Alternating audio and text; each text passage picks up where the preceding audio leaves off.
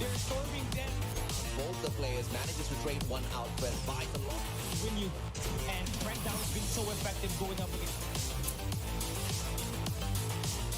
in here losing most of the gunfights. And look at this Dirt kind of holding down most of those final seconds. Now early rotations needed for NB. defensive Esper test on it.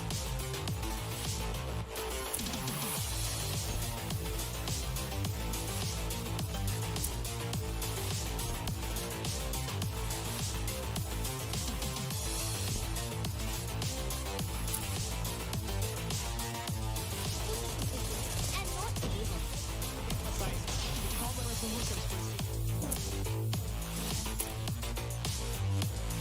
第一时间就还打，就变成说他算半职业队伍吧。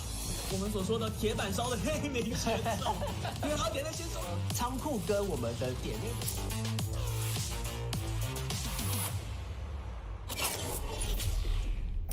Hello, soldiers, and welcome to the show. This is the 5th day of the Call of Duty Mobile Garena Regional Qualifiers, the last chance for Group A to get their points and qualify to the playoffs. I am Neptune the Gentleman Garcia. Joining me is Cali Gaming, and later, with our one and only Mustachio AJ, us three will be your casters, bringing the hottest action for today. Well, it's going to be a long day for the teams competing today. And for the viewers, make sure you tune in. We are live at Facebook, YouTube, and Twitch. And today, as what Gentleman said, today's the decider of which three teams will advance to the playoffs. And while ABC Esports and AMT are looking prime to qualify, will Blacklist International Ultimate get back in form and secure that final seat, or will Huntsmen or Change the World take it away from them? There's a lot of story that will be unraveling here today, and it's going to be very, very cheeky for both of the three teams that's still fighting for the top 3 spot, Neptune.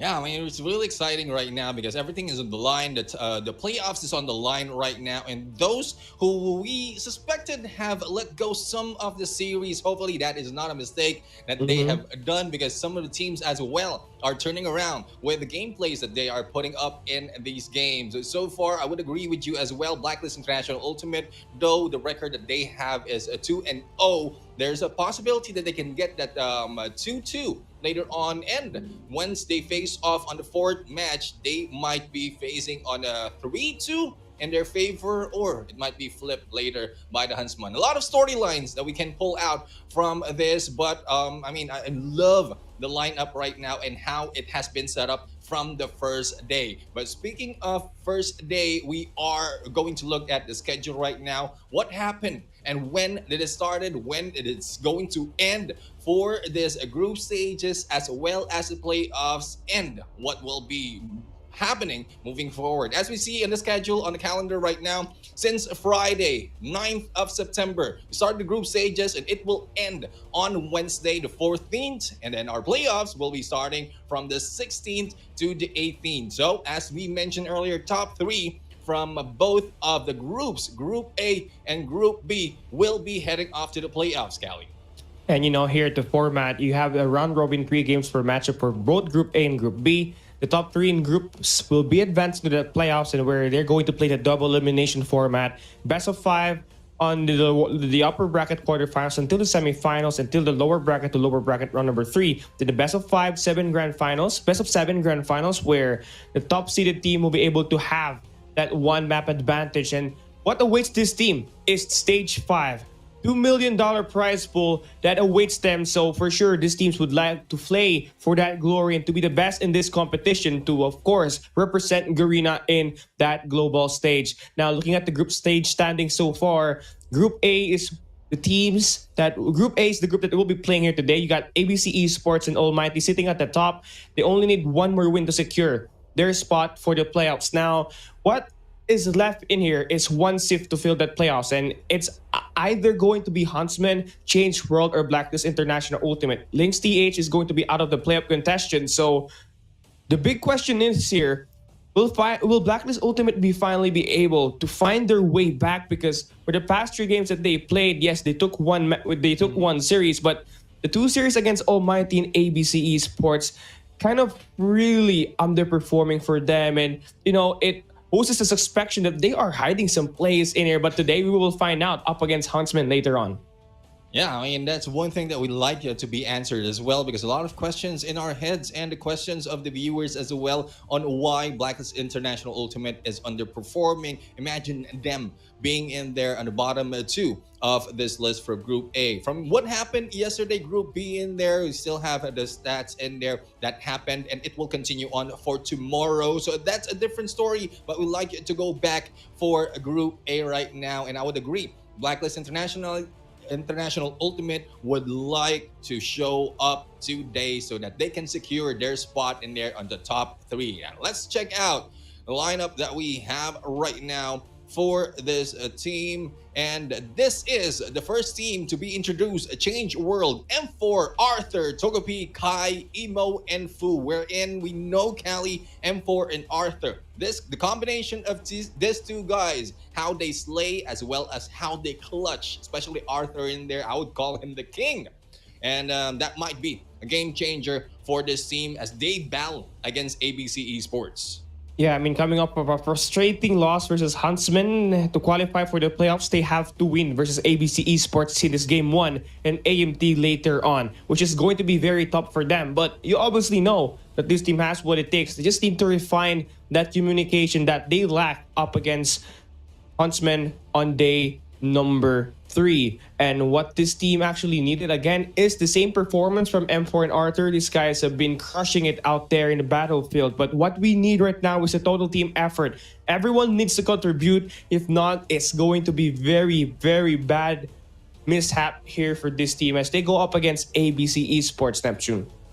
Yeah, I mean, ABC Esports is what we have called, or what we would have called, the MSP Crushers, because so far out of the 3 matches they jumped on against Huntsman, Blacklist Ultimate, as well as Almighty, they were able to take a win. 2 of them is a 3-0, and against Almighty it's a 2-1. So this is a different kind of monster that we're looking at for the name of ABC Esports, and this is something that I would say from the start of this group stages is a little bit unexpected, but with it's more of better improvement from the teams that we love seeing. Aimer, Alcads, Messix, Trickster, Keens, and Reef. And I love the combination of Messix as well as Trickster, especially on the S&D, the double sniper set that they have, and the confidence that they have as well. For every time they jump into a show, to a match, they show that confidence. They are unfaltering, and they will not let go of any point as easy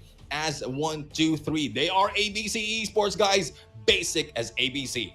Oh yeah, exactly. And this got to be the best transition from ABC Esports. From a team in Garena Invitationals 2022, barely made the playoffs, to a team that eventually took down the Giants in AMT and Blacklist International Ultimate in the group stage.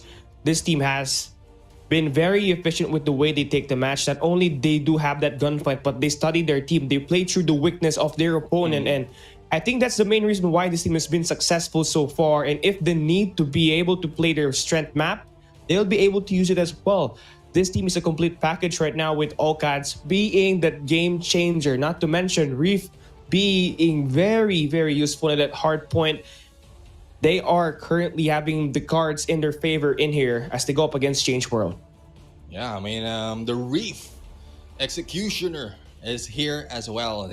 Like 2 MVPs in one of the matches they jumped into, and that is a one quality guy out there apart from Alcads and the rest of the teams. And this is what we like to see. Even if from the previous competition you were cut short in your move towards say the playoffs or the world stage, you still turn it around, you stand up, and you fight back. That is what we're seeing right now from ABC Esports. How much more can they bring in, and will they be changing the world, this time reversed against Changeworld? Well, here we go. Only one way to find out. It's all about the maps and picks here. And there you go. Changeworld. They will be banning Annihilator here with that map ban Ascenda. And of course for ABC, they banned Sparrow and also banning Standoff. So kind of the best picks in here for both ends actually put out. And we do see Changeworld win that coin flip. So they're going to drag us into the Summit Hardpoint. And I don't know about this one. It's going to be very tough to digest because how well ABC Esports has been so efficient in that close range engagement, especially OCADs and Rift.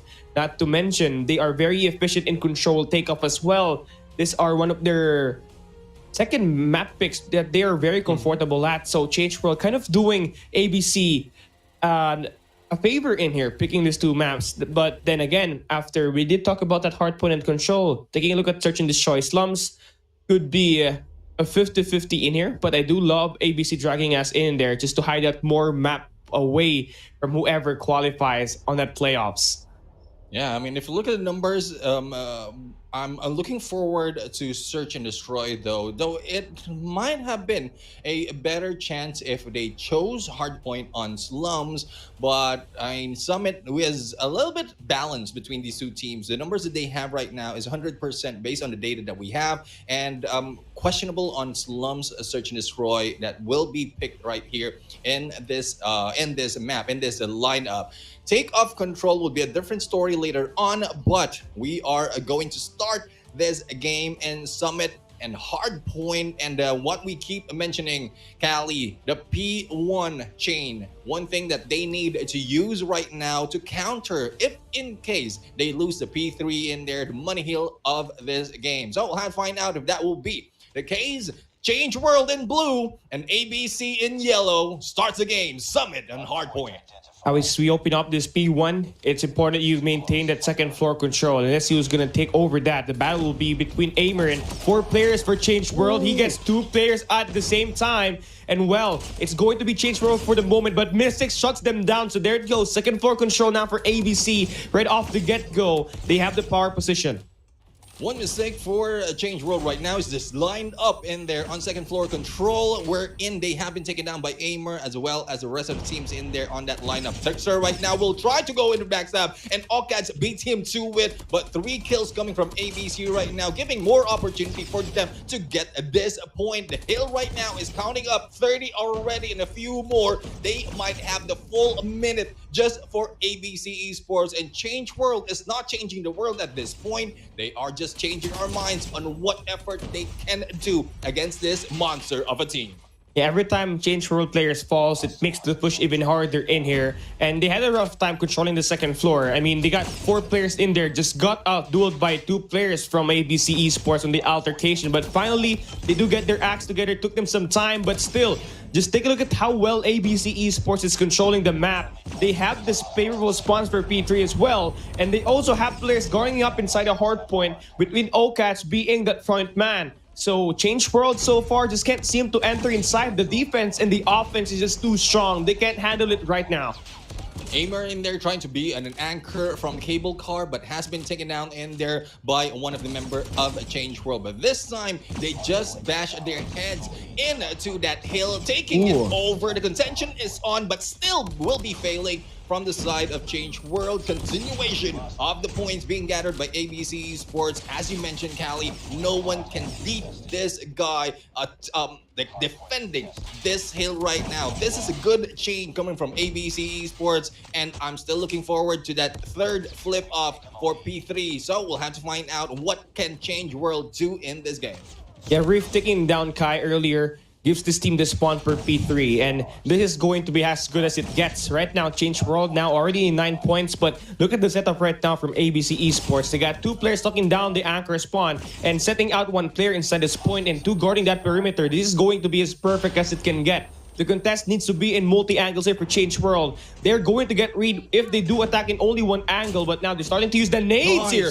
Perfect from Arthur. They broke the spawns in here, but still not enough. The line of defense is too strong, and Mystics doing whatever it takes to annoy these players. But great job right now for Changeworld for being able to get that purpose on. They want that anchor is spawned, and they're doing whatever it takes to get that kills. And M4 gets one, gets the second. Now they're able to flip it. This should be spawning the team on the left side of the map, and there it is. Beautiful play. Now they just only have to execute the players inside. With M4 leading the charge, this team is going places.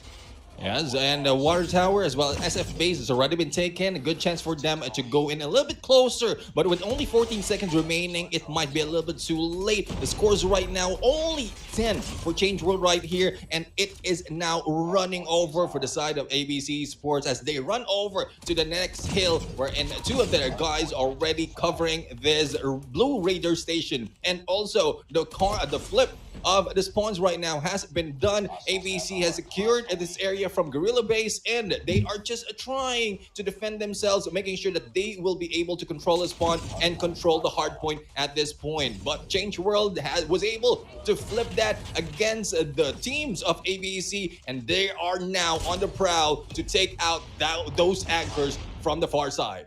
I love the ideation and the execution right now from Changeworld, but the players needs to fight that spawn. And number one in blue, that's going to be M4 once again, setting the team in here for success. Now they are able to enter inside the hill. They break it as well. Great job from Emo, but they have to supply enough pressure in here. Send over players again and again and again, over and over, just to make sure the pressure will be on. But ABC, they're able to just bust in here easily. And Oka spamming, looking to get some kills done inside the matchup. And well, it's been so good and so great for ABC Esports. Although they don't have the spawns just yet, they will be able to break it with OCADs, creating that difference in your Neptune. And despite of Changeworld was able to put the spawns onto Red Garage, they were a little bit too late in going in onto that hill. Now this time, because they are a little bit too far onto P1 as we cycle back, they might be beat to it once again by ABC, and we're seeing right now as one will be able to step in and taken down. Emo will be that guy, and Messix right now will be hunted by two. Kai taking him in this fight, and Changeworld taking over this hill and will be getting the points to their favor, and they're off getting away against that 50 mark. A great bounce back, by the way, but now you see ABC Esports controlling that second floor, and once again, they're able to get a hold of those good angles just to make things easier for them and get more eliminations done inside this matchup. But for now, you're going to see some contests in here. Emo needs to play with his life, and he's going to take one player down. Great play in there, but not really enough. And the more time that ABC accumulates inside a point is the more they get closer inside that 200-point mark. And Changeworld needs to maybe get something ongoing in here. But with ABC Esports using 3 purifiers inside the matchup, that's going to cut down the numbers here even more. Now take a look at the setup here by ABC Esports. They have already settled down inside the point. They're also cutting down the players right through the mid-map. And this is just perfect rotation. This is so clinical right now from ABC. Yes, ABC right now is just sitting in there, soaking their minds into that hill, or closing to that double century mark with only 5 points remaining, and they step back into that P2. Now, as we rotate later on, it is more favorable for the spawns coming from Changeworld, but from what we've seen earlier, even if they have the favorable spawns, they cannot win the gunfights. Thus, it is being overtaken by ABC Esports. Rotation is starting already towards cable car platform, and the rest of the teams, and especially this guy who is posing as an anchor right now, will be able to defend Special Forces base, and still was let go of that hill. And it is ABC Esports once again stepping in, and only one trying to defend that. Thus, it still goes to ABC, and it's looking like a fast game for Hardpoint.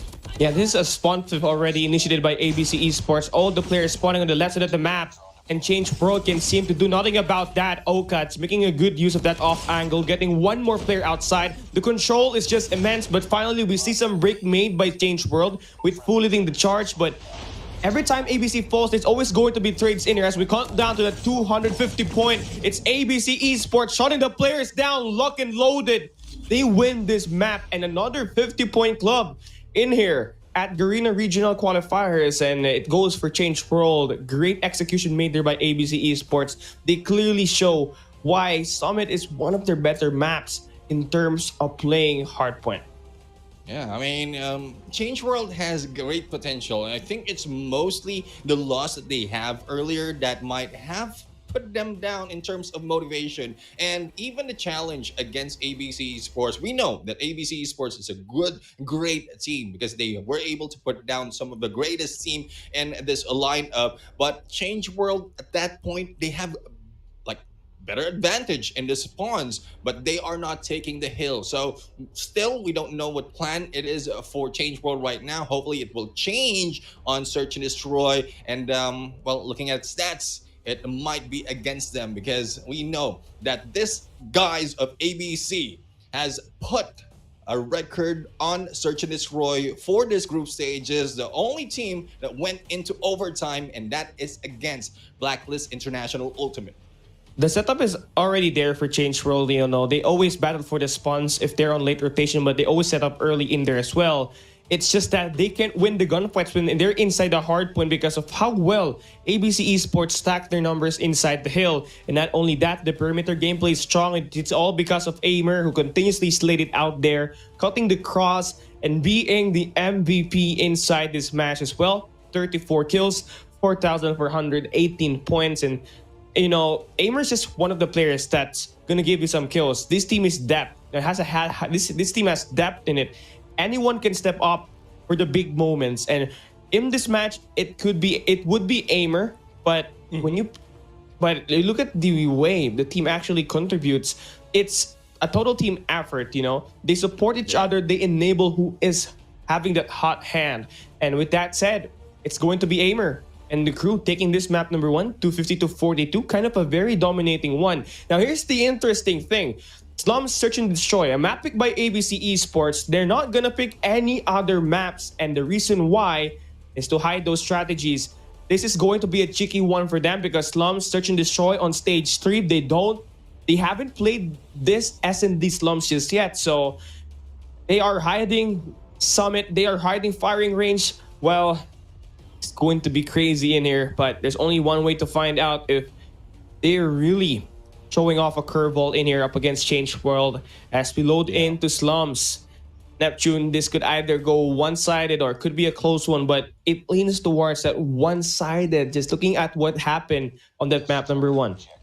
Yeah, I mean, it's the most banned for ABC Esports so far, and we'll have to find out if that will be an ace on their sleeves. Abar right now going in for the rush towards the left side of this map, and they are the attacker's side. They are just waiting for the chance. Messix taking down Emo in the process, and will be backing off in here as they spot 1. No, they spot 2, and they might be able to take the rotation if they start soon, but they will still be challenging this Bravo push right now, and a little bit too confidence, not pulling out. And that is one thing that we need to see in there. A little bit of tactics and a little bit of carefulness from this team, not being that risky. But the bomb has been taken out. ABZ right now goes in for the kill. Messix is the guy who slays them. Usually Messix rocks that sniper, but here you see he's using that KSP and totally used it to his advantage. You know, the timing was just perfect there. ABC was able to make the most out of it. Changeworld was so stuck so much in that mid-map that they weren't really able to control Broken, and Okat's actually one of the players that broke it, and it turned heads, and the next thing you know, ABC just only need to claim that lives with the final 2 players. Well, we start on this round number 2, looking to be the same exact setup in here. Number 3 in Okat's down there below, right through Broken. So they're looking to play a pick there. Arthur's going to be there for Changeworld. Well, not much of an initiation, but a good off angle in there. Jump pick strong here for Trickster. 30 seconds passing by already. Yeah, and as the standoff happens in Slum right now, they're just waiting for the initiation of the frag. And who will it be? We are not seeing Messix in a good angle just yet to get a frag. And there goes Fu taking down a Messix into the process. But still, no movement comes from the team. They are cautious and they don't want to risk so much of the lives that they have, as well as the position that they have on the man advantage. Reef right now peeking in, but no shots just yet, and might be backing off and going into Trickster for a little backup. And the longer this takes, the more you second guess for ABC Esports, and Changeworld slowly picking up The read is going to be very late here for ABC as they go and rotate. Aimer gets Kai. There's going to be trades coming into the kill feed. Now Rift, this is going to be important. Checks the wrong angle, and there it goes. Arthur with the conversion. Trickster, the final player. A chance for Changeworld to take round number 2 is on the line. But Trickster stands ahead of them. Looking to get that bomb here. Spots the player. Timing is impeccable. Fu gets that final delivery. Changeworld will be tying this game up. And I love the take there, Played it disciplined, not really overextending. They wait for ABC to create the initiations, and using the head disadvantage, especially with Fu on that B bomb site, was just great timing and, of course, great patience. And that is what we love about Changeworld. They know how to play the mind games against this team, and this is what's happening. Kai was able to take down Reaper and Aimer, but Trickster takes down Emo, and Messix on the flank right there, balancing it on a 3v2, but Messix takes down Kai only on a 1v3 this time, and quick hit by Trickster in there against Fu. It is 2-1 right now in favor of ABC Esports, and I love the trade-off of the points right now. No one is dominating this game. The respect from both teams are coming in, but it will depend on how much they can hold this flip of the points, as well as when we switch the sides.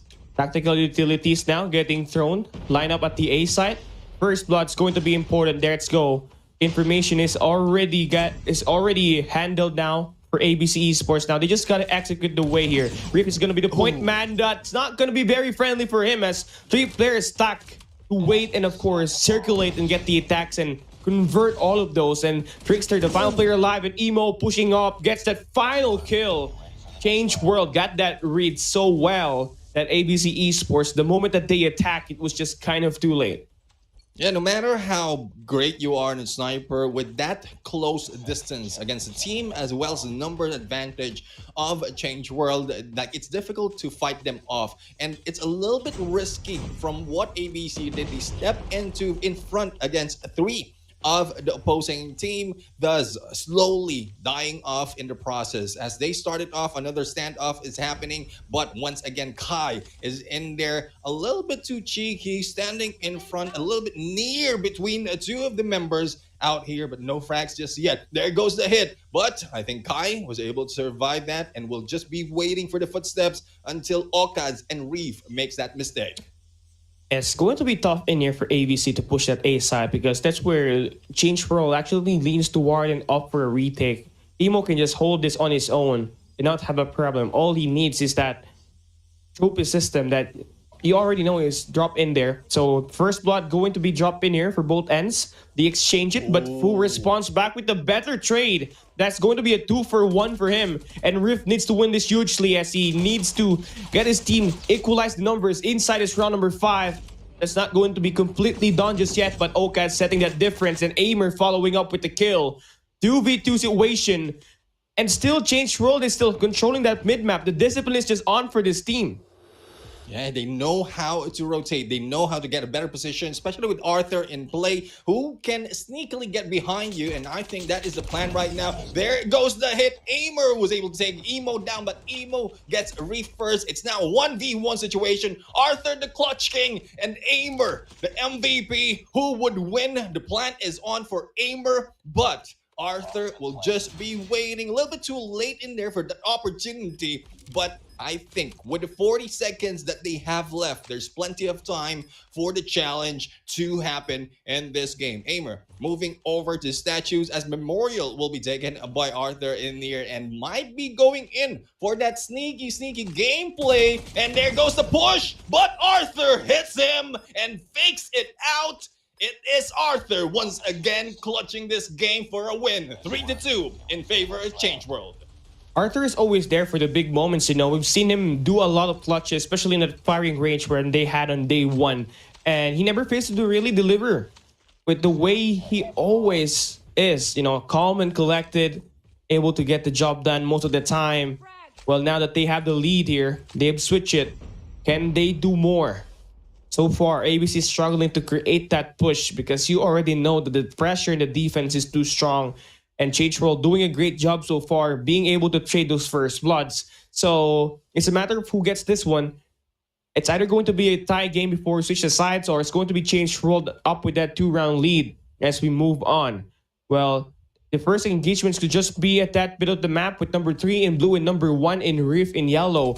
There it goes, dropping M4. One of the key players now down for Changeworld. They can't, and they weren't really able to get that trade back. So it's going to be a handicap for them at the moment. Yes, and the one down already for Changeworld, definitely a handicap for the team. But Kai right now is just waiting, proning in here, waiting for someone to get into that hallway and be killed. But I think the movement on the other side might be a little bit more pressured. And there goes a hit. Backstab against Okads. And what a hit by Kai right now. Seeing one as well. Trickster might be another one who might be falling in there. But the turnaround by Kai and the Finch is happening. This is a backs out, but Messix fires back against Emo. And Arthur will be hit as he turns. And this is what ABC is waiting for CW to make that mistake. But Fu right now still not giving up on a close counter sniper battle, switching over to her Nettie. Then there goes the surprise hit. The dance is on. Fu right now still not hitting, and still the challenge is being done. Finally, Messix ends it from the side, and that makes it a 3v3. This is more exciting from what we've seen earlier in Hardpoint. The trade-off of the points, the movement of the team, and how well these guys are just dancing around and playing with this game. Now, it's going to be totally different here from here on out. You know, ABC Esports now on the defensive side, and you know that these guys are really confident at winning their gunfights, and they like to push it fast. Okads now drinks the first blood in here. Kind of a crossfire happening at the mid-map, and it's going to be successful plays coming true for ABC Esports. But Fu there shot down. Not much you can do there with that type of angle. Music was just waiting and counting for you to pop off and get that kill. Arthur, a 1v3. We know this guy's up for that big moments. Let's see how he's gonna pan out. Needs to pick up that bomb and needs to deal with his 3 players guarding it. Arthur right now moving in towards garage, trying to take a peek at the bomb if it is available. But we have one who is already waiting. Okads is in there, just waiting for a peek and for the kill. Ooh, 50 GS makes that hit mark, but no kill just yet. Information will be relayed right now, and they will be going full force towards this garage as well as statue, not making any mistake of the angle that they can take against Arthur, because we know how sneaky Arthur is. He can get behind you that quickly and silently and hit you from that angle. But Arthur slowly moving in, might be getting one, but Messix is in there just waiting for him. And that is what we're talking about against Arthur. You just need to get all the angles covered, not to be clutched by this game. Maybe he could have used that grenade to actually set off the difference in there, push out maybe Messix to another angle, but Messix again was just counting the time and waiting for the player to pop off, and the next thing you know, he just needs to pull that trigger when Arthur pops off. Now, maybe a very fast offense in Changeworld could do it here. M4 is going to create that, being the point man, and they're able to make the advancement right through A, and Kai is going to follow up with that. So there it goes. They can just plant the bomb in here and create the pressure. Pressure is on definitely for this team. It's now 3v2 on the situation. Reef and Messix right now, we're not underestimating this duo. This is the Slayers as well as the sniper of this team of ABC. But Arthur, together with Fu, will provide a good advantage for Changeworld. One down already. Reef is out.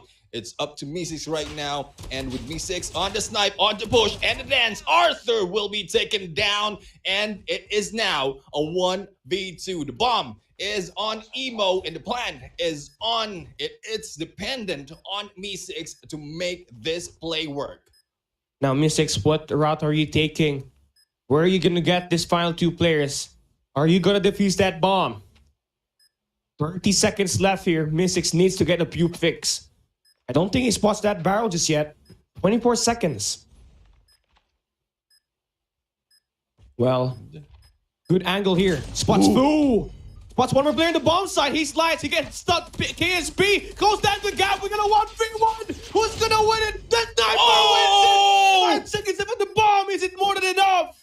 Well, no scope. It is. No scope from Messix and the defuse. Oh my goodness. What What a play from M6 right there, and that's what we're talking about, a clutch, Cali. And that is the perfect moment. It's not a slow push. It is an aggressive final 1v1, and M6 made that play.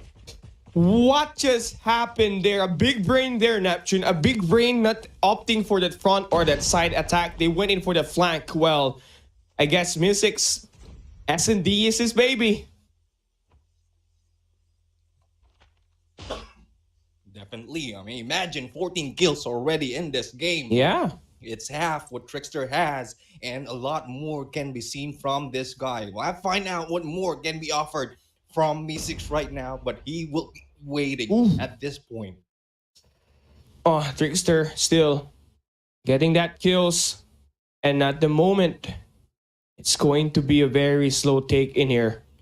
ABC Esports, they are on a very passive defense at the moment. And well, it's going to be a very important one, or rather, honestly, they are stacking and they're oriented to defend an A side. Well, they take a Changeworld. They're doing the exact same thing here.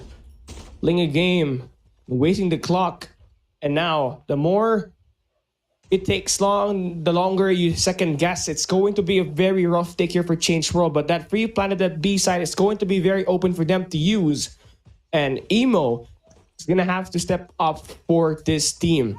Well, honestly, he's got that bomb here, so he's going to have to handle that and pushing through. They need a trophy system to cancel out the nays that could be lined up by ABC Esports. Now, they're slowly moving in, but M6 on the defense. He spots the head, and there it goes, the first blood. M6 is still outstanding in this sniper. Regardless of what situation is, he will take them down. But there goes Trickster as well as Reef. But hands off Arthur. The king is back and might be battling M6 on a sniper versus sniper later on. But the bomb has been planted right now. 3v2 situation. Will this be another clutch right here coming from M6? This is one thing that we really love to see. But the advantage as well as the speed will be over. Arthur takes him down. And the king is still in here, pulling the sword out of the stone. And well, Arthur is going to be that second player to have that 8 kills as well. So he's pretty much leading this team and leading the charge in terms of kills and getting the final deliveries, clutching up for that big moments. Not exactly sure why ABC Esports let go that B and had to force that retake when you have extremely great advantage when it comes to that head glitch that the B bombs it offers. And now they're going to full stack B and they're going to let Changeworld open up and get this bomb plant at this A side. So they're looking to kind of play a retake in here, which is going to be very hard, honestly, with the way the routes are going to be inside this play. But you now finally see Trickster finds the player here. M4 needs to win this gunfight. The pinch play from Kai is going to be more than enough for them to get the number advantage in their favor. ABC is going in for that flank in here, Neptune. Yeah, they were a little bit too cheeky in that overextension. But I think that is a price that they had to pay right now. It is a 2v3 situation. The bomb is on the ground, and M4 has a good angle against Reef. And what M4 has to do right now is get that position, and Reef goes down. On the other side, Aimer was able to get that kill as well. It's a 1v2 situation, still favoring Changeworld. Aimer going in for the flank, and I don't think ABC will be falling for the same trick, but no! Aimer is the guy who goes for that second clutch and the defuse, and ABC will be getting the match point. Changeworld doing it and falling for the same mistake twice. That's not really commendable, especially on that advantage. You had the 2-man advantage. You should have played for the trades or maybe dropped into another angle to get that, but they still fell there. One from M6 and another from Aimer. So now match point for ABC Esports. They can make B. Maybe try to play around the mid-map here. They're way behind enemy lines. This is kind of aggressive. Martyr picks one down, but the trade comes through here for Aimer. Well, Changeworld needs to stay and survive because right now they're getting pinched in and they're going to be sandwiched like a salami. Aimer going to be the front man once again on the back, but Fu with the great shot down, neutralizing the situation. But still, they are down by a man and they get clean. ABC wraps the game 7-4.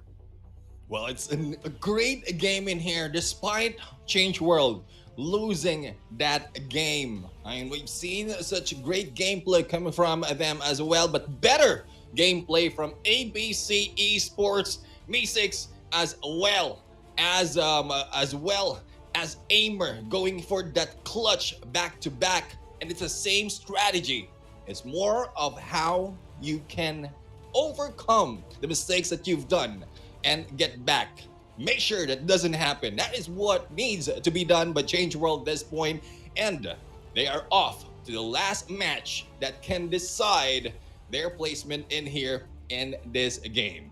And with that win and with this 2-0 lead right now, that ABC that confirms that they have a 4-0 standing so far at Group A.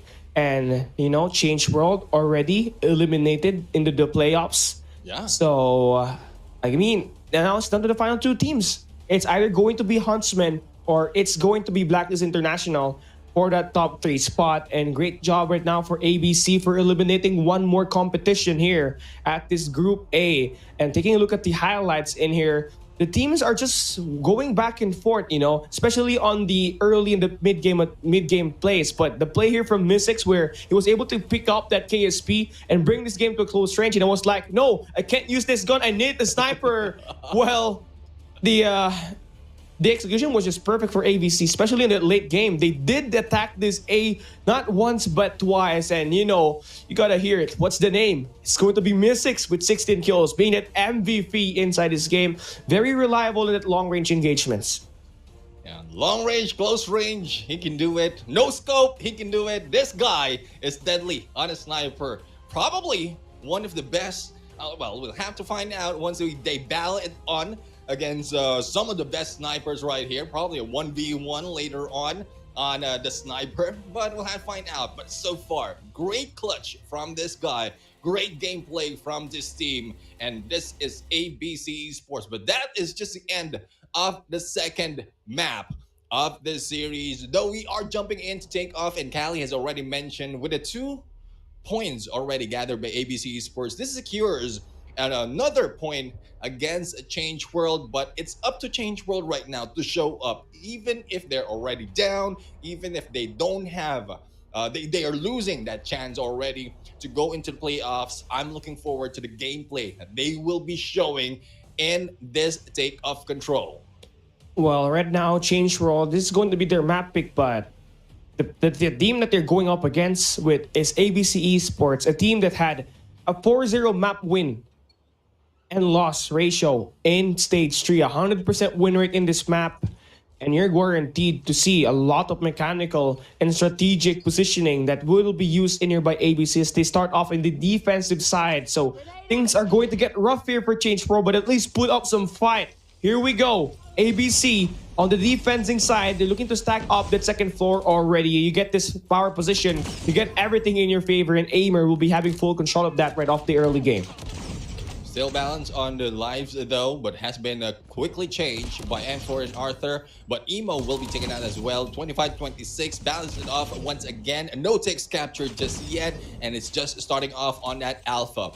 CW right now starting to get those time to stop, but Reef will be in here on the second floor, making sure that they have good angles against the other teams right now once they step in onto that hill. But Reef will still be flanking in here, just waiting for that flank on the other side, and it is just a killing spree for ABC right now. All the angles has been identified by Reef, and the Slayer is back on. 5 kills confirmed.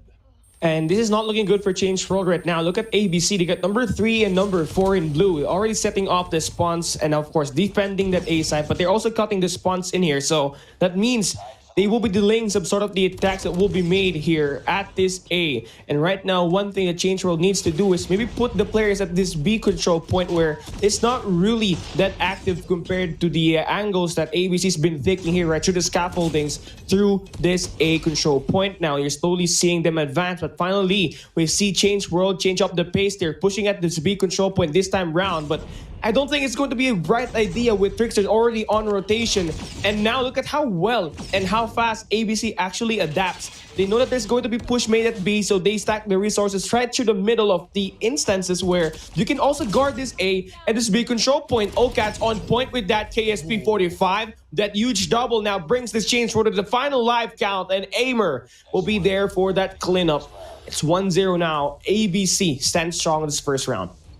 And they failed to get that 6 to get that alpha on the capture, but how will they do as a defender? As what we keep mentioning, this mode is a defense-oriented mode, so defenders have a good control of the pace of this game. But Orchids right now going in a little bit too fast. Might be seeing Kai in there, but Kai fires back and takes him out. Aimer on the other side, launch center, might be waiting for that peak as well as for that kill. Nades being thrown right now, and for going for the kill against Trickster and Reef, a double, good double coming from Changeworld at this point. Aimer slowly moving in, might be seeing the back and the sides, and there goes Aimer for the kill against Kai, and Emo takes down Me6 in the process as CW is just firing back. It is now Changeworld getting the lead in terms of lives. Great job so far, but Changeworld sticking to their angles in here. Now they're bringing out the operator skills. That Purifier going to be deadly as they cut the cross. You see M4 in that kill feed now making some stirrup and being that chaotic man that Changeworld needs to basically put ABC into a rough spot. But you know, they're going to bring their own Purifier in here as well, with Aimer is way behind enemy lines, maybe controlling and being that lurker that the team needs as they apply pressure right through this A control point as they turn heads. Look at this, 2 Purifiers invested, but it's not going to be completely a successful take for them. It's Changeworld doing a great job so far on the defensive side, taking control in multi-angles and dropping the players contesting, but ABC, quick to know, they drop the players in here over and over again, and it's Me6 this time playing around the point. 3 ticks in, and we might see that time extended and a B control point funneled in. And there we have it. Alpha has been captured already, and B will be the funnel point for Changeworld at this point. But Me6 will try to unblock the funnel in this game. Purifier in hand, taking 1, but not successful against M4. It is 11 to 11 in terms of lives, and slowly counting down from both sides. We'll have to find out who will be ticking and who will be tilted in this game. It is favoring no one at this point as the challenge continues. 1 kill after another. No contention just yet as to who will take the lead in the life points. Oh my god, this is as close as it can get in here. And the defensive side, Arthur doing a great job so far. The defense is strong here for Changeworld. You give them that. But ABC is not really in a position to take control of this either. You know, there's no operator skills that can help them get them in the ingress. So Changeworld just need to hold their power positions, and Kai doing a great job in their M4 following up. Now it's a close game of 4v4. As soon as that smoke pops off, Kai could get the kill here. He pushes out, but he wins that gunfight. For the meantime, it's still going to be a close game, Neptune. Yeah, the exchange of lives right now, and the time is ticking down. 25 seconds on the clock as Kai is just waiting and defending this area of Bravo, seeing 1, but will not be able to make that kill. Trade coming from Trickster, taking on Fu. It is now chance toward Kai, but no, it is Changeworld missing that opportunity, and with that kill coming from ABC gets down the 2-0. It really hurts, you know, Changeworld on the defensive side. They were 1 or 2 life counts away from taking that away from ABC Esports, but they weren't really able to emphasize the timing at that tick.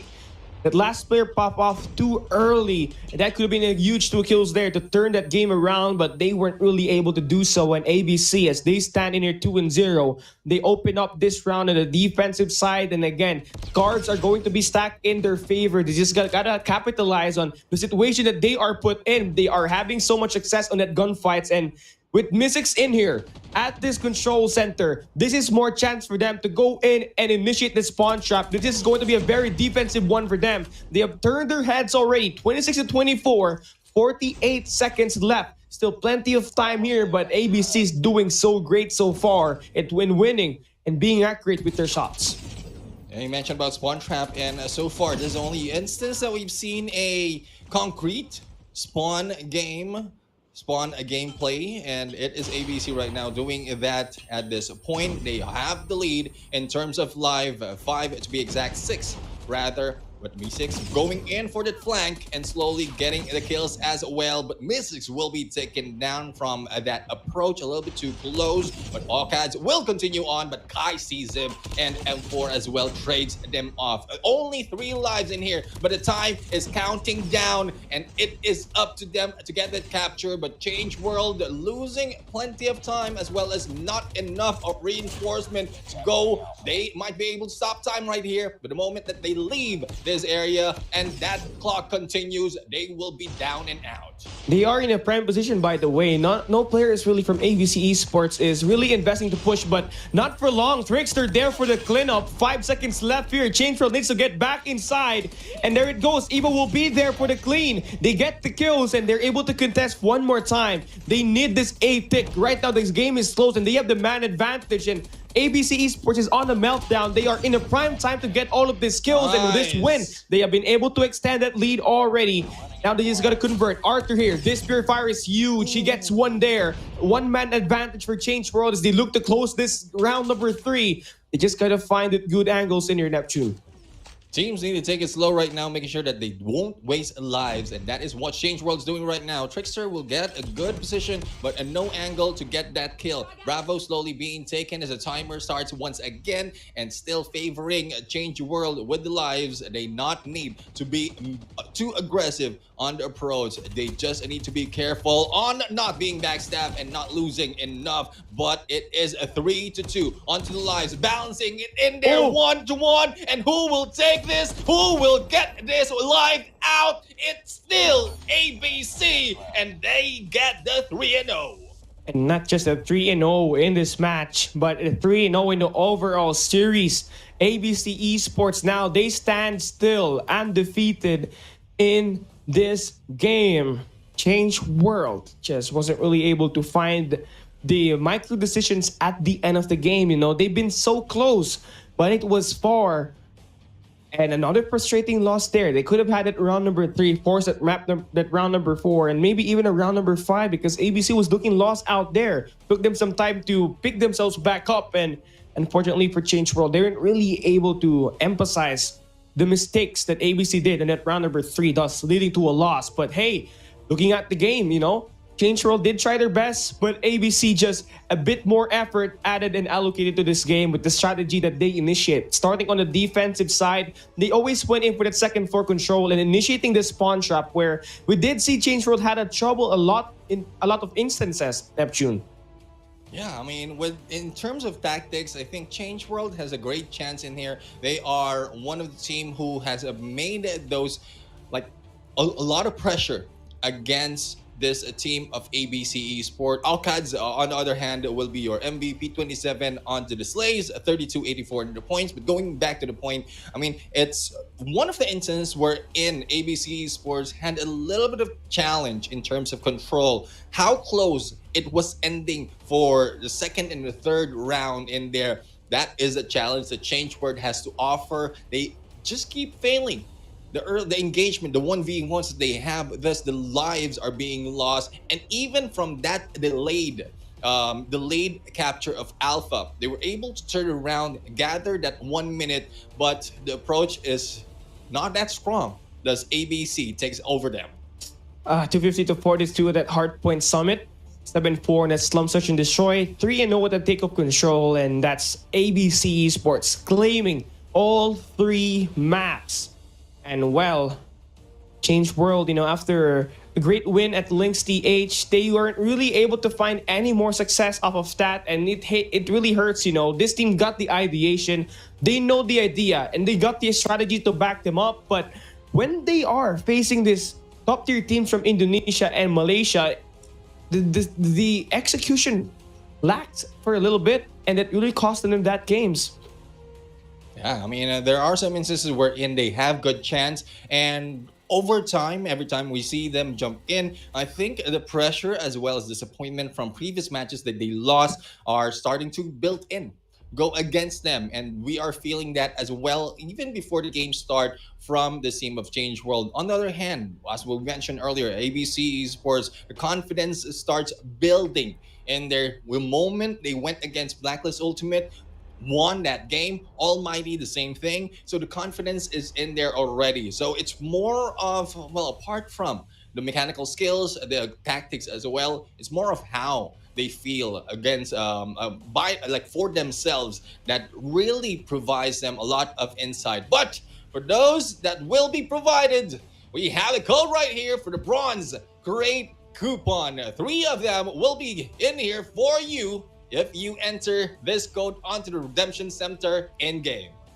And you already know it's going to be a bronze crate. It's unlimited as well. And it will only be unlimited until this live is still running. So you better make sure you claim that, because it's going to be once in a while. You get a lot of this redeem codes from Garena Call of Duty Mobile. And once again, you know, talking about how tough it is for Changeworld in today's schedule, having to play against ABC Esports and getting defeated, they still have to play against AMT later on. And that's the second team, the top 2 of Group A right now. So it's going to be more of a challenge for them in here. But you know, I love the play that they did here against ABC, because they were putting up great fights, especially with control, just a little bit more refining on the execution. Yeah, definitely. I mean, that's what we usually ask for. And I think, if I'm not mistaken, from the moment that ABC, from the previous name that they have, that is one thing that we ask from them as well, for them to improve, make work of the mistakes, improve them, and make sure that they focus as well on the strengths they have. And I think this is a good thing that ABC is putting up after so many failures that they have in the past. And this is a good showing for this team right now. Looking forward to what will be the improvement of some of the teams right here as we end that first series of the day. It might be one-sided, but it brought in a lot of excitement in this day. Callie and I, as well as AJ, will be back on the second series after the break.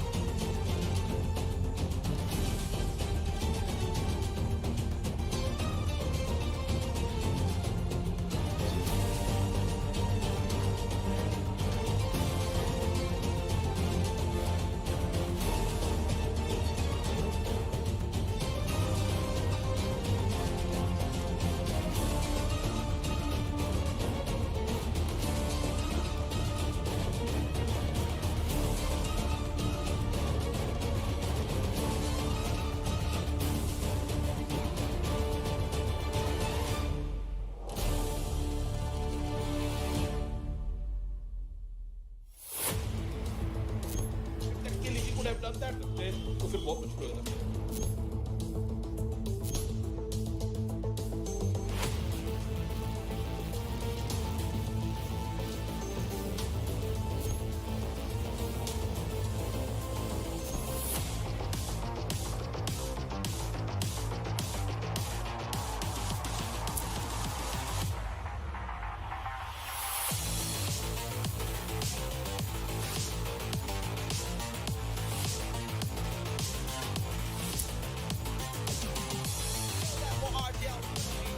They're storming them.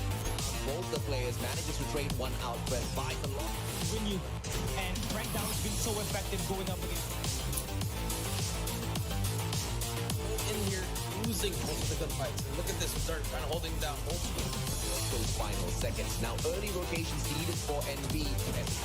defensive Esper test on.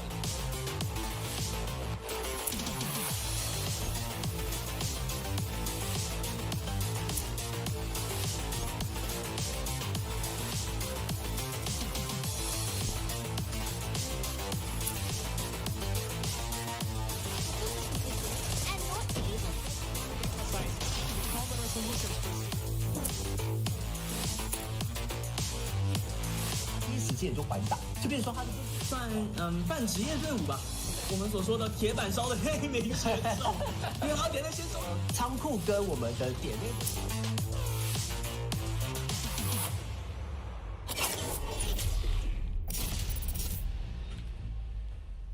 Ladies and gentlemen, boys and girls, welcome to the Garena Regional Qualifiers. This is the road to the Call of Duty Mobile World Championship 2022. Final day for Group A to earn their place at the playoffs, and to do so, they need to win 3 out of 5 series during the group stage in itself. This next series, we've got Lynx Thailand going up against Blacklist Ultimate, and so far, Blacklist Ultimate has lost 2 out of 3 series played. Lynx, on the other hand, has lost 3 out of 3. So the chances for Lynx making it through the playoffs, gentlemen, doesn't seem to be all that strong. Blacklist International Ultimate, on the other hand, tethering on the edge of perhaps annihilation. They need to win every single series that they jump into today. There's only 2. The first one against Lynx, later on against Huntsmen. Against Lynx, it might be doable looking at the statistics that Lynx has pulled in so far, but against Huntsmen, that's exactly where things get a little bit tricky. I am the Mustachio AJ, down here with the one and only Neptune, the German Garcia, and we'll be voicing the match of series number 2 down to the end. Yeah, and that's one thing that we were talking about earlier when we showed Blacklist International Ultimate, as we are showing them right now. We have Javen, AG10, Skirt, and FDX. This team has not say let go, but they lost a game against ABC Esports. Yeah. And we've seen the domination of ABC Esports against all this team, but against Almighty on the 3rd match they have. And that is one thing that we rarely see out of Blacklist International Ultimate. 3 matches lost against Almighty, and this might be a risky gameplay from them, but against LYNXTH right now, we might see Lynx might have something pulled from their sleeves.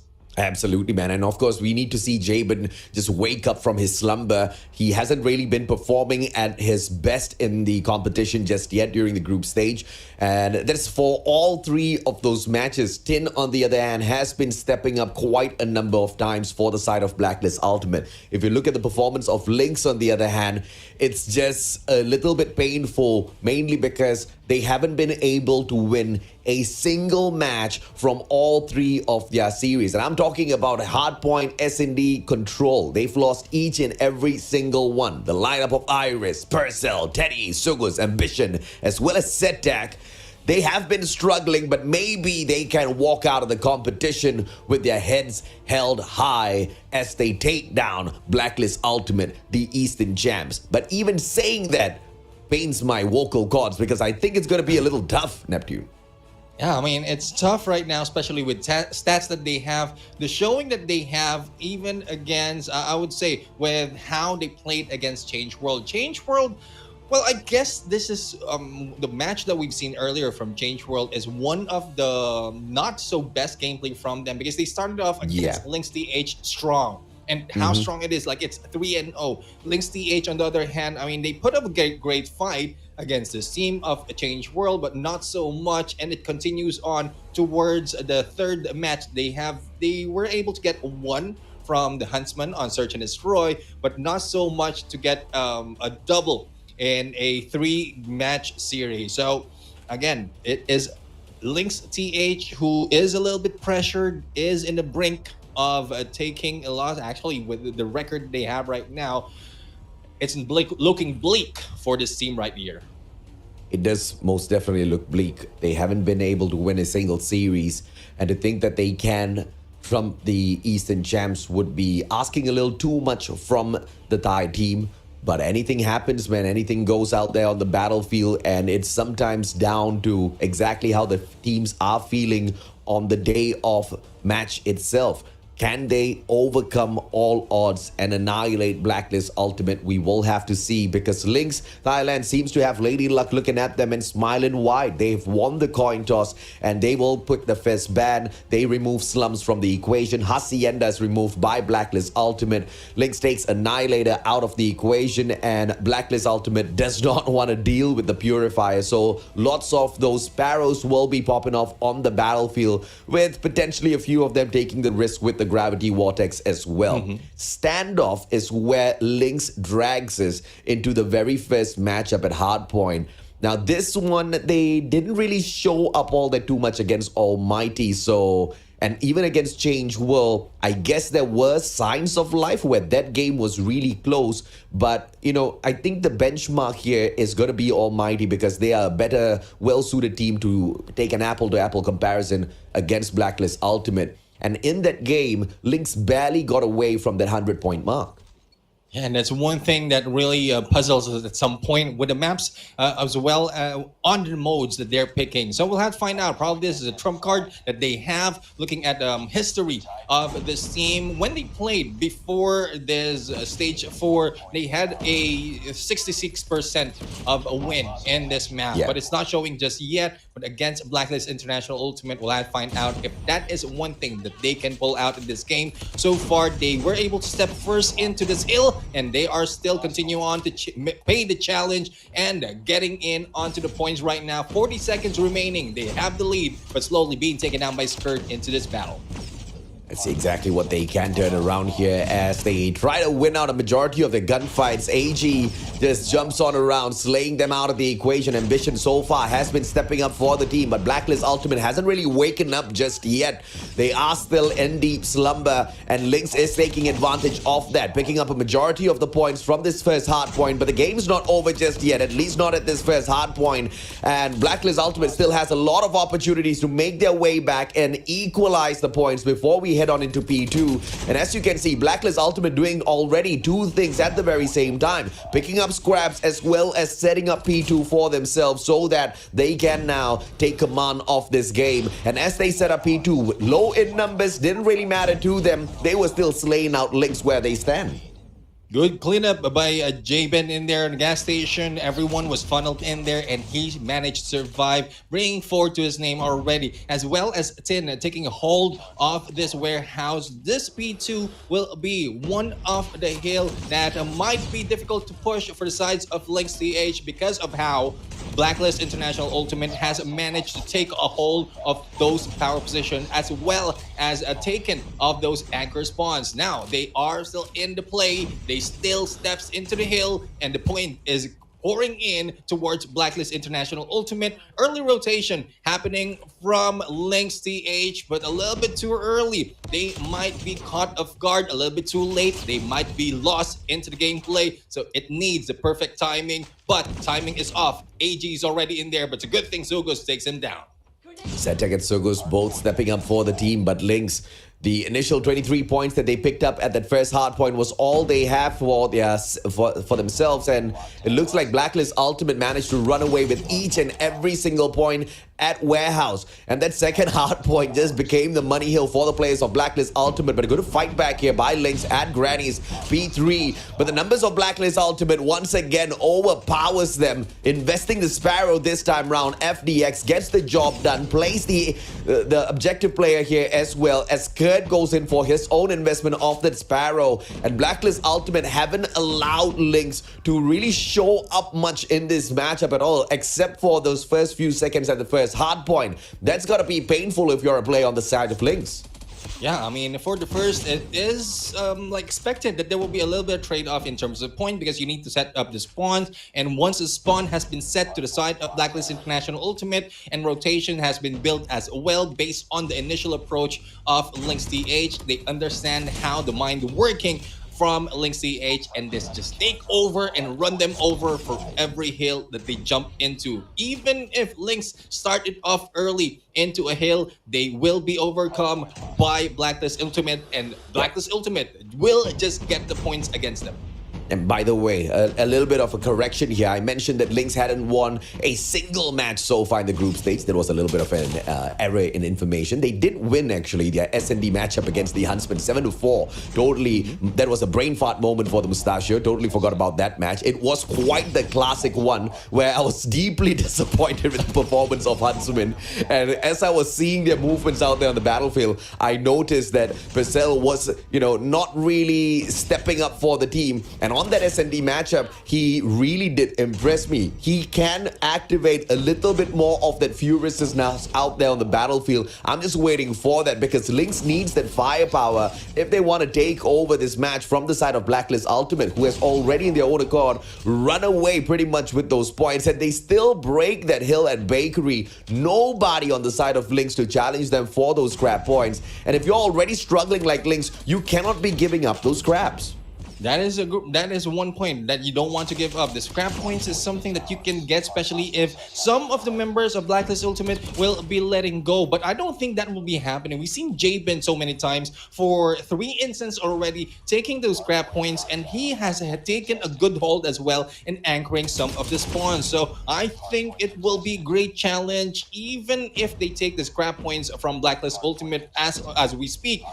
Jabin is still in here in Bakery, not letting go of this position, probably waiting for the next cycle of the hill. I don't know, but good position for him just to push the spawns towards the hotel shortcut, or probably convenience. It's closer to the hotel yard where P1 is happening. 56-169, the Lynx so far. Although they are trying their very best to squeeze their way back into this matchup, Blacklist Ultimate, where they do reign supreme is when it comes to those engagements. And a very cheeky, Predator missile get dropped, because Blacklist Ultimate could have just stopped those points being ticked away, those scraps. But I feel like they are being lenient with Lynx here. They pull out the XS1 Goliath. They don't really want to go ham against the players of Lynx. XS1 Goliath is going to be holding its ground, wins out its gunfight, turns around upstairs as well. FDX annihilates the players of Lynx. And a good FHJ connects against the XS1 Goliath, blinding FDX for just a moment there. But still, the XS1 has been able to pick up so many of these points, with none of the players on the side of Lynx able to step up and really challenge, because even outside of this hard point, they are getting slain. And look at player number 2 and 5, AG as well as Skird, just absolutely annihilating those players before they can even get close. Finally, they take down that XS1 Goliath, 20 seconds to go, and they force Blacklist Ultimate to go in for a super early rotation. But I feel like Blacklist is not going to be punished for this at all, even though giving away 20 seconds to Lynx is a lot. They are already pretty much on the winning side. 202 points already. As long as they bring out yet another XS1 Goliath, as long as they can hold on to every single point here, Neptune, it's game over. Yeah, game over indeed, and I think that is the cause of the early rotation. Jabin right now on the Goliath, and we asked him to wake up, and he's waking up right now, almost tied in terms of frags with Skird, and with the rotation he's taking, the anchor that he's taking as well. He is making good play in this match. Now Jabin will try to go in on second floor, a better location to get information as well as slays from the other side, but like it's something less that they need to worry about. The scores already on them. it is getting close to that 250 mark as LYNXTH is barely making it to that 100. So it looking one-sided at this point, and LYNXTH still a little bit too short in terms of tactics as well as quickness in response towards Blacklist Ultimate. And I don't fault them for that at all. We know exactly how Blacklist Ultimate can get super nasty out there on the battlefield. They are, built of multiple members that are extremely good at Call of Duty Mobile. Their mechanical skills untouchable. I mean, the FDX, this guy is just flying around slaying, but he's not even the highest fragger out there on the side of Blacklist Ultimate. You've got Scared, you've got Jabin. We asked for Jabin to wake up. Jabin's, he's got his eyes wide open. In fact, if you actually stood in front of him, you'd think he's a little bit high on caffeine because of how wide those eyes are. He's just slaying all around the battlefield. 250 to 110. Jokes aside, Lynx just got annihilated by the players of Blacklist Ultimate. And annihilated in the most unfortunate ways because they were trying to go in there to those hard points. Those rotations were tight. They were keeping a tight grouping. They were sticking together. But the biggest failing here was failing to engage well and shut down the gunfights of Blacklist Ultimate. Now, that's not something that you can repair over 1 or 2 days. It's something that the whole team needs to work on over a few months. Non-stop investment of time into the game in itself. Just like what Blacklist has done in the past, basically play Call of Duty Mobile non-stop, Neptune. Yeah, I mean, we talked about the balance between mechanical skills as well as strategy, and this is where it comes to play. Lynx has a strategy to go in and take those spawns as well, but when it comes to mechanical skills as well as making those slays, like we've seen so many times in the early part of that hard point we're in, it was just Jabin in there in gas station, and if not 2-3 members is being taken down, they just line up in there, and I guess that is one point why Jabin as well as Kurd has gotten a lot of slays. They play as anchor, they wait for the teams to go and take the spawns against them, but they just fall down from the hands of Blacklist Ultimate. The slays can happen from the outside as well, but there's like specific or very rare occasion wherein it's more about man advantage that they have. Thus, they can take down a few members of Blacklist Ultimate. But for this time, it's FDX who is our MVP. 4-0-0-9 onto the points and 25 on the kills. Not so much compared to Scared and Jabin. But when we look at the objectives, I think this is more of an FDX gameplay. Yeah, it's definitely an FDX gameplay. I mean, this guy really stepped up there on the battlefield, not just with the kills, but also with the objective that he was helping the team absolutely, annihilate the players of Lynx with in terms of the gameplay of points. He was picking up one too many. Lynx wasn't able to do the exact same. In fact, once again, it's not that they weren't able to pick up points. They weren't even able to get to that hard point in the first place because of the way the rest of the players on the side of Blacklist Ultimate were annihilating them halfway through, especially when it came to that P2 gameplay. Lynx just didn't seem to have any capability whatsoever. It was the hole at gas station that was pretty much the gameplay for Blacklist Ultimate to run away with this matchup. And then the P3 early rotation that we saw the players of Lynx kind of make there initially, I thought it would kind of pay dividends for them, but nothing came out of it. Once again, because of mechanical capabilities. They just do not have the ability to shut down the gunfights of Blacklist Ultimate. But they were able to pull away a map at S&D from the players of Huntsmen. So maybe this is where they can pop off. But the problem here is the match that they won was at standoff. Firing range, on the other hand, Changeworld annihilated them 7-2. I mean, 7-2 in the Changeworld, that was in favor of Changeworld, but going on the same map, at the same team as well, Blacklist International Ultimate, 7-3. So it's more favorable for Blacklist International Ultimate at this point. Tactics need to be played, and when I say tactics, they need to pull back a little bit, make it slow pace at this point, because at some point, even as Blacklist is the attacker, it throws up the gameplay of the attacker in there and put them on their toes, thinking of how they can position themselves towards going for that plan. And Teddy right now is in here backing off from the other side, getting a good angle as well, just in case someone pops off from those flyers. It's going to be a slow one here for the attacking side, but no matter how slow they are, the bomb side's just wide open. LYNXTH just giving away the B bomb side. And with just a single person covering this angle here, Ambition with that KSP spots the players, repositions, calls for a little bit of backup as well. And nobody's actually going in for the backstab just yet. Player number 3, Ambition. Once he repositioned, he held on to mid square instead, waiting for that barracks hut push. He's anticipating a backstab. Jabin anticipating a backstab. And he does not. Yes, he does make a mistake, and Jabin nails him down to the ground. Should have played that a little bit more patiently, because Jabin was looking like he wanted to get impatient. And maybe that could have been the winning factor in that round. But of course, FDX wraps things up. Hit mark on him, but he nails 2 players down to the ground. Blacklist ultimate with an easy round, opening up this S&D. And the ideation is good, though they given up that Bravo in there. The position they have towards that tool shed, a branch road as well, is most likely for them to get that snipe once the bomb has been planted and rotation is being done. But it's a good thing as well that J-Ben was waiting in there on Barracks Hut, because the cutoff that they had against Ambition might be the downfall of the rotation and Bravo, because they will be pinched in there from both sides, from passageway as well as, or from 3 sides actually. Purcell, Tin. Overall, this is Lynx really stepping up for the team. Purcell, big fight, nails 3 back-to-back slays. And that's a little bit unexpected. Purcell really stepping up for the team. And Blacklist Ultimate just making one too many mistakes in those engagements there.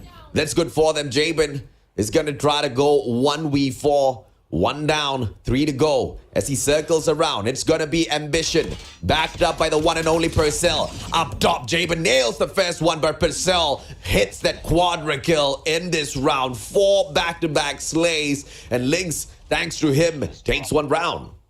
Yeah, and this is what we love about Purcell. I mean, together with Ambition, these 2 players are one of the slayers of this team, but it's not happening that much in terms of the respawn mode, and it's mostly popping off. Now, Iris, on the other hand, not so much in the kills, even if Iris is the initiator, supposedly the initiator of the game and the sniper, but not so much is coming from them, and mostly being taken down, probably with the, like, awkward peak that he's getting against FDX. Let's see if or not Purcell can get the job done once again. Good nade, but then repositions. Doesn't get caught out. 1 nade hits him straight on, but Sugus shuts down Tin. Jabin terrains out Purcell. Iris with the win. Back and forth. FDX, can he survive? Yes, he does. Quick scope, nails it. Hit mark onto FDX. Sliver of health left, but the guy survives. Bomb now in the hands of Lynx. Wow, Lynx Thailand truly waking up against Blacklist Ultimate in this matchup, Neptune. Yeah, I mean, Lynx is now putting a lot of pressure in here, and probably it's because how quickly Blacklist Ultimate is trying to push against them, and the position right now of Lynx has been identified. Like, they have identified the position and angles they can take just in case they will be pushed with that rush. FDX, on the other hand, need to get that angle, need to be a little bit too slow in their approach. But with this rush, giving out this information, this might be the end of him, because Iris is there waiting in the snipe. And not only that, it is Ambition who might cut him off on the close range. So it is looking bleak for them. 25 seconds remaining, and the bomb still controlled by LYNXTH. Let's see if they can circle around. Yes, nasty quick scope, but doesn't spot Ambition hiding in the tight little dark corner. Manages to nail him right back. Good challenge. 2-1. Lynx. I never knew I would actually say this, but they've got the lead against Blacklist Ultimate in this S&D. Yeah, it is because of the 2 members in there. One good in the close range and the other one in long range. And even if you take down one, they didn't let go. They didn't split up. Thus, they have each other's back and might be able, or will be able to get the kill once they have spotted the enemy. And this time, it continues on. No one's been taken out just yet, but Snipes is in on FDX. He might be seen in here because information has been relayed earlier from the White Warehouse. Yeah, very good engagement coming through Skirt. Very daring grenade thrown out. Only manages to shut down a trophy system. Good defense by Lynx. Trade back and forth. Sugus nails 2 guys down onto the ground. It's a 3v3 now. Skirt circles around, but Lynx spots him first. But to no avail, doesn't strike him down just yet. Sugus turns his back. They might as well slide away. That's a great engagement. FDX slays out Sugus from the back. Marcel slide challenge does not get it. Timing's just a little off. And Jabin shuts down Teddy for Blacklist Ultimate to make their way back in 2-2. It's all equal up. But I'm loving this S&D. Yeah, Skirt is indestructible at that point. I mean, like getting away from the perfect moment, best timing in there, and getting that heady to get the kills as well. Backstabbing those going for the long A, and as they have their backs turned, it's really perfect on the opportunity. But this time, opportunity will be taken by Lynx. 2 down already, and a quick game in there in favor of Lynx. And 3-2 AJ, that quick, that fast.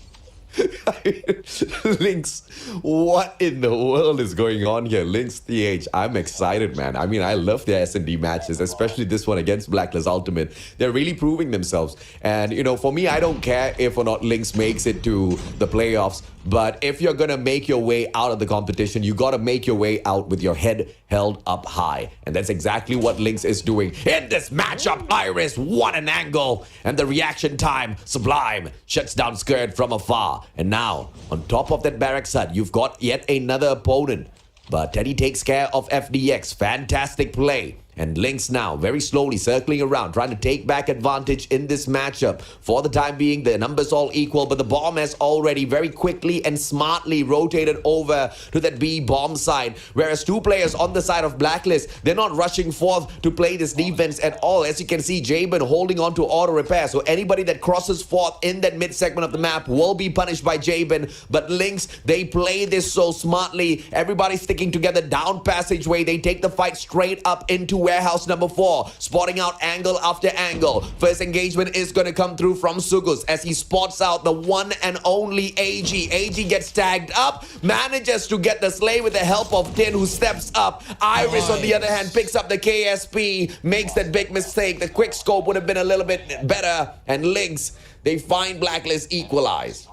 3 teams against 3 teams, and one of which gets a kill. You're now down to 3 on 3 on the points, and getting close. Good showing for LYNXTH right now. They are now on the attacker's side, and a chance to take the pace to a different level so that they will not be caught off guard by Blacklist International Ultimate. But looking at the rotation that they have, it's a 1-3-1 split, and they're just waiting for that opportunity. For the side of Blacklist International Ultimate, they're more focused towards getting the defense as well as distance against Alpha. And Bravo right now a little bit too close in there for Tin, but no one's rushing Bravo just yet. And I think the rotation of FDX might help them. There goes the takedown with a grenade. Tin is out and the rush is on for Lynx.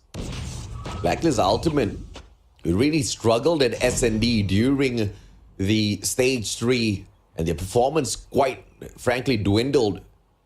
Without the sustenance of Kenshi out there on the battlefield when they became the Eastern champs versus now out there on the battlefield, it looks like Blacklist Ultimate can make do with another sniper on their side. I mean, FDX surely does do a good job for the team, but they need a little bit of extra backup in those long-range engagements. This one's going to be a big one as Teddy climbs right up here to the scout tower. One player right down below him tags up FDX, annihilates him as well. And nothing that AG could do about it. And Iris shuts down Jabin. A little bit of a pause here, ladies and gentlemen, boys and girls, but we rotate around. It's a 2v2. And Teddy, it's all up to luck now. Who spots out who first? Teddy right now going for the flank, seeing one of the teammates as the shots has been made on him. Good rush, but no backup in there against Skirt. If in case they went in the same time, Skirt might have been taken down first, but AG in there will be spotting Iris and the takedown. 3-4 in the points, but good fight back in there. Always balancing the back gunfight in the later part of the round with a balanced team. Not so much one-sided, AJ. Sometimes you just got to be really careful when you reload. That just wasn't the best of times. Wasn't the best of spots to reload that mag. But it doesn't matter. You got to fail a few times before you know exactly what sort of mistakes not to make out there on the battlefield. It's just a little painful that they make that mistake at this sort of a level. Iris spotting out from the side of shooting range. Trying their best to catch out the players of Blacklist Ultimate. Oh, that slide And the timing here is just against Iris. Oh, a good slide challenge from Skirt. Iris totally misses him. Pulls out the MW11. Manages to nail Skirt down. Fantastic play by Iris. Iris right now is in a peak towards auto repair, but FTX takes down Sugus, and the rotation towards Bravo continues. But one will be left in there on Alpha. Good takedown by Iris in there against AG. It is now Iris going in, and there's being careful in the reload. Good thing that he was in the gap, and will be going in on the other side. Teddy is out. It's now left to Iris. Iris, this guy, he knows those angles to play with. One of the best players, if not the best player on the side of Lynx whenever it comes to these S&D matches. And it's going to be all up to him. This nade should connect. Get a hit mark at Liz. No hit mark at all. How unfortunate. Iris now walks across to that front door entrance of this white warehouse. It's all about that quick scope. Doesn't do anything with it. FDX nails him. Blacklist ultimate. One more round towards that match point.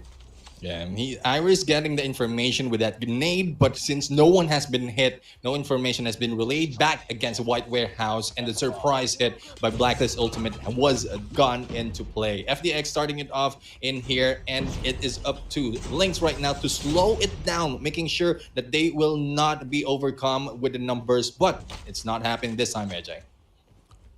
Let's see if Lynx can find their way back in here.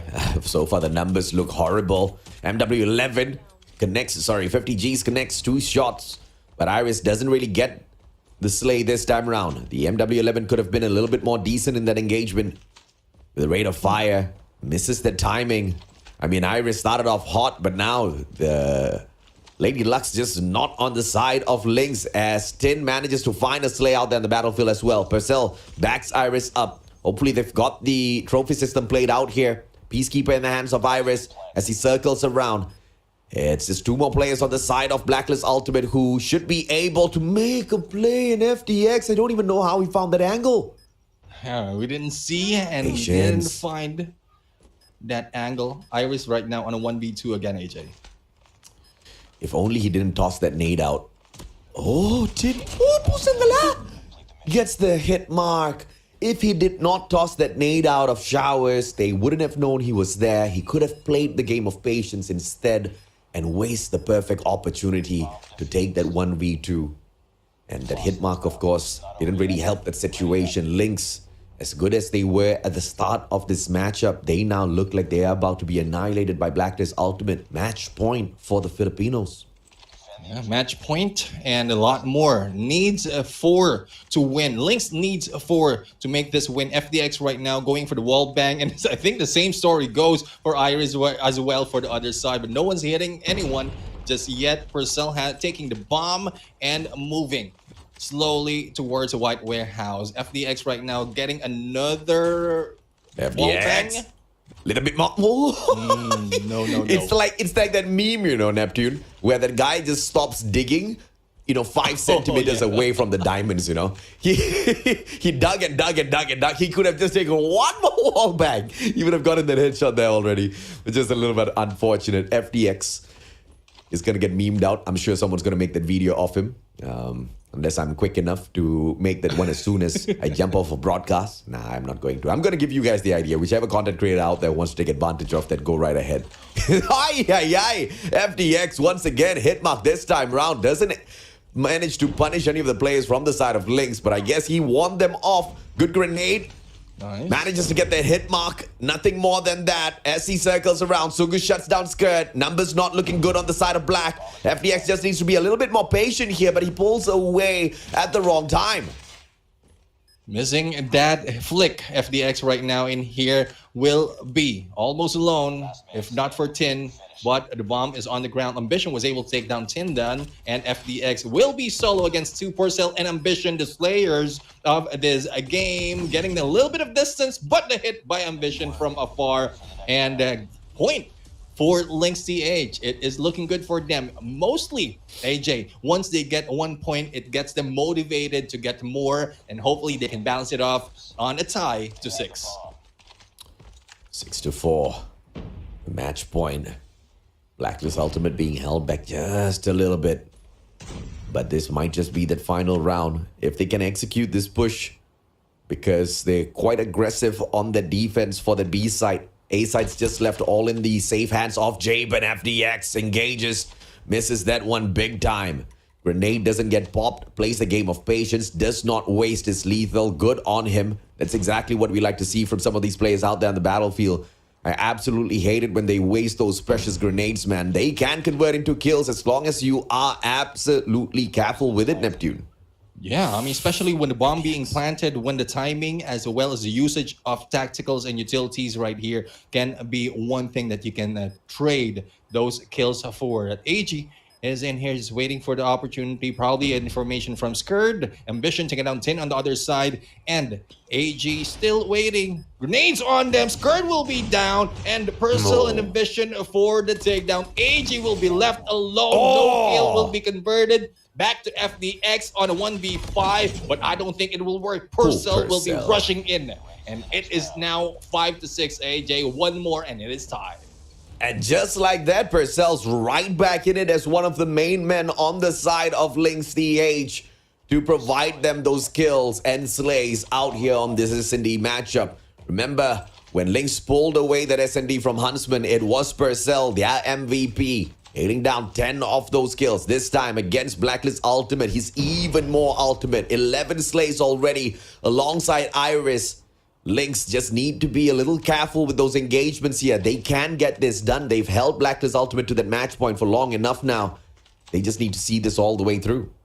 Yeah, same thing as they've done earlier. Take it slow, not so much on an aggressive on a push, and they might be able to pull this off. But so far, this is what is happening right now. Iris is trying to get better angles to get information, but no information being relayed just yet. Gunshots on the other side, but will be beat by FDX in there from the wall bang, and it is now favorable for Blacklist to go in for the push, but they will be careful because they know Purcell is still alive.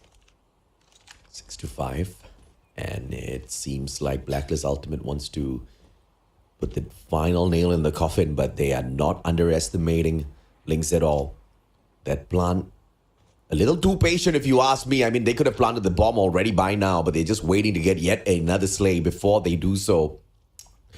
I'm not a big fan of that play. I'd rather them just pile on all of the pressure onto the players of Blacklist Ultimate first, and then just hold on, lock onto all of those angles. Purcell finally makes the decision to plant the bomb. Enough time has been wasted. 45 seconds on the clock. And it's all going to start off with this stun right inside of that white warehouse. This angle's going to be important. Tosses one in. Make that a double. Grenade going to be popped as well. The timing is impeccable for the side of Blacklist Ultimate. But Purcell still nails Katsugu takes 10. Oh my goodness. LYNXTH, they have woken up.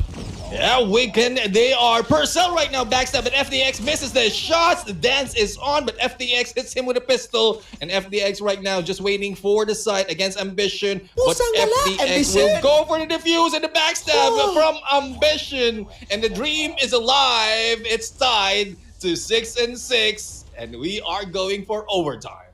This guy making me get so nervous. Ambition, if he had let that go, I tell you, Neptune. But look at LYNXTH, man. 6-6 against Blacklist Ultimate, and now we get pushed into overtime. Can the Thai players get the job done? Second overtime, once again, from Blacklist International Ultimate. The first time was at ABC Esports, wherein we had to wait a little bit before the overtime continues, but this time, overtime once again, Blacklist International Ultimate. So I would say this is not their strongest point, or probably this is strongest by LYNXTH because of the motivation that they have, especially with the initial win that they're getting from the start of this match. So we'll have to see how will they make this work. Still, patience is working for LYNXTH, and hopefully they can maintain the trigger discipline as well. It's going to be a slow one this time around, Neptune. Oh, this close quarters combat pops off. Oh, but the stun is timely. What a play by Jabin, and Ambition makes the biggest mistake in this matchup.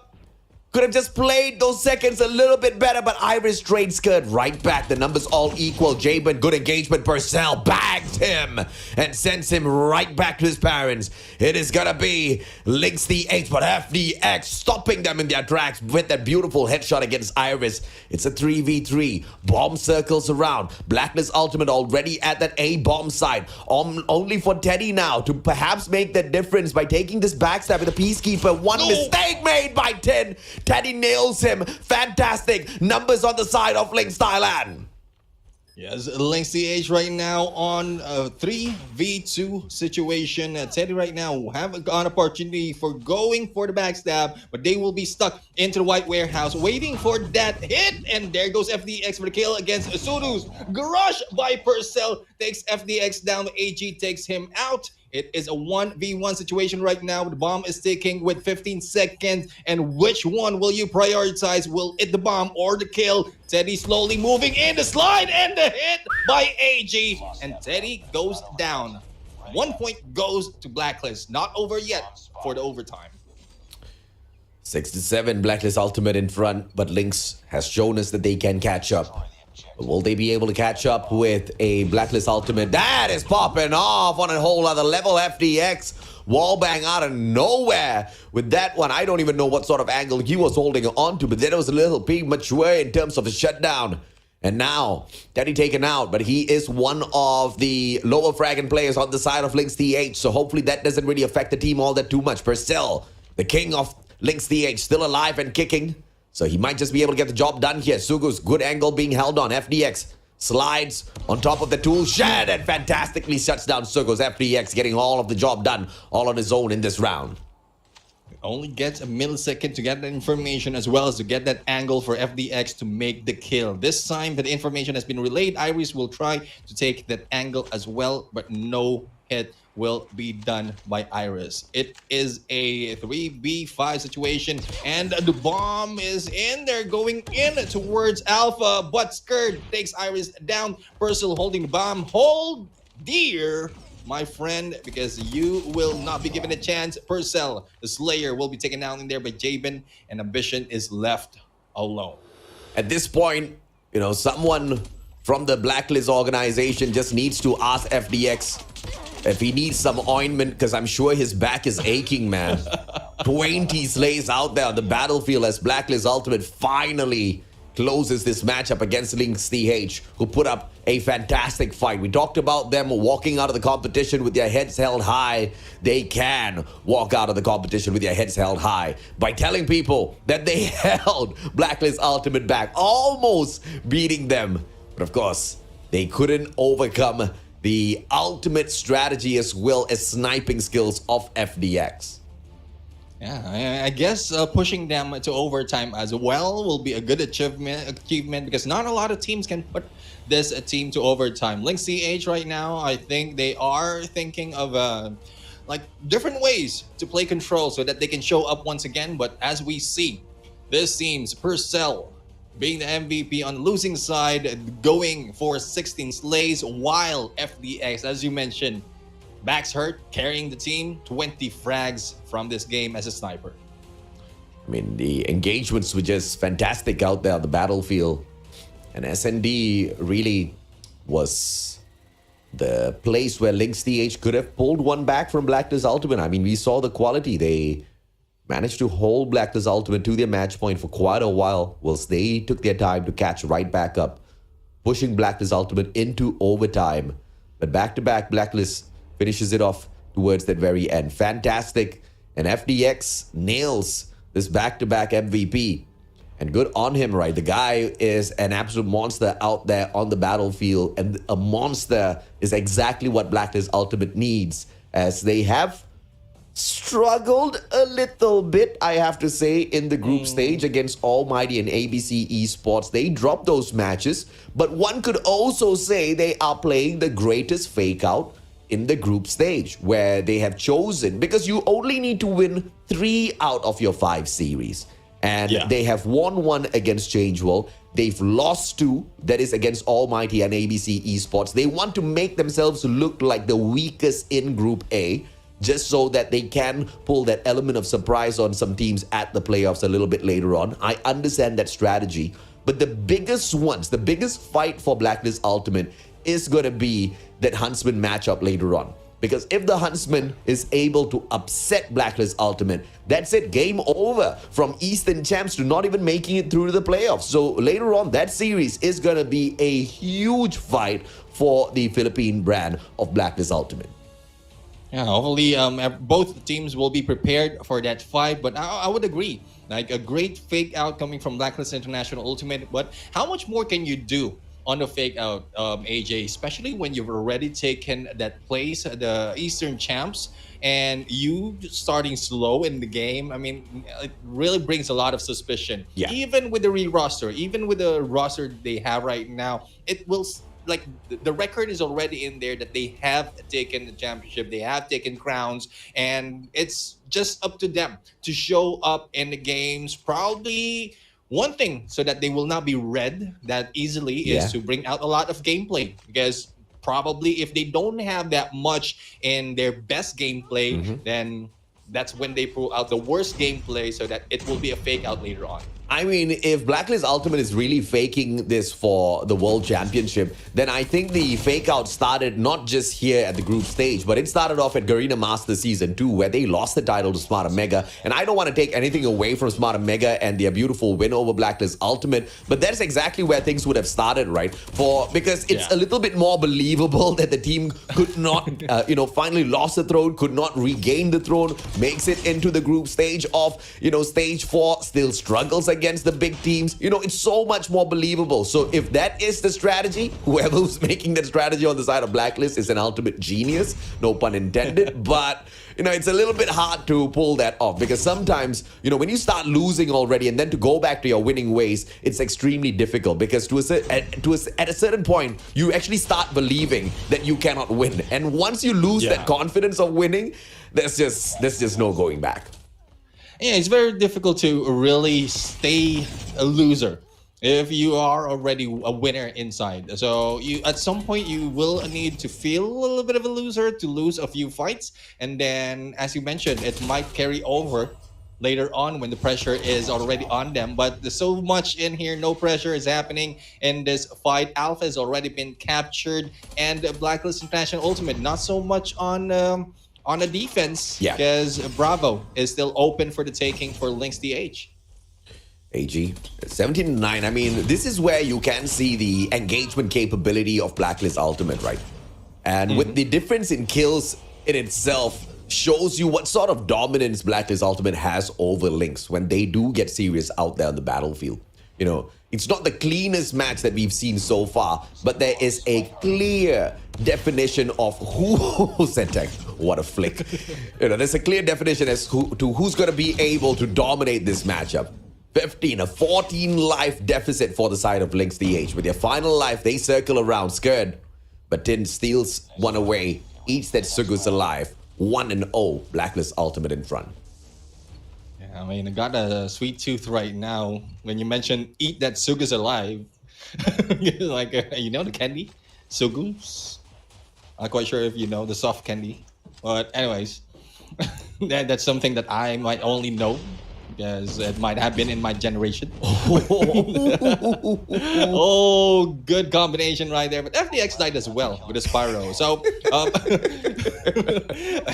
I mean, at least that's one thing that you can do is start of a game. And it might not have been a loss of a Sparrow, but still you can get the kills and you can take the lead in this game. Bravo right now being taken by Blacklist and National Ultimate, and both points actually is being taken. It's more of the defense of Lynx that needs to be seen, but nothing so far. We might be seeing a double capture win for Blacklist right here. Yeah, this is just Blacklist Ultimate just finally showing their true colors out there on the battlefield and exactly what they are capable of against LYNXTH. And if you compare this performance versus what they were showing us in that S&D a little bit earlier on, a world of difference, isn't it? Capturing both sides at the very same time. That B control point now about to be stolen away. Blacklist Ultimate stopped halfway through, all because of that power that the players and the pressure that the players of LYNXTH pull out at the control room. But that's about it. It's game, set, and done for this round number 2. This B control point will be cleared off by a mighty savior in the name of Setak. Pulls in the Sparrow. Fantastic engagement. A 6-life deficit though for the players of LYNXTH. Blacklist Ultimate can turn this into an ultimate team deathmatch. And Lynx are asking them, begging them to do exactly that, because finally they are turning those gunfires on as well. And they look like they are perhaps able to fight toe-to-toe with Blacklist Ultimate. But now half the lives of what Blacklist has out there on the battlefield, and just a single quadrant to go for Blacklist Ultimate to steal round number 2 away, Neptune. This just got so much more tougher. Yeah, I mean, the spawns has been controlled in there by LYNXTH. It's very difficult for Blacklist International Ultimate really to get that capture anymore. So they need to rely on the slays, but it is counting down from both sides. Though there is a lead from Blacklist Ultimate, it's also the trade-off that's happening. FDX right now trying to finish it off, but will be taken down there from behind. The Bread Missile helps them in there with 2 kills, and it is now left to 3. For LYNXTH, you need to be careful, and Ambition doing the trick of Jabin earlier on, but no one's falling for that. No one's jumping on, but the gate takedown is happening. But from the side, Skurd hits them, and it's now left to 1. And it will be the second match or second round of control taken by Blacklist International Ultimate. Blacklist Ultimate kind of forgetting that they were supposed to lay low in this matchup, and they went ham against Lynx, only to just calm down towards the very end there. But let's see if they want to wrap things up 3-0 here against LYNXTH and finally bring this series to a close. So far, oh, Skurd comes flying through. Sparrow, God Nade, everything's working on the side of Blacklist Ultimate. FDX still alive and strafing around with the Sparrow. Tin drops by with the investment of that Sparrow as well. Blacklist Ultimate, they just want to take this and spawn trap the players of LYNXTH. But a good trade back by Purcell here. Tin circles around. Can he punish? The answer might just be no. It's a 2-on-1 and Sugus gets the slay. Fantastic response by LYNXTH. But they are on a 6-life deficit, and they are on the attack. Things don't look good for the Thai side. Yes, and as they cover up this Alpha side, 3-on-2 on the split. This pinch will be happening from LYNXTH, but it will not be successful. We have a Skurd right now circling off, but will be missing Sugus from the approach. The chase is on, and Sugus right now will be pinched. A takedown against Jabin, but it will not continue. We have the Goliath being pulled out by Purcell at this point. They will be able to capture Alpha if they can maintain the life of this Goliath. And there goes challenge from behind. No backup happening from the rest of the team. And where are the rest of LYNXTH? Nothing happened. Goliath has been wasted in there. Not a single quadrant pulled away by LYNXTH. That XS1 Goliath just a little bit too tanky, yes, but a little bit too slow as well. High defense, terrible speed, and it gets snuffed out.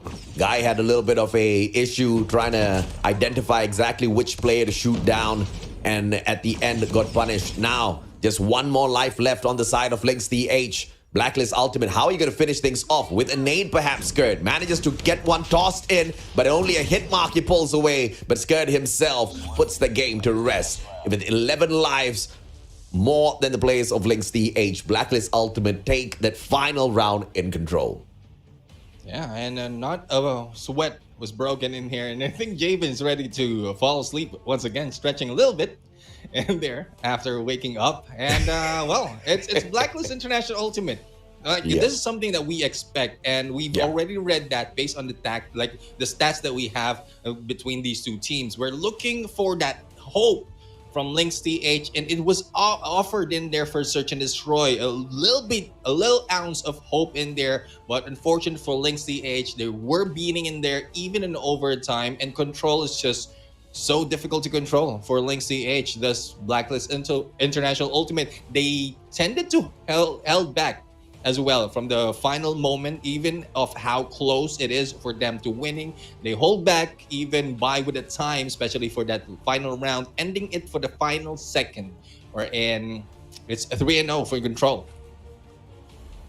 Blacklist Ultimate, when they first started the fight against the players of LYNXTH, we saw a little bit of signs of life in that hardpointed standoff.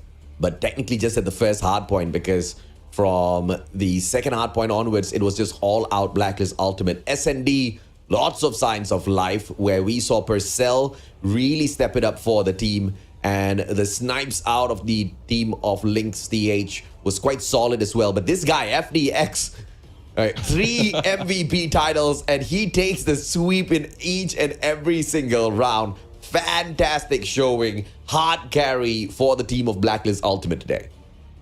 Yeah, I mean, ever since FDX has been acquired, he has been showing up in here. I think he had that great chemistry. It's the rare occasion that you have one introduction to the team that really mixes well with the rest. And that is what FDX has to offer ever since he stepped into play for Blacklist International Ultimate. A lot more can be offered by the rest of the teams, but FDX is our guy this time. And FDX, as usual, you know, the number of kills out there on the battlefield, just not something the team of LYNXTH could deal with in that matchup earlier on. And he was a menace all around, be it with his operator, that Sparrow was deadly, be it with the guns that he brings out there on the battlefield, be it the snipes that he drops out there in S&D. This guy is a monster that everybody needs to fear. But Blacklist Ultimate overall in the group stage so far do not seem as dominant as they used to be in the past. And one can only wonder exactly why is that so. But all of our questions will be answered later on. Series number 4, Blacklist Ultimate takes on Huntsmen. If they win, they make it through to the playoffs. If they lose, Huntsmen make it through to the playoffs. That's going to be a series you guys just do not want to miss. But as far as LYNXTH is concerned, unfortunately, their journey at stage 4 pretty much comes to an end. They do not have any hope of making it through to the playoffs. They still do have a matchup against ABC a little bit later on. And we did talk about how if you're leaving at the group stage in itself without making it through to the playoffs, you want to at least leave with your head held high. They've managed to prove themselves against Blacklist Ultimate at S&D. The question is, how much can they impress us in that matchup against ABC?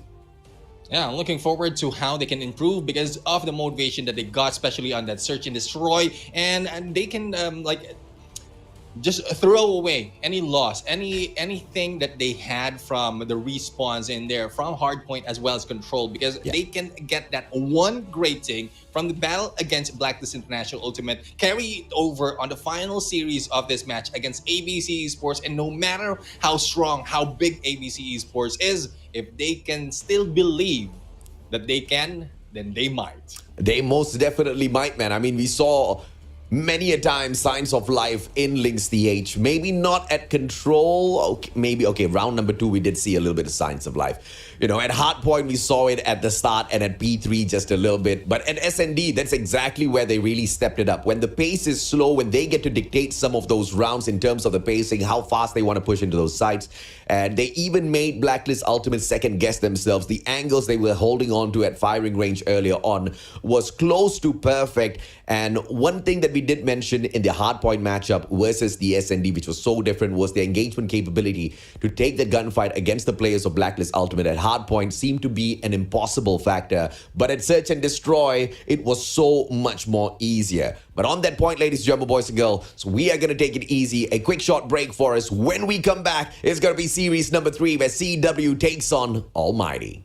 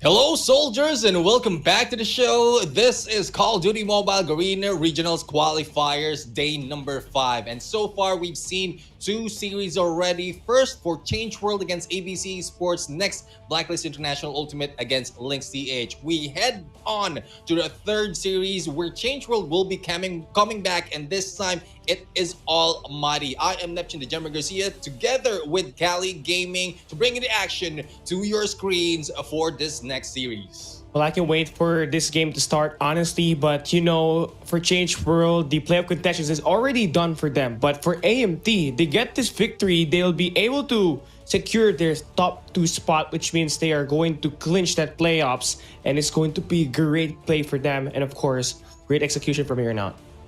Yeah, I mean, having a 3-1 record already in this match, 1 win can be a security for them. They will be joined by ABC Esports, who already have the 4-0 or the 4-0 win after the Changeworld battle. But this time, Changeworld is coming back, though they don't have that chance anymore because of the 1-3 loss that they have, or 1-3 with 3 as a loss that they had. Then at least they can put up a show in here against ALMGHTY, similar from what we've seen earlier against LYNXTH and Blacklist International Ultimate, where LYNXTH really showed up in there, brought Blacklist on an overtime. So we'll have to see as to what will be offered by Changeworld. They need to be motivated and believe that they can win in these fights. Now, taking a look at our lineup in here, this is going to be the first contender. M4, Arthur, Togepi, Kai, Emo, and Fu. These are the 6-man lineup of Changeworld, who actually put up a great fight against ABC Esports on that search and destroy.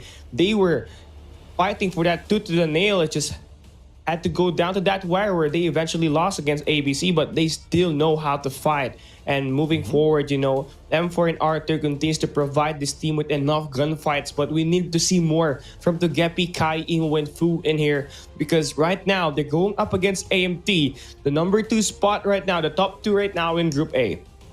Yeah, we'll have to find out what Fu has to offer later on against Heaven and the S&D, as well as the slays of M4 and Arthur against the Irfan J and Shut Up on the slays as well. So we'll have to see if the challenge will be taken by Changeworld. I think this time they are so focused, and they need to be, because it is a top team in here, ALMGHTY from Singapore, that they are challenging. And like what we mentioned, even if they have not any chance to go in onto playoffs, at least they put up a fight against this team. Incendio, Jeffro, Shut Up, Irfan J, and Heaven. This team of ALMGHTY, they had tasted a loss against ABC Esports on a 1-2, but they got a win against LYNXTH as well, Huntsmen and Blacklist International Ultimate. This might be another win for the team right now, and Changeworld needs to be ready.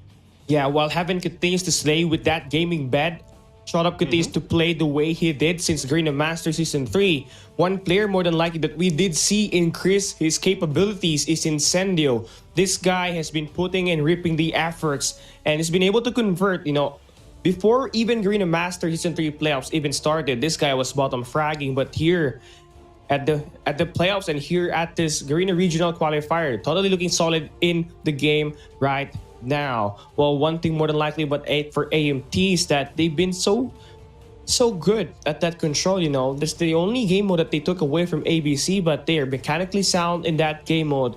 But never underestimate how they take that S&D in this hardpoint as well, because this team, the map mastery is immense, and you already know that they know every map in there, just the execution lacks, especially up against ABC. But going into this matchup, they will be the clear contenders. Now, taking a look at our maps and modes for AMT, looking at the bottom side of the map, it's going to be AMT and skill band. They ban Purifier and they also ban Firing Range. Great way to take away their best map pick in here, to hide away that strats and avoid Changeworld for picking that map again. Well, for Changeworld, they banned Sparrow. They also banned the Takeoff, one of the better maps of AMT, by the way, when it comes to playing in control. But now, taking a look at the maps, it's going to be AMT winning that control and winning that coin flip. So they are going to pick Summit, Hardpoint, and Slums control. A great way for them, especially that control Slums. It's where they are mostly dominant at when it comes to that map. Yeah, I mean, with the chaining that is close for P1, P2, and P3, there is a chance for them to really take a lot of points earlier on in this match, even before the cycle happens. And going into standoff right now, Search and Destroy, a lot of teams has had great experience in here as well. But when it comes to this map, by Almighty, we've seen them so many times in this map. And for the record, they have actually, for the record, from qualifiers and to here, they only have one match in here, and both of them was able to take a win in standoff. So though we know the performance of Almighty already in Search and Destroy, we might be seeing another turnaround from Changeworld that they can perform well in this map. But when it comes to Control Slums, this is where everything happened favorable for Almighty, because they understand how to swap and switch the spawns in there to their favor. They understand the rotations as well, and we might be seeing a couple of captures in there, capture win for Almighty. That will depend on how Changeworld will respond with those spawn traps, even for the spawn flips. And yeah, the main thing here for Changeworld is we load up inside the game. They know how to execute and play for spawns. But the way they execute and break the hill is something that needs refining in here. It's a good thing that they had a second chance to bounce back. So they just gotta make sure they make full use of the moment in here. And now as we start, it's going to be AMT Changeworld. Hardpoint number 1, right, exactly located to that mid-map. And again, emphasize that Hardpoint's second floor control. You get this, you get that spawn trap enabled. Yeah, good for Kai and Arthur right now, heading towards the edge platform, and the cutoff of the approach of Almighty right now has been done. But Almighty were able to step in to that hard point first. Thus, the rotation might be hampered for Changeworld. Arthur right now taking second floor. Takedown will be done against Jeff Pro, but they need to be ready. There goes the push against Arthur. No one takes him down just yet. The Slayer is back in play, and they can control this chain later on. Yeah, great job so far by Arthur, keeping control of this second floor, but finally he gets shot down, and AMT will be finding their way back into this hardpoint number 1, and there's continuing that cumulative time, which is going to be quite alarming for CW, but it's a good thing here that they have the favorable spawns moving to P3. As we move into this next hill, Jeffro right now in a prime position to get more eliminations, but finally will be able to get shot down, although it's going to be a 50-50 battle on that hill. Take a look at what AMT is doing here. Jeffro and number 5 Incendio setting the team up with that favorable spawns moving on to P2. Yes, and I'm just wondering what Irfan J is pulling out this game, because we've seen him in a pistol earlier, and I think he's using a sniper earlier, or from what we've seen. We'll have to find out. Irfan J right now with Nebi going for the push and the kill, and Irfan J continuing on, and this guy really cheeky with a gameplay, pistol gameplay on a hard point, and this was something that we expected. They understand that they have a great advantage in this point, and they can try different approaches in this gameplay. So we'll have to see how well and how much more can Irfan J put this into play, because the scores is really catching up from Changeworld, and they need to change tactics as well later on for the side of Almighty. Yeah, total money grab in here by Changeworld, taking the final scrap time. They also have the next. They're chaining that P2 to P3. Now, the Predator, this is going to be dropped here. Waiting for the perfect moment to get that attack. Well, it's going to be the perfect timing in here. Gets that kill with that Predator missile. And Changeworld already having that favorable spawns with number 4 anchoring the back. But AMT, they know what to do. They know how to execute. Jeff Pro will remain inside the hill while 2 of the players fight for that backup. And there it is. It's going to be AMT now looking to flip that spawns, but they're having no success. Great job by Changeworld neutralizing the situation. They open up the time, and this is great position that they have. Great position indeed. Great manpower in there. Takedown in there against a Changeworld. Arthur right now for the slay, but the push by 2 members of Almighty will be hampering the movement of the scores for the side of a Changeworld. They understand that they cannot be toying around. They need to be serious for this teams of Changeworld, because this guys has nothing to lose and nothing to win, and they can put up anything on this game. No fear at all for Changeworld. Almighty need to switch it up, and switch it up they did. They're stacking up on the points right now, taking it to 80 against the 58 that Changeworld has. This is kind of alarming for Changeworld, you know. They will be dropping the final 30 seconds of the end of that P3 and setting up next. And it's going to be kind of a lackluster in here because one shot up gets the opening pick in here. This is just over. And now shot up creating the play. Look at this. Number 1 and number 5 is going to be at the catwalks and they looking up to flip the spawns with number 5 on the right side of the map. That should spawn the team on the right side. And Changeworld needs to play their life in here. They fall down one by one. But it's a good thing that they send out players here one by one. But they continue to get shot out. And there he goes. AMT bullying out Changeworld. They have everything in their favor right now. And the map control is just immense. Changeworld can't do nothing about it.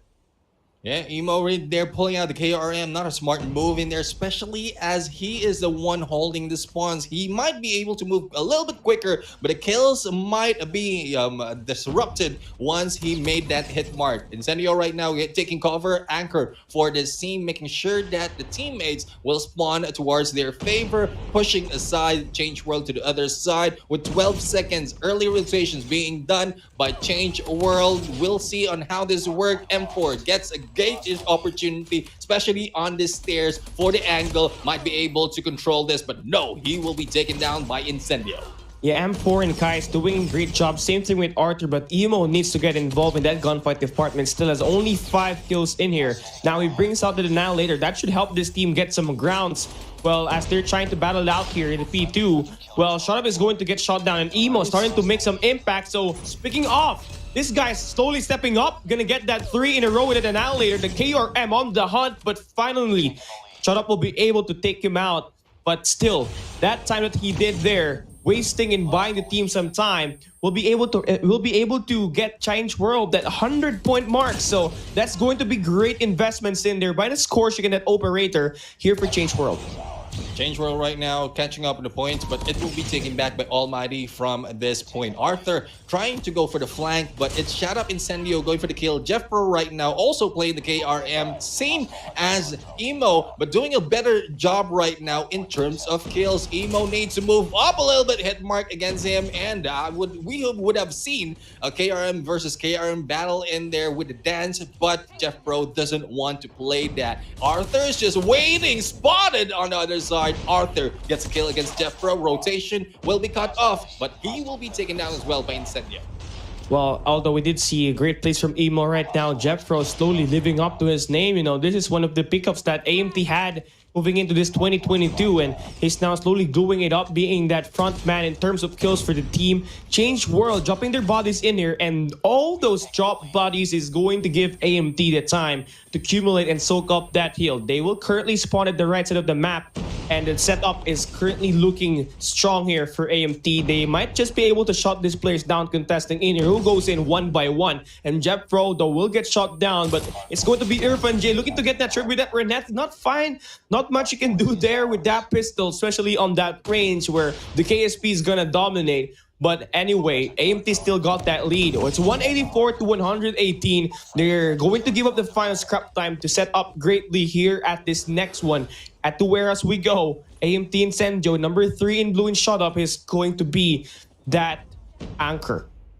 Yeah, number 3 will try to make the spawns to their favor right now, but the push in there from 3 of CW will not be successful as Incendio will take them down with the Annihilator. The hold right now, the hard point, Incendio from above. Tries to take down Kai as well, but hides out in the corner, has the information. The slide in there against Incendio. Good play by Kai, but Kai will be able to make a whole trophy system as well. Plus a shot by Jeff Pro. No backup just yet. It's a good thing M4 was able to respond that quickly. A 1v2 situation right now, and ALMGHTY takes over once again. 200 mark reach for this team.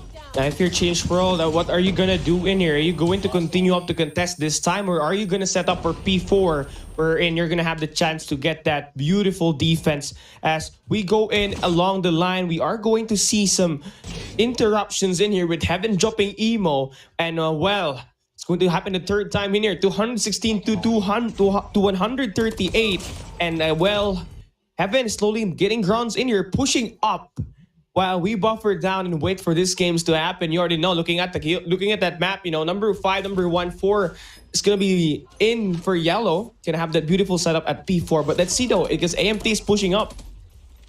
Yeah, they're pushing up and change world, change world. What you gonna do? What you gonna do when All Might is on you? That's what's happening right now. That is a question against change world at this point. And I just had to sing it. Probably that will make the visuals that we have a little bit faster. But I don't think that's working. It's making it a little bit slower, so sorry guys. But this time, the game continues. 226-147 underscores Irfan J trying to hold his stairs right now. Good hit from him with this Annihilator. We'll try to take a peek as well on a P1, but P3 is aware they will be taken down right now. Good hold by Changeworld at this point. Hopefully they can maintain this for another 30 seconds for them to get a better chance of catching up. And there goes a hit. Arthur is in play. And the positioning of Changeworld right now, a little bit too prime to take out Almighty and get all the points in this hill.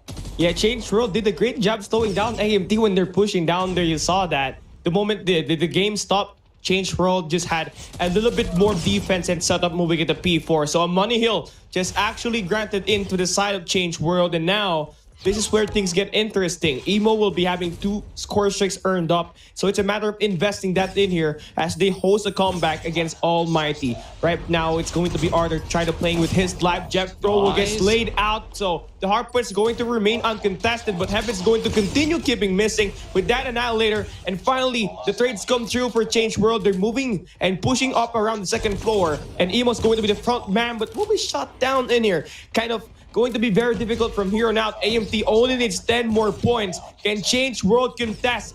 AMT looking to shut them down. Incendio holding off the point, but will be finally get taken care of. But the hard point is just too resilient for AMT. Fool tries to create the play, but it's not enough. AMT, they take this map number 1.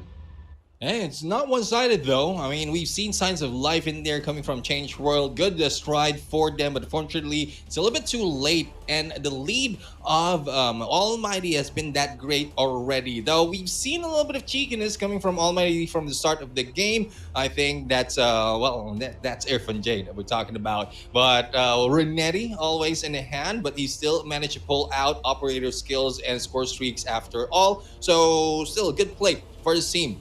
And this is where we end this Hardpoint Summit. As we can see, Heaven gets a lot of frags, and that bed buff really is working for him. And hopefully, we will see a little bit of buff coming from a Changeworld as we jump in to search and destroy. We know that Arthur, that sneaky King Arthur out there, pulling out Excalibur from the final moment for those clutches really might work for them, but they don't want to risk the clutch gameplay. They need to get those kills earlier on. But as we look at the highlights in here of Changeworld and Almighty from the start, I mean, the movement of the scores from Changeworld is a little bit hampered, but we've seen them came back, especially when they grab a hold of that P4 earlier on the final moment.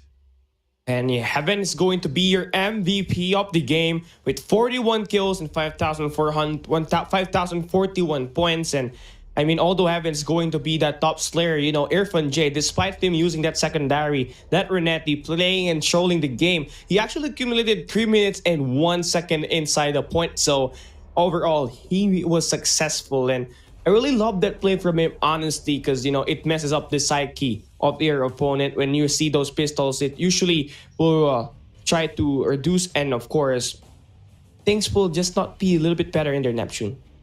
Yeah, I mean, you'll start to be tilted if you see you being hit by a pistol. So, I mean, I guess that's one thing that happened in there on this match. But so far, 250 to 192 on the scores right now. The first map that we have of this Battle of Almighty against Changeworld. Changeworld has a greater chance in here for Search and Destroy, one of the best modes that the team has in this game. And we'll have to find out if the Clutch King as well as the Slayer M4 can put it off against another Clutch King in there, who is Irfan J, and as well as the rest of the teams, Heaven especially on the snipe. So it is a Tough battle for Changeworld at this point. They need to get better angles compared to what we're seeing from ALMGHTY. But overall, we are expecting a great fight between these two teams. Well, if not, then well, we'll have to accept it. It is a change world right now on the deeps, but they have nothing to lose and nothing to win at this point, so they can put on all the pressure against ALMGHTY from this game. And as we started off, good rotations right now coming from ALMGHTY as they try to go in for Alpha. Two members of this Change World team already waiting, and there goes one takedown. I'll have to find out if it will continue on. It is Heaven who will be rotating at this point. Arthur just waiting for the opportunity as well, and Shut Up takes down Arthur, but Fu takes down Incendio in the process. It is now a 2v2 situation. Emo and Fu. Emo takes down Shut Up, and Emo will be taken down by Heaven from this fight. The plant is done by Jeff Pro. Fu as a sniper left solo once again, but this time not so much of angles can be held compared to firing range, because standoff, there's a lot of covers can be taken. A lot of variety of guns here for AMT. Fu, I don't think that's supposed to be a hit mark right through the heady. But then again, still needs to find a way to make it through inside. 22 seconds left here. Arctic 50 good in that long range, but against Heaven at a close range, it's going to be a handicap there. Heaven with that core dive. Probably the final player. ALMGHTY will be taking that first round. And I mean, taking a look at the gun composition right now for AMT, there's a lot of varied things in here. Heaven with that core dive, Jeffro with that Type 25, Irfan J with that pistol. And, well, now utilities are going to get in here. So let's see who's going to connect all them nades, but not really going to find any of value of that. But still, you see the push made by AMT right through that A-bomb site. Yes, 8 bomb site right now as one will be taken down in there. It is Jeff Pro. Now it's left to Irfan J to get that bomb and get it planted, because no one will be waiting as they have the advantage in terms of manpower. Incendio takes down Fu with that sniper, and Arthur will just be waiting. We'll try for a few of those wall bangs, but it will not connect. And the bomb is ticking right now. Backstab. Oh, no, that was a teammate, but a backstab opportunity right now from Arthur. We lost it a little bit. That gameplay from Arthur is a little bit too intense for the stream right now. Thus, the battle will be pausing and lagging a little bit, but it continues on through this game. Arthur is so good at slowing down time there, you know. The next thing you know, he jumped down one of the players and changed world, winning all of their gunfights. We did see that earlier, that P4 rotation at Hardpoint Summit. Well, they're doing it at the same time in here. They're converting when things slow down. And I guess that's one way you put it here at this matchup. Now they are finally up. Well, honestly, it was all because of the snipers in here. Arthur, very great shots around the deli. That control at the back alley was just enough for AMT to shiver and of course lose that round. But still, we're gonna push through in. AMT now attacking aggressively at this A side, and wow, first 2 kills in just the first 15 seconds. Now they are creating that opening. They could just as well plant this bomb in here. Yeah, good rush right now as a takedown by Jeff Pro. Overextending from the other side, and the house will be taken as well as Jeff Pro just goes and chase, and no one is letting go. Another hit, the final hit. Jeff Pro takes down Emo. And from this match, 6 kills already from Jeff Pro, just as he rushes in there out of nowhere. Well, that's something that, you know, Changeworld really had a lot of trouble from ever since they have started to play in this Garena Regional Qualifier. Once an enemy team actually decide to push and play up the pace, that's where they obviously can anticipate and, of course, get the kills. So that's where they really need to refine and touch up on right now. So we move into this round number 5. For now, Irfan J way behind enemy lines. The MSMC, the Season 1 meta ever since the Call of Duty Mobile. We barely saw it, but now, see, he's going to push out one more time. I don't think he's possible there, but there it goes. It connects. And even with the non-meta guns, it's still AMT raining down upon Changeworld. Well, I guess we are getting, or we need to think of a better title for Jay right now. He's pulling out a lot of non-meta guns in here on this group stages, but like they're choosing the teams that they pull it from. So we'll have to find out. Let me think later on for a good nickname for him. But so far, the Clutch King will be a better nickname for him right now. He won't be losing that for now, but Arthur was able to take down Incendio, losing one of their teammates. Irfan J right now being or not being hit by Wallbang, even if the footsteps being heard, and they are just back-to-back against this team of Changeworld. And this puts in the pressure from Changeworld because they cannot move forward knowing that they will be one waiting on the other side. Even if the bomb is planted, they cannot get that much of information. Oh, now it's a 4v4 here. Shut up creating the play with that Fennec around the mid-map. Things are hard for the boys of Changeworld as Jeffro gets one with that kilo bolt. Heaven with that Cordite. Shut up with that Fennec. Double kill for Heaven to end the round. Wow. Take a look at how fast Almighty takes this once they get the opener. That first blood was more than enough for them to make the push way behind enemy lines. And once again, the case still stands for Changeworld. Once the push kicks in, they can't seem to anticipate and get their acts together. Now, AMT changed the side. They are on the offensive side this time. Irfan J is going to push out around the L wall. Gets the first blood once again. That MSMC being very deadly right now. It's hard to make it look easy, but it's hard to make it look easy, you know. Irfan J, he is the Clutch King after all. Yeah, like Irfan J is just a different kind of a guy right now, especially with what's happening at these games. He have been pulling out off-meta guns and making it work to their favor. So we'll have to see what else he can pull off from this match. Now, everything has been put in the standstill earlier on. Irfan J moving up on the second floor. But the frag right now, who will it hit? It will hit that truck, but Kai takes down Jeffro onto the other side. Van, on the other hand, it hit that van on the other hand. It is now a 4v3 situation, still favoring Changeworld in this instance. Irfan J is just waiting for any unsuspected member moving out of that window, but Heaven is on the prowl and on a chase. Yeah, looking at the game so far, you know, for Changeworld, they got 3 players with that sniper. In Heaven, now using that DLQ-33, that pace booster, gonna be looking slick. Irfan J drops a huge one there against Emo. Now he wins 2 with that MSMC. Now the game and the numbers are tied. Heaven will get shot down by Arthur though, but Clutch King Irfan J, if he gets this MSMC kills, I'm gonna lose my mind. The bomb drop at the A-bomb site. AMT could still settle that plant, but you know, Irfan J, he loves to play it messy. He spots the first player on the tanks, wins one. One more player in the mid-map. He wins And the Clutch King. Irfan J, MSMC King. No question. No questions in there. I mean, the Clutch King with MSMC off meta gun. I mean, I know there's a lot of questions already in there on the comment section, but this is Irfan J. We've seen this, we've mentioned this already, and they are making it work. 5-2 on the scores right now. Rotations still prime. Stand still once again from Irfan J, just listening for those footsteps and waiting for a chance for that frag. But Irfan J already with 8 might have an opportunity later on as some of the members of CW will be moving towards mid-square, but they will be waiting. Hotel, on the other hand, has 1 guy in there, will be taken down by Incendio, but Fu responds against Shadow.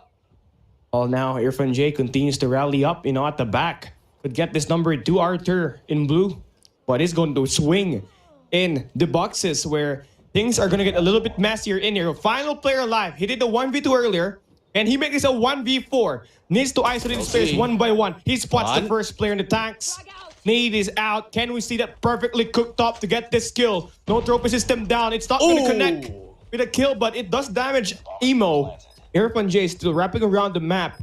If he gets this, could be the best highlight in this match itself. 38 seconds is left. Now, 1 player close to proximity, and this angle is going to be Arthur with that sniper. So good to go here. If he can push up and get the timing perfectly, Irfan J slowing it down. He spots the barrel there. He checks in the left corner. He gets 1 against Arthur. 2 more players to worry about. The push needs to be true here.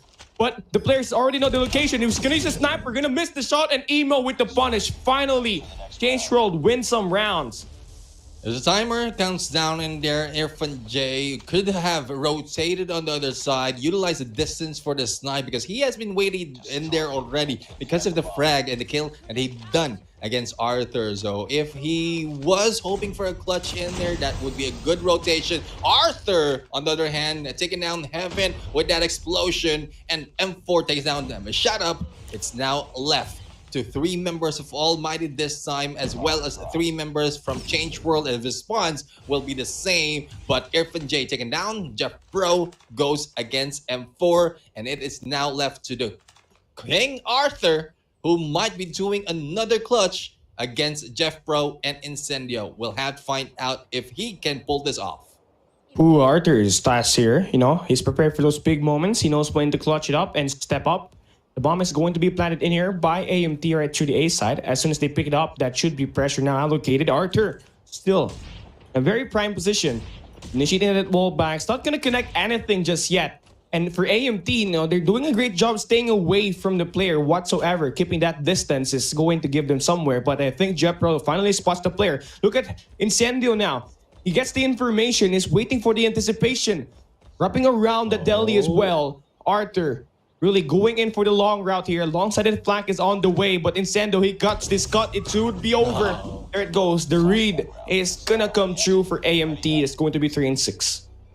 Yeah, like once you have that information, it's easy for you to trace where he will be coming, especially if they are targeting that alpha bomb site with a bomb already on the ground. Now, that is like a little bit of basic gameplay coming from Almighty, but something that was not anticipated by Arthur, because we know Arthur to be a little bit too sneaky in terms of rotation, but he didn't expect that he was sighted already. Thus, he thought he might have pulled that off. So we'll have to see how well can they make this do on this round number 10. Everything's a standstill once again. No one is moving and no one is budging an inch. A chance for AMT to win this match and get that 2-0, claim the series, but still having to play that control later on in Slums. Well, for Changeworld, they are slowing it down. This is going to be great, but AMT is just hiding in that cubby. They have their boxing gloves ready to exchange hands in here. Shut Up will be the one holding that machete. And if you're Changeworld, you don't want to enter that cubby because you're going to get sliced and you're going to get diced like a salami. Well, I wonder who's going to be the first player in there. It could be Kai, but it could be Emo as well. The point man surely is going to get lacerated or going to get a black guy in here. And now, Changeworld slowly pushing. He spots the first player there, and now about to exchange hands. Jumbo gets the punching club attack, but Changeworld wins the round. I mean, if you're AMT, you got those fists. I mean, you have to get a better angle there, Neptune. Well, they have the match point already. They can make do with a few points being given out.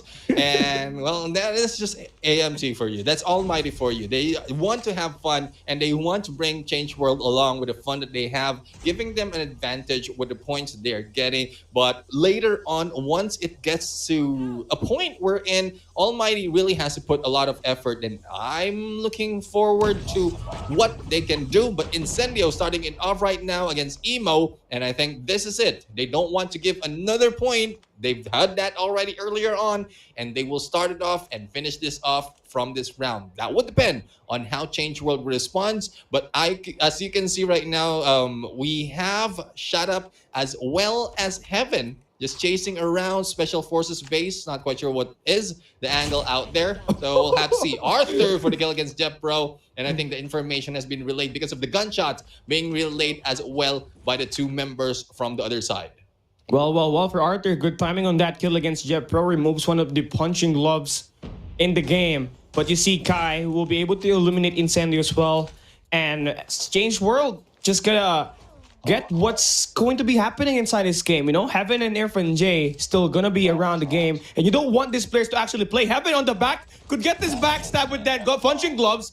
I mean, Heaven, someone switched to Heaven right now. Nobody sees him. Irfan J gets shot down and Heaven still around the back. He gets Heaven with the punch. And it all ends. AMT. Oh my God, the clutch. Well, there you have it. That still works. Heaven in there. We'll be laughing. The guy that is so comfy on his bed right now. We'll be laughing it off with that punching gloves. But good effort. Valiant effort for Changeworld. They put up a great fight in there. But we all know once ALMGHTY started off with those cheeky gameplays, they understand the situation and they can pull this off from this point. It is, I would say, something that we sort of expected, especially from Irfan J. But once they felt that they can manage with the frags as well as the rotation they have, then all they can do is have fun. And that's one of the important thing that you have when you're playing a game, is to have fun. Winning will be the other. That will be the result of having fun as well as having the tactics as well. But Changeworld, hopefully they had fun in these games and stepping in to stage 4. Now they have opportunities moving forward this side. They will not have that much control. Will be another story. But with what we've seen, I think that will be detrimental for Changeworld. I mean, having with that gaming bed though, well, first and foremost, he's got that punching glove at the last round. And I mean, the guy is so smart, you know. The bomb was getting planted, so he did worry about the player guarding the perimeter first. He punched that guy, and the next thing you know, as soon as the bomb is planted, the guy went up on his POV, and the next thing he knows, he saw Heaven's glove punching him, and that was just like the round in there. And you do see that round number 10 here, where AMT is actually using their gloves, wherein it failed. But at the last point in time, this was the play I was talking about, Heaven with that huge clutch. But, you know, speaking of clutch, the clutch king is going to be MVP here. Irfan J, 12 kills. And the clutch with that MSMC, which is truly the highlight for this guy. No matter what weapon you have, once you have Irfan J in there pulling it off, then he will be an MVP. MVP in our hearts, MVP in the game, because of how fun he can make this match. But as we see 2 points being gathered by ALMGHTY right now, they will be stepping in to control Slums. And we already mentioned a few points in here wherein ALMGHTY understands well how Slums work, especially with the rotation and the spawns. It's up to Changeworld right now to show up and show what they have right here, despite of how they were taken down twice into the previous on the previous matches of the series. Slums actually not really one of the, but this is the best map that Blacklist had the best Blacklist had to offer against AMT. And guess what? AMT destroyed them in this map, in the same game mode as well. And it comes to the conclusion that Slums control and any game mode, any game map that includes control. Oh my god, I'm losing my words. I still can't believe how Heaven punched that guy at the last round. I mean, well, back to what I was saying, you know, AMT, their best game mode is control. Slums is their baby, and let's see how are they gonna use this map to their advantage. And now here we go. We start things off with Heaven with that right tech. Yeah, Heaven with right tech and takedown as well, coming from Shut Up. Fu was able to trade that off, and it is now dying down one at a time though in terms of the kill. But CW will not be backing off from that. Would be 3 on a deficit in terms of the kills and as well as the lives, but it continues on. Rotations right now coming from CW, a little bit head on right here as Arthur goes for the RPD and goes for the wall bank as well, trying to go and take those kills within this capture point. Good point indeed for Arthur to take, but no information, no visibility just yet. And how much can he offer in this fight, because CW has more onto the lives. Oh, well, look at this, you know, look at still the gun composition in there for AMT. They are using 2 snipers in here, Irfan J and Shut Up, now using this space to actually create the place, but it's not clearly being differentiated in here. Changeworld keeps winning all of the gunfights. 25 seconds left for AMT to make a move, and Jeff Pro is the only player actually using that KSP, but now starting to Wake up, AMT now finally using their main guns in here, the meta guns, which is mainly the KSP-45 in this current season meta, is now currently being brought in by AMT. But let's see though, how are they going to come back? Because this is a 17-9 life count disadvantage for them, and it's going to be a very tough challenge for them to actually execute with this type of situation they are in. But you obviously know this is the LYNXTH represent, and they know how to kick it. But M4 shuts 2 players down, and well, the objective is lost. 1 minute and 19 seconds will be added to the clock for AMT, and they have the chance to come back. But let's see though if they're going to be successful. All Changeworld needs to be successful at this point is to get those slays, and slaying they are doing. 5 left for Almighty. J going in for Kai, and Emo right now will just be waiting, getting information, a hit from the side, and the trade will be happening. And we are seeing 4 left, but they are inching on towards this point, and they will be going for this capture. Slowly, they are stopping the time right now, and with 2 left, Heaven will be able to take that kill, and there goes a win. Changeworld right now takes 1 point. Now we'll have to see if Almighty will be pulling up those off meta or different meta guns, because this time it is game on for this team. 1 point loss against them, and they need to get more in order for them to win. But so much, it is already game 4 here because of the 2-0 that they have already. Well, for AMT, they're starting to play it real here. Taking a look at the gun composition, they now have finally three KSPs, 1 with that Peacekeeper and 1 with that Sniper to play that range. And now, they are slowly converting their shots inside the game, but you see M4 being that devastator. Or it's gonna got this 14th kill here. That's a good double for them to open up the bricks. And a good control right now for this team. But the life count continues to be in favor for AMT. AMT right now going in for those slays. 4 life advantage, and 4 still alive despite of how many challenges he has. But finally J gets him, and he will be out. M4 on the other hand will be coming back from the spawns. J takes down Kai on the other side, and here comes M4 once again going in for the pre-fire, but no one will be hit. It is one who is in front of them who will be taken down, but Fu also being traded in there with the Pretty. It is 20-13. Almighty showing up despite of how they did it on the first round. They are getting back into play with the slays. 13 seconds is left here. Changeworld, they need to find a way to get inside this one of control points, and Jeffro will be able to stop them now. The hunt is on. He gets that kill against Fu. Holding off the spawn, cutting the cross. He's going to spot one more player around the stars. 9-14 live count. 5 seconds is left. Changeworld down here, trying to play with their life, but Jeffro gets that kill, going in for that pinch. This could be the play here for this team as they wind down the clock. It's going to be a win through the time expiring, with Shut Up now getting 1. Getting the second right through the window could be a possibility, but Changeworld trying to make it very, very close here. M4 huge win in that gunfight, but 3 lives are left, and AMT will be dwindling down the clock, and it's going to be them taking round number 2. All right, looking forward to how Almighty will be playing this time on attack. We are expecting a double capture, but that would depend on how well CW will be able to take its hold of those points. And we know already how M4 as well as Arthur and even Kai is popping off in this game, but we'll have to see Emo also on there with a lot of frags earlier, so we'll have to see on how they can respond. Kai, M4, and Emo has been taken down. I guess I don't need to mention the names early into the fight because I think it's a curse and they are the first people to be taken out. Ooh, Evan pushing up very well with an annihilator. I mean, you know, AMT after trolling in that first round, they are just using their boxing gloves in here once again. Well, that's going to be Heaven now, pushing really greatly.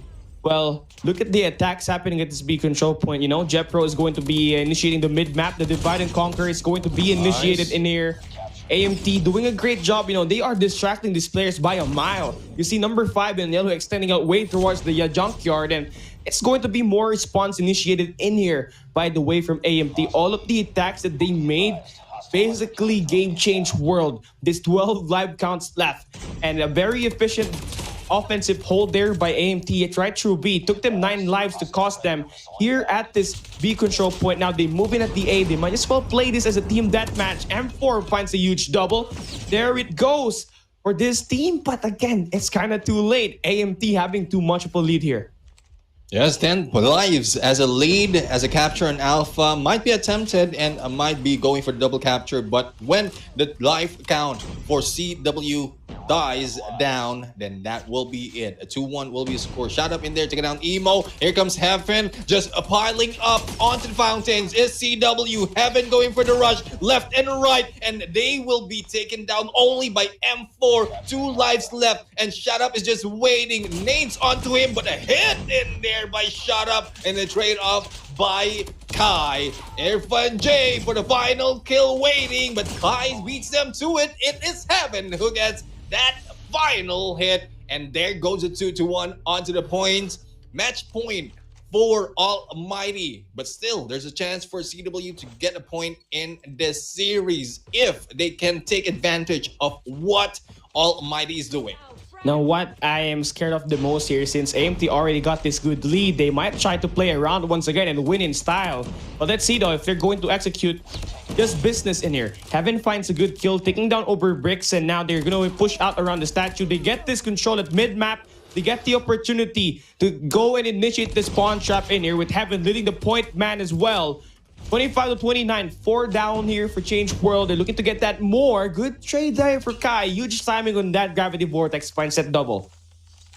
Yeah, the double will be found and will be seen. Irfan J trying to look for a kill on his own and goes in against M4. Irfan J still on the hunt. Sniper in hand. Switching over to LYNXTH will be taken down. Jeff Pro on the other hand. KRM also rushed by Emo. And the points will still be dwindling down against CW. Changeworld right now still in an approach, but Shut Up will be cutting them with a heady, and that slide taking him down. Emo has prepared for that battle. It is Arthur who will be going in against Jeff Pro this time, and Arthur still turning his back onto the other side. The rest of the team's a little bit too late for the backup.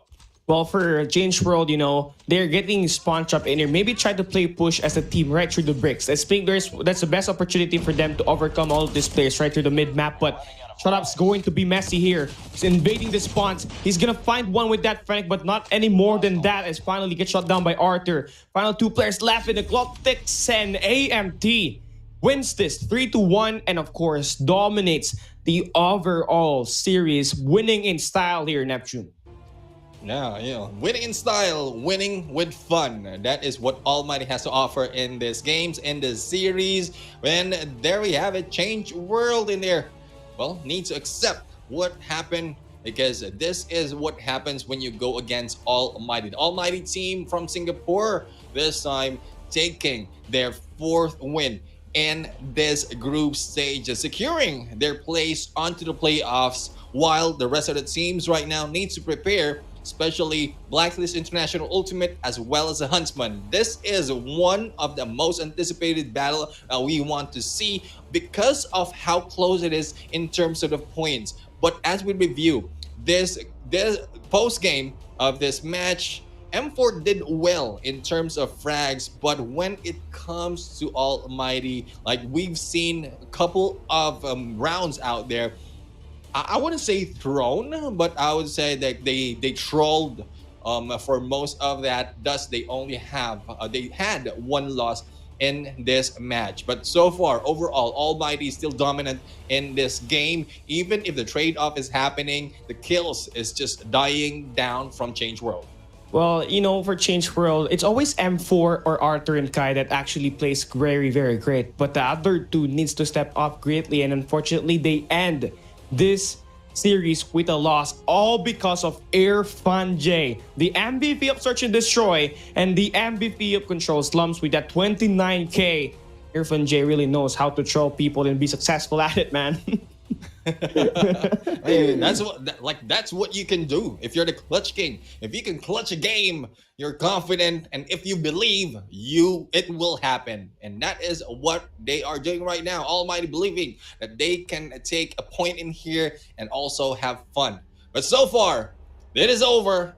for this match of Almighty and Changeworld 3-0, a donut has been served, and the world, well, it might change later on, but not for the case of Changeworld. Well, for Changeworld, they had a nice try after winning against LYNXTH at that first day of their matchup.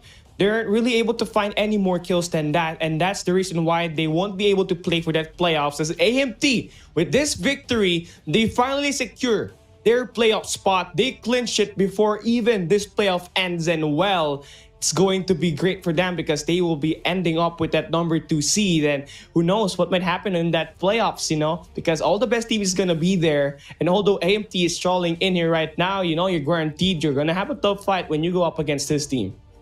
Yeah, one thing that we can guarantee for you guys, especially for those watching, liking, and sharing the stream, is a code, and you have a sticker. Many masters out here, but as you can see, the codes right now, this will be unlimited until the live is available. So make sure that you redeem that and share the right code to your friends, to your family, and to your teammates to get this sticker. And there you have it. That series, like, no matter how odd it is, how one-sided it is, Almighty still managed, made it fun. Changeworld on ahead. Hopefully they don't take that a little bit too hard. It's a chance for them to really move up, because the same thing happened earlier against the Huntsmen. And what is the response of the Huntsmen when they were trolled by Almighty?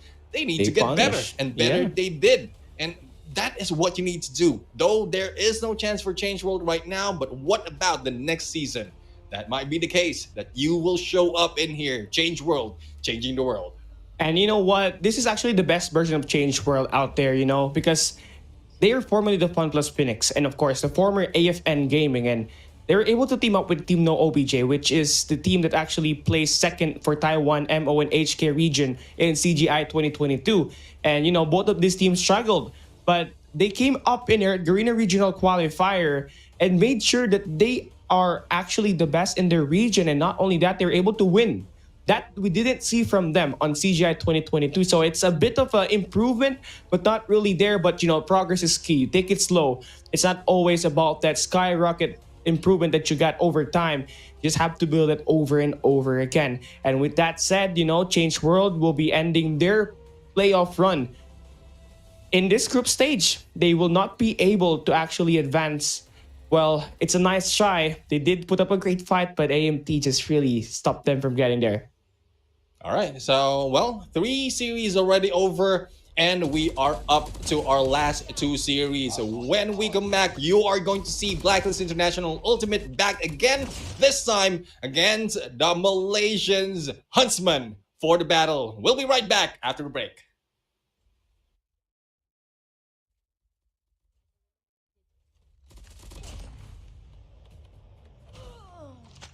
Lost the bomb.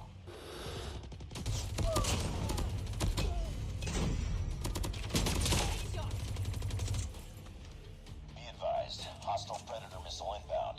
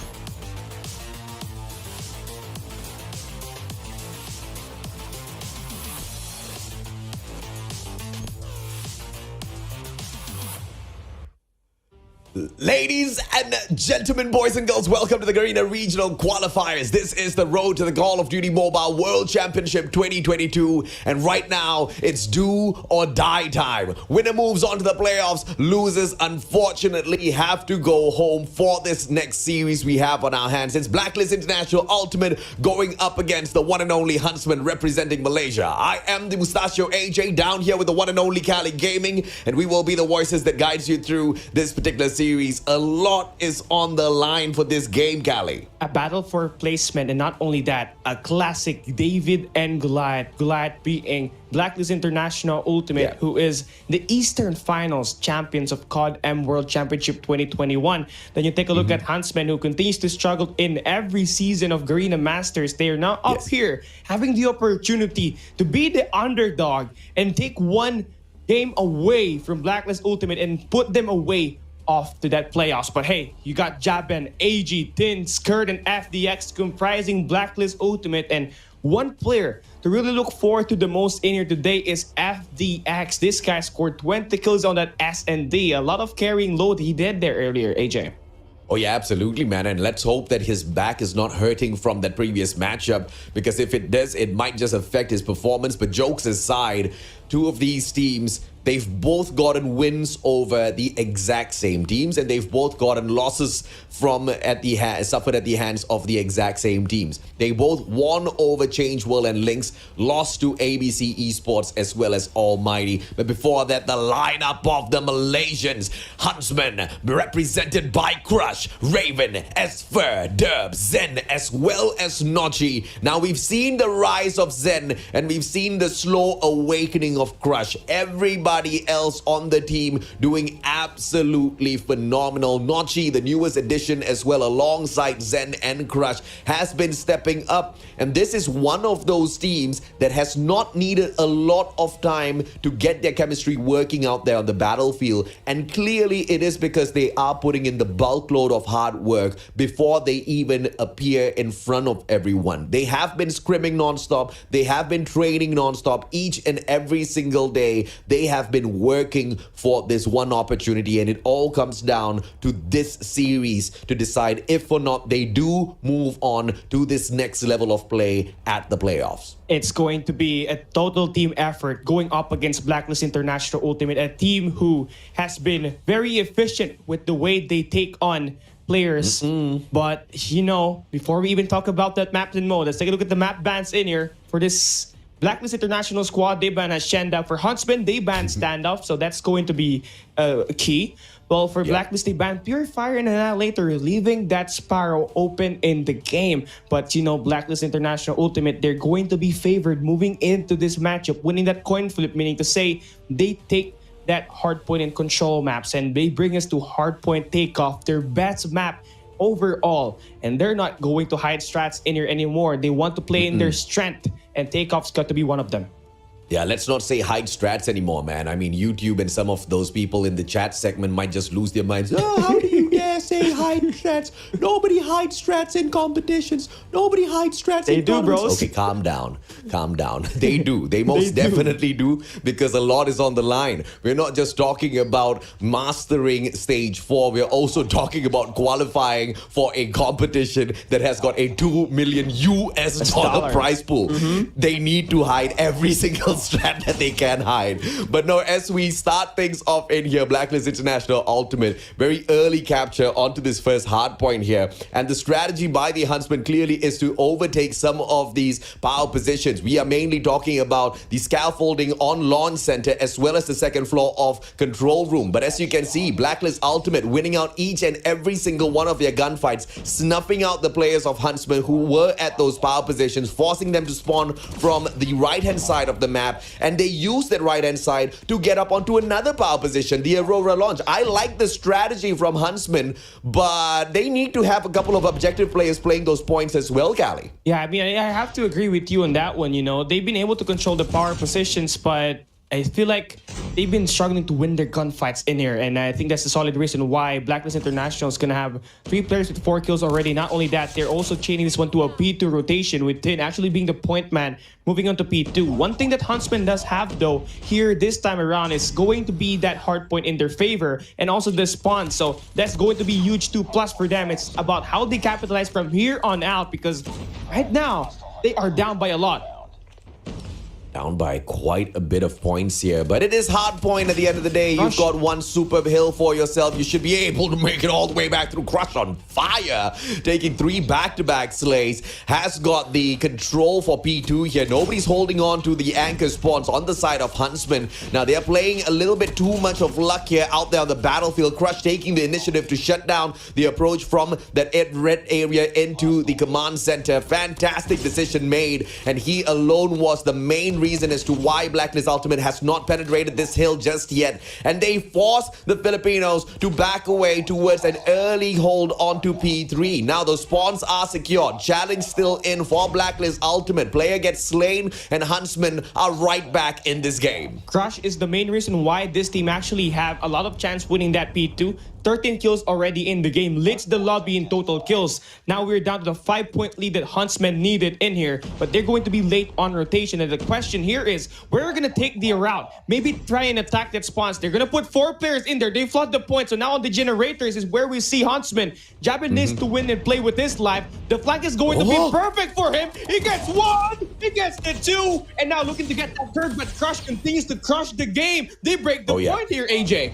And my boy Crush is right back in the competition in terms of being that one fire that ignites all of the other hearts on his squad. Crush, 19 slays out there, crushing his opponents, but he needs a little bit more of firepower, a little bit more backup from the other crew members of the Huntsmen. Now they take over this hardpoint once again. I love how Huntsmen is playing the map, whereas Blacklist International Ultimate is just purely playing for points. Huntsmen, as long as they keep this up, there is a solid chance of them managing to squeeze their way back in here. Crush manages to go in there to have that one final challenge for scrap points, is horribly denied by Blacklist Ultimate, and Blacklist Ultimate strings on all of those kills to take over the spawns from generators and hop on into P4 before it even unlocks. Blacklist Ultimate mechanical skills on fire. Not only that, you know, it's going to be them actually having the spawn point in here, but you know, Blacklist Jabin is going to stop this Huntsman squad to actually fight their way inside the hill for the meantime. Great operator usage in there. Sparrow able to buy some time to reinforce his teammate inside the hill.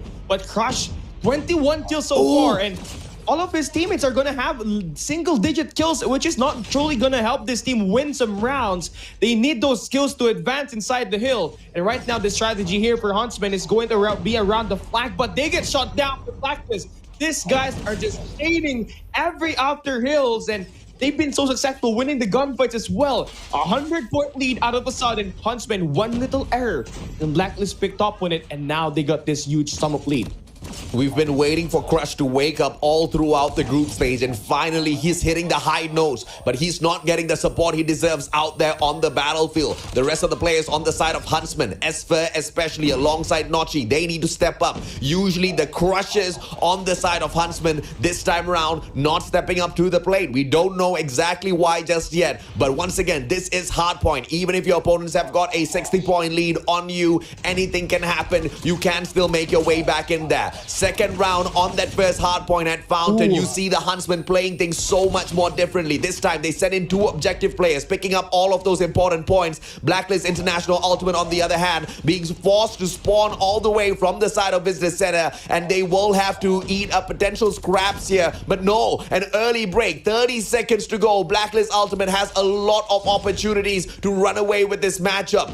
The players of Huntsmen, they cannot ease their foot off the gas pedal just yet here, Callie. Yeah, the best way for Huntsmen to actually do this, since it's going to be the scrap points, they have to move into the next hill already. Maybe use Derb's X's1 Goliath in favor in this team right now, but for now, he's going to control the power position, and he's going to have 10 in a row already. This guy is tricking. Now finally Crush is getting some help. but we need to see more. It's not all about the two players in here getting those 20 plus kills, Yeah. but you need to see everyone involved. And right now, Zen needs to step up in this matchup. 133 to 83 as we move into this P2. And finally, you are seeing Zen get involved as well. 12 kills already inside this game, and a big kill from Spur to break that hill. And right now, Blacklist spawning deep, spawning away, and that should buy some time for Huntsmen to regroup and get themselves back together.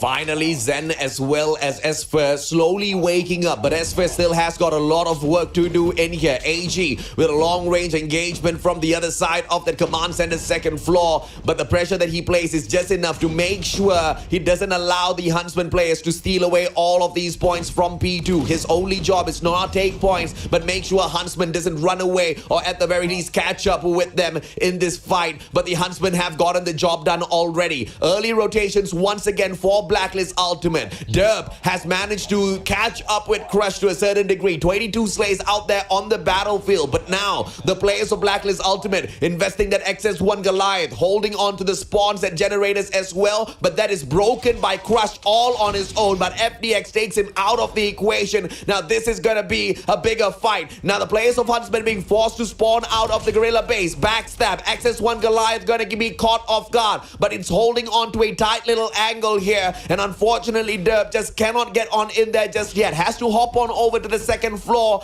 at that P3 and get the job done. We still have got our eyes outside of the hardpoint. Not so sure why, but finally we hop back in there. And Scared, all alone, holds on to make sure he gets every single point from this hill. Alongside it flanking here by Huntsman, not entirely sure why they're still not inside the hill just yet. They are respecting this XS1 Goliath so much, and right now there's no push being made in here. Number one drops in the XS1 Goliath. There we go. Another Goliath gonna be invested inside this match, but it gets taken away that easily. Great job by Blacklist neutralizing, and they are chaining this P3 to P4. Number 3, that's going to be jabbing already in the next hill, and Huntsman kind of a step too late. They are on the back foot. They need to get in front of it one more time. 5 seconds before we move into new, and this XS1 finally gets shot down by Crush. But we need to see more from Huntsman here. They gotta get in. They gotta get in fast. Blacklist is picking up momentum by a lot. Yeah, early rotation in by Huntsman. XS1 Goliath investment absolutely annihilated, and Blacklist Ultimate crushes their hope in this matchup. And now less than 50 points away to closing this game. Huntsman finally breaks that hill, but too many of the players of Blacklist Ultimate will be able to pressure them from the back. You do have one very annoying Jabin who is on fire. Once again, that XS1 Goliath can be brought in by Blacklist Ultimate. This time it will be Jabin for the strike. All alone, he breaks that hill. He annihilates the players after holding on to that acute angle for such a long time. Huntsman didn't see him coming, and Jabin, 12 kills. He had 12 kills before he got taken down. Jabin is on fire. Jabot, sorry, what did I hear, chat? Hell no. We told you this boy was sleeping. We told you they were trying to hide their strats. This is Blacklist International Ultimate, but I still know that there's a little bit of fire left in the Huntsman here, Kali. They might just be able to fight their way back. And P1 is going to be a very important hill from them. They stop this push from Blacklist, they will be able to accumulate some time and, of course, give this team a little bit more pressure. And as we see it right now, you know, FDX is going to get the top for control, and FDX gets that first kill. Swings out on the right corner. This could be more elimination, but a great job from Huntsman to neutralize the situation. But they got to take over that second floor. And right now, it's going to be Blacklist ripping all the time inside the hill. And Sperm needs to stop them from that, but they won't be able to do so. And Blacklist continues to fade on those mistakes, and Huntsman needs to find a way to create the break. Maybe a push right through the launch center already. Final 20 seconds left here. They need to contest both of that hard point and, of course, that spawn moving to P2. Yeah, fantastic play by the Huntsmen just to keep themselves alive. But Blacklist Ultimate, the damage has already been done. And the damage started off when we first started the game. And Huntsmen were playing all of those power positions without a single objective player to pick up those points. XS1 Goliath going to be brought in. But the player on the Sparrow just getting a little bit too excited, trying to take it out of the equation. And Derp manages to get exactly that done. His Sparrow investment does do a lot of damage onto that XS1 one Goliath, and Huntsmen get to hold on to this hard point a little bit longer. FDX fails as Zen sucks him up with that gravity vortex gun. Fantastic play by the Huntsmen. Game of survival being played here, but Blacklist Ultimate refuse to let go of their control on this B2. 231. Huntsmen don't want to let go as well. Both of them bashing their heads in, but the Huntsmen keep losing out a majority of their gunfights here, Kali. Things are dire. Blacklist International Ultimate should have this in the bag already. Yeah, 5 more points for the win, and the score keeps growing. No one for the contest, and there we go. Blacklist team takes Zen down, and that should be the play. AG swings one more time, and there is still fight left for Huntsmen, but they gotta get in fast in there. No one able to supply some support from Nachi as he gets in with 1 kill in there. No pinch play made, but he's going to play it with his life. 24 kills made inside the match already, and he's still fighting. The hardpoint is contested. The game is not yet over. Huntsman, early rotation, but the gods of RNG favors Blacklist on his next spawns. Crush this, but this one player down, and there it goes. They're able to convert. One last stand for Huntsman. One final break is all Blacklist International Ultimate needs, but you see the fire in the hearts of the Huntsmen. They refuse to let this go, but the game of numbers gonna catch up with them eventually. They need to win out every single gunfight. Gravity Vortex brought out by 10. Derp loses his life, but Esper is still there for the defense. The players of Huntsmen in the fight of their lives, and they are giving it their all. Nade will not be able to shut down Jabin, but the Holger 26 in the hands of Spur wins that gunfight. Zen loses his life, and finally Blacklist International Ultimate finish things off, but Huntsman, valiant effort. Wow, what great efforts made there by the team, and you know, the awakening of Crush really was in perfect time. But then again, the teammates wasn't really able to pick up and use the momentum that Crush was able to put inside that game, and Blacklist International Ultimate playing more as a team and getting those chains at P3, at P4, mainly is the reason why this team actually win that game. That X1 Goliath that wasn't really able to get neutralized at P3 was the key reason why Blacklist International Ultimate came up with this huge sum of lead. But although Crush got that 47 bomb, Zen with that negative KD, Spur with 24 and 36, Nachi with 26 and 43, not a great sight. I mean, these players kept dropping around the map, and that led to Blacklist International Ultimate getting not 1, but 2 X1 Goliaths in here, AJ. Yeah, a couple of mistakes made initially by the Huntsman crew, and not picking up those points very clearly punished them towards the very end. I understand the ideation, though. They didn't want to allow Blacklist Ultimate to streak up very early in the game, but that is quite inevitable. You just have to manage to win out your gunfights and streak yourselves up and play your counter the best way possible. You cannot avoid engagements, especially if you're the objective player. And when you don't have the objective players, but purely hold on to power positions, what are you going to get? Even if you win out those gunfights, you're still not going to get any points in that matchup. And that happened one too many times. But you saw the instant improvement coming through from the Huntsman players. But before we get there, Jabin secures 42 slays out there on the battlefield. Everybody thought that, you know, this guy was just done and dusted. He's not going to be able to step up his gameplay anymore. But, you know, we kept calling it out, Cali. We said that he was asleep, but he was asleep for a good reason. He just didn't want to annihilate all of the other teams prior to this. They want to step into the playoffs as the underdogs, and being the team, one of the best out there within Group A, but has the one of the least number of wins, makes them that underdog. But they cannot afford to lose against the Huntsmen. And, you know, this is going to be a very important map in here for both ends, Huntsman and Blacklist International Ultimate. This map right here could just settle the series and the placement at Group A. If Blacklist wins this map, they will be able to secure that top 3 spot and, of course, hide away a lot of those strats to bring to that playoffs. But if we do see Huntsman take this map number 2, they still have a chance, and, of course, play that map number 3 to win the series. But then again, the team needs to be in a total of 100% to be able to go up against Blacklist International Ultimate. Yeah, and the next time, maybe we can see Jabin on screen instead. He's a little upset. It's like, hey, It's not me. I thought I got the MVP. Why are you not showing my face, bro? It's okay, Jabin. As long as you woke up, that's all good. And it is lucky that Jabin finally decided to wake up in that matchup, because Crush reached his true awakening finally at the playoffs at stage 4. He really popped off in that Hardpoint matchup. But it's not over for the Huntsmen just yet. If they can secure a victory here and a control a little bit later on, they still do make it through to the playoffs, because it's series first, and only then, if needed, they will calculate each and every single match victories. So as long as Huntsmen can just win the series against Blacklist International Ultimate, it's all gonna be Gucci. But the biggest question is, of course, gonna be, can they get that done? Jabin now kickstart the game with that first blood. But Derp on the other end will be able to take down Scared. The bomb is going to be down. A very aggressive take here, but look at Crush once again being the game changer. The flank is on now. Derp on the front, Crush on the back. They are crushing the round number 1. They take this round, well, in a crushing way. No pun intended. Crush, it's okay, Crush. They're all dead, Crush. He's just practicing his scopes, It's like, are the fingers quick enough? Yes, they are. Crush is on fire today. And they start things off hot. Derp with the 3 slays, Crush with the 2.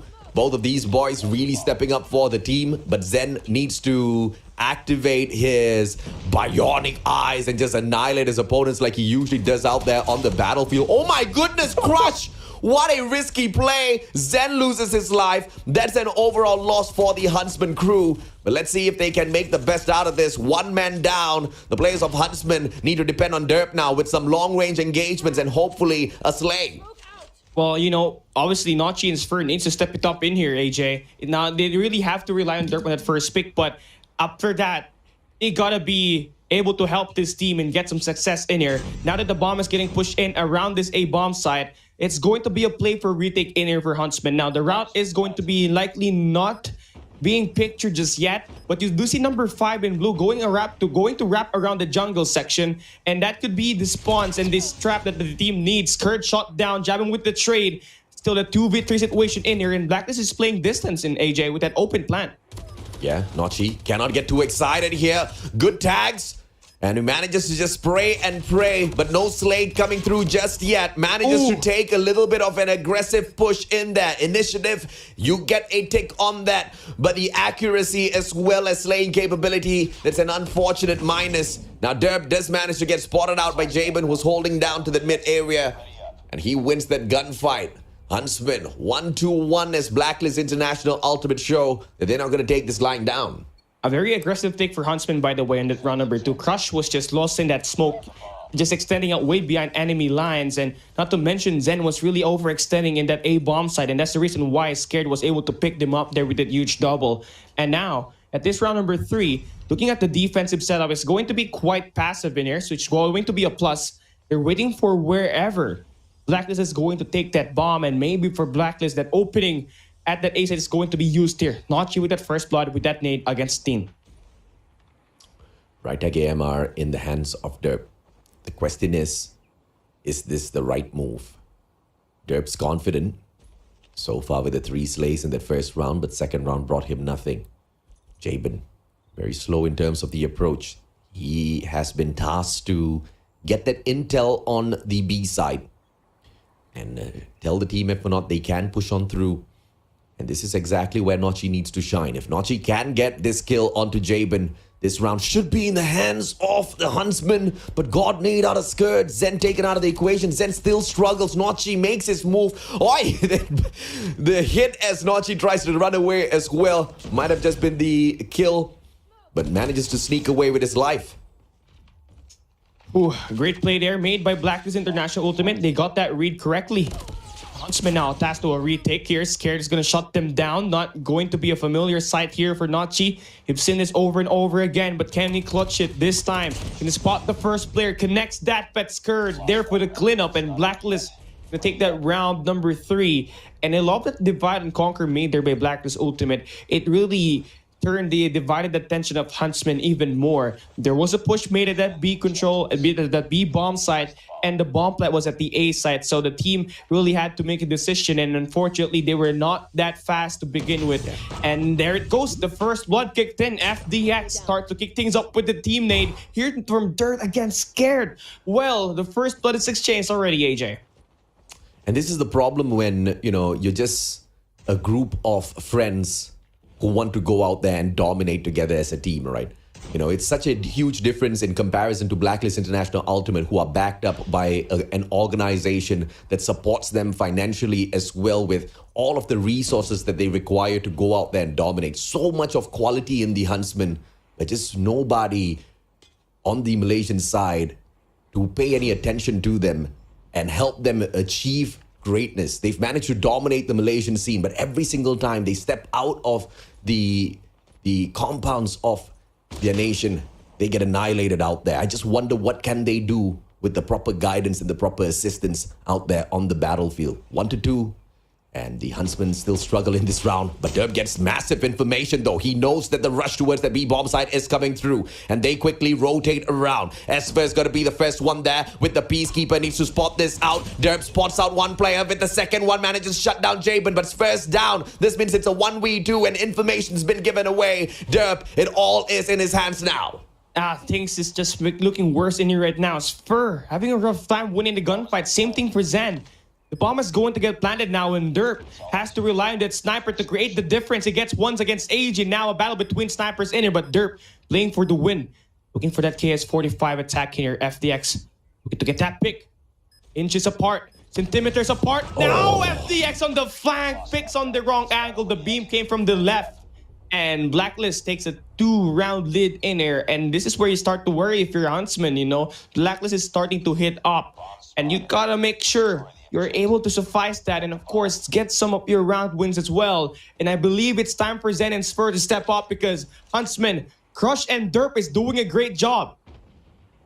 Derp's definitely doing a great job, but I'm just wondering, where did Zen and Esper go? Zen is usually a monster out there on the battlefield, but the team just doesn't seem to be themselves today. FDX, line shots, trying to get lucky out there on the battlefield. Huntsman doesn't give away their positions all that too easy, and they don't hold on to those easy angles for FDX to punish them. Everybody's playing this patiently, but there is a double stack onto that B bomb side, with just Derp holding on to that long angle at A.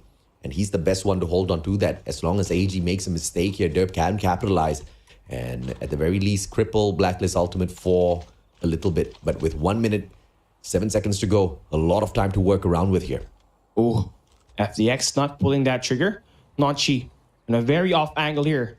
If he pops, if he can remove Jabin in, that could be the play, but he's going to have patience. Drops FDX, spots Jabin as well. Jabin low on HP. That could be a kill for Derp now. Jabin's still very much alive. That guy is trapped, but he's lucky that he gets away here.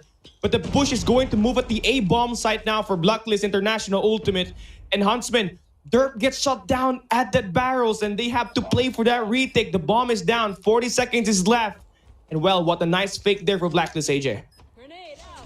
With Derp being the only one holding onto that A site, the moment he lost his life, the team should have made that initiative to start rotating around, but instead, a few precious seconds lost. Hopefully that's not the factor that takes them out of the equation here. Esper drops Jabin, good engagement, Zen. Now this backstab is going to be big for him. Walks his way through, then silence. Looks at the right angle, but he's going to get backstabbed instead by the perfect moves of AG. Tags him up. AG turns around, and he does manage to engage and knock a couple of shots into AG. But overall unlucky. Blacklist Ultimate now slowly running away with his S&D. I mean, Huntsman's just continuously failing to win their gunfights in here. The hold is there, the strategy is there, but the gunfight, when they face the enemy, they just can't seem to anticipate more than enough and get the timing perfectly, and that's the reason why they keep on falling. And every time a player falls, it makes the push, it makes the defense harder in here. But look at this defense made by Huntsman going around the flank. It's going to be Zen and Crush shot down. That's going to make things matter worse. Jabin though will be shot down by Notchi. It's going to be a nice turnaround from Notchi in there. So there's some fight in there left, but Now a 2v3, Derp, huge gunfight there. He wins one, closing down the gap against Skur, but opens up in the middle of the map. That's the most hotspot you don't want to go to. 27 seconds left.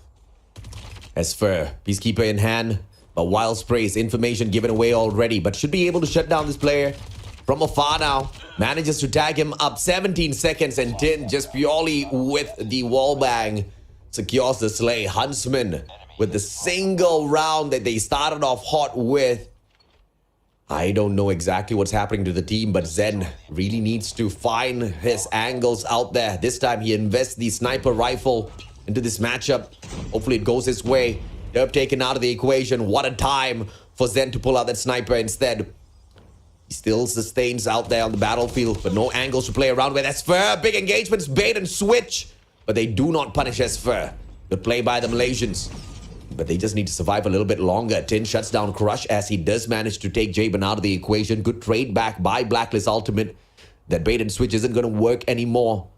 But with the three players and the ability to push into B, the bomb side, it just doesn't seem to be the play that they want to commit onto. And Skirt takes out the bomber. This is a GG. Oh well. Snotchy now trying to play with this life right, shoot at back alley. Spur gets the angle, gets the information. Just needs to convert the shot. Now trailing, almost a kill there. Right now that guy's running for his life. AG able to sustain and live for another day. But Huntsmen are able to create that adjustment. You know, they get that bomb plan and now they're looking to push that bomb at the B side. So that's going to be one take. You know, take things slow, not really go try and overextend. Well, look at it this way, it's going to be a rough journey for them, but they just got to win round by round in here. But one thing that they got to worry about is where they try to plant that bomb. And the B side is going to be the best place, honestly. Removes Blacklist International FDX to create some sort of place right through the open field. Good rotation for the Huntsmen. The bomb side, but not taking advantage of this open site just yet. Playing the game of patience, but FDX already holding on to that angle. Derp, good entrance into that bomb site. And now this plan, right under the nose of FDX. I believe he did spot that player out earlier on, but he just didn't notice it. As he scoped in, the timing was perfect for the Huntsman. And as soon as he plants, the movement's out of Derp. Perfect, but AG punishes Esfer. Derp all alone, surviving this. Can he get that engagement? Spots the wrong player. And AG shuts him down. Notchy, fantastic. Man, at least it's not body shots, brother. he's just shooting the bomb saying that I deserve that defusal. Please get lost. I deserve, I got the final 2 kills, so why are you taking this clutch away from me? And with that said and done, you know, Blacklist International Ultimate, they will be having the match point.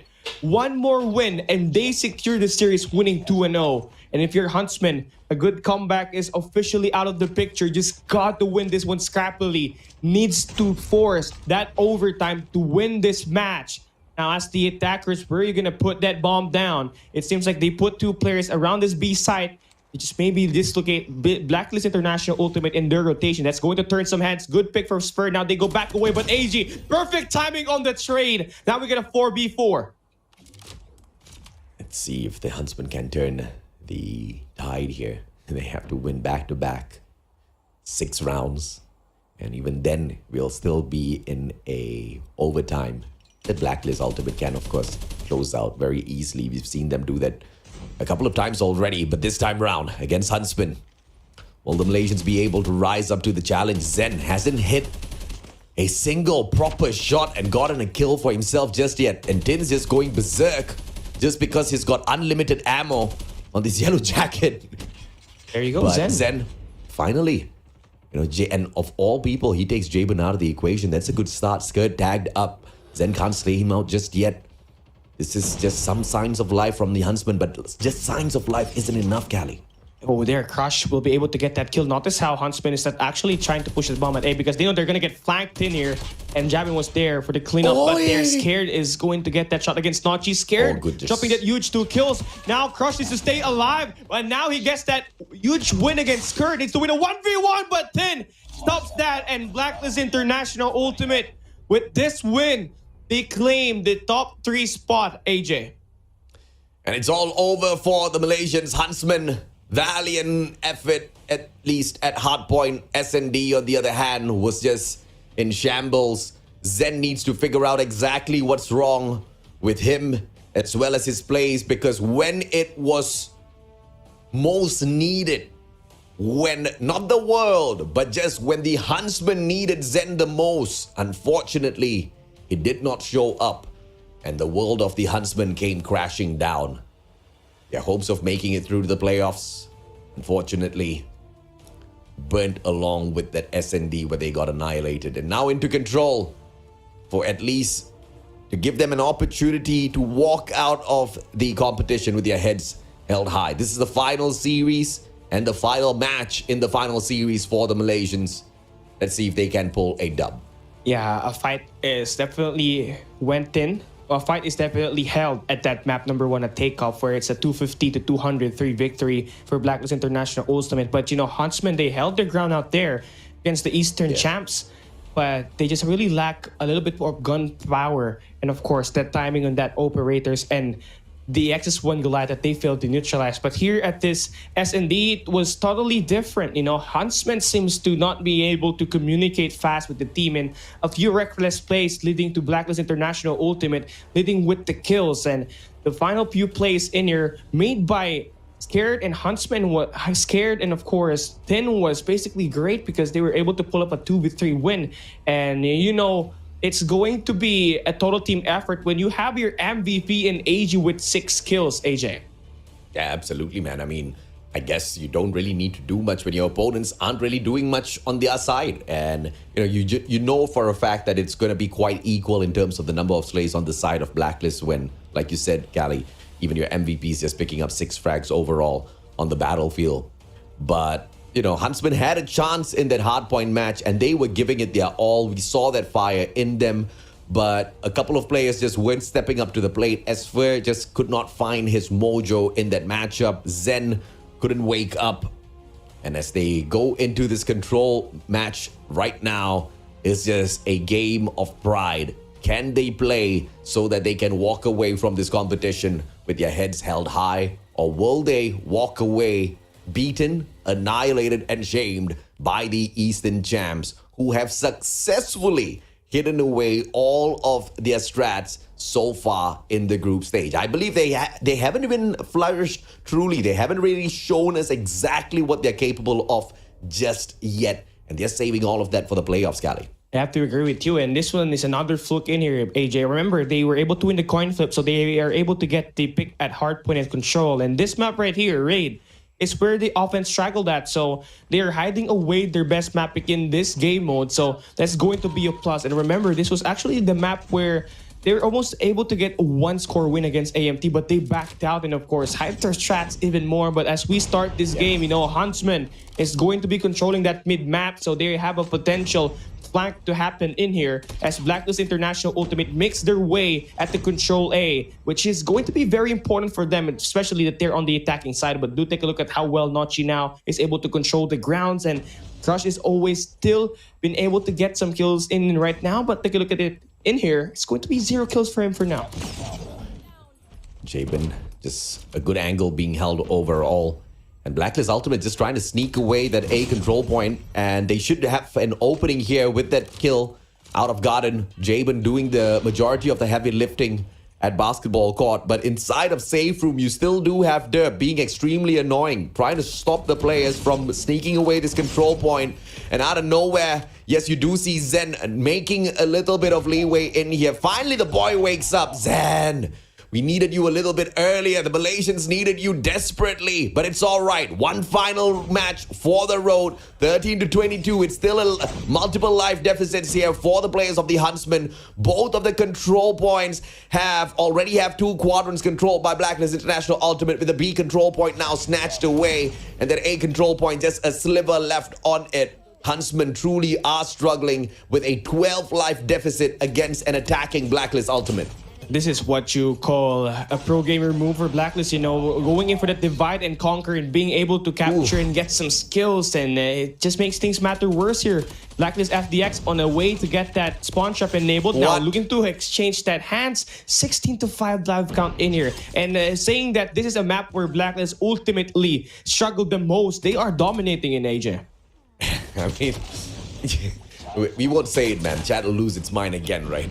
Blacklist Ultimate, you know, they've got a lot of quality. They've got a lot of talent, and they don't even need to play their best game to take that dub and walk away from that match. It was very important for them to drop against ABC Esports as well as ALMGHTY, so that ABC as well as ALMGHTY doesn't have that extra advantage of learning how to defeat Blacklist at their best.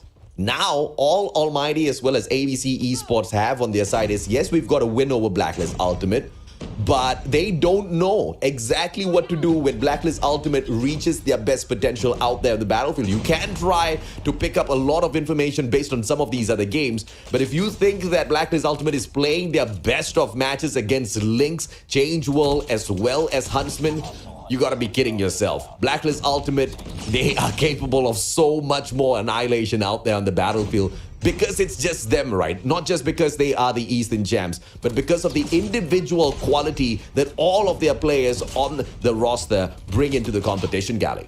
Yeah, obviously, and you know that we did see a few stand-ups in here, a few glimpses of what this team can do. I mean, you have FDX scoring 20 kills on that earlier match against LYNXTH and that S&D, and you got Javin dropping up from 42 out of nowhere after being called a Jabot rest throughout this group stage.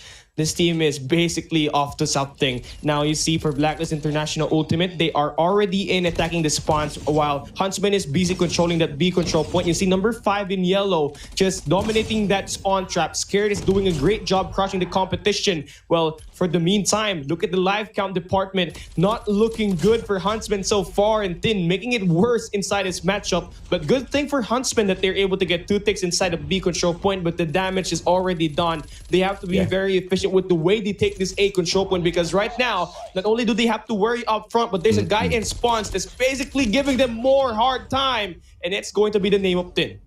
Yeah, no, even though they do have those 2 quadrants controlled over at the B control point, the problem here is they have not sustained their lives as they go in for the attack. Just 2 more lives to deal with. Yes, they add on a lot more time on the timer, but just a single player needs to get annihilated, and it is unfortunately crushed in that round. And Blacklist Ultimate on the verge of crushing the Huntsmen. 1 more win, and that should be it for Blacklist International Ultimate. But you know, for Huntsmen, you have 4 players with that operator skill, so that could be totally to advantage. Not to mention, you got the power position moving into this defensive side as they move in and use the tactical utilities to slow these players down. They bring out 2 Sparrows here. Within Zan's appearance, they were able to make and convert. So that's it. Great defense so far. They have the opportunity to use that Predator missile early, and there we go. They are fighting. This is what we needed from Zen earlier. Look at him, 17 kills right now. I don't know what he did, reset his phone or whatever, but he should have done that way earlier, man. I mean, this is the Zen we know. This is the quality of Zen that could have paid so much of dividends earlier on for the Huntsman team, both at Hardpoint as well as S&D. The guy's woken up. He can walk out of the competition with his head held high that he took the fight up against Blacklist. But, you know, to say I did that in that final round at least, but we still ate an L, is going to be still painful, man. Zen alone rising up to the occasion this time round. Notchi struggling alongside Esfer. Still overall, Huntsmen don't really have a good hold on this matchup. Their best chance was to beat Blacklist International Ultimate. We talked about how this group was pretty much secured already in terms of who's going to be representing it at the playoffs. And the storyline doesn't really change. No surprises in this competition so far. Blacklist International Ultimate still, though, continuously struggling inside this matchup. Well, you already know, Huntsmen, they just need to put up more fights in here and get this axe together.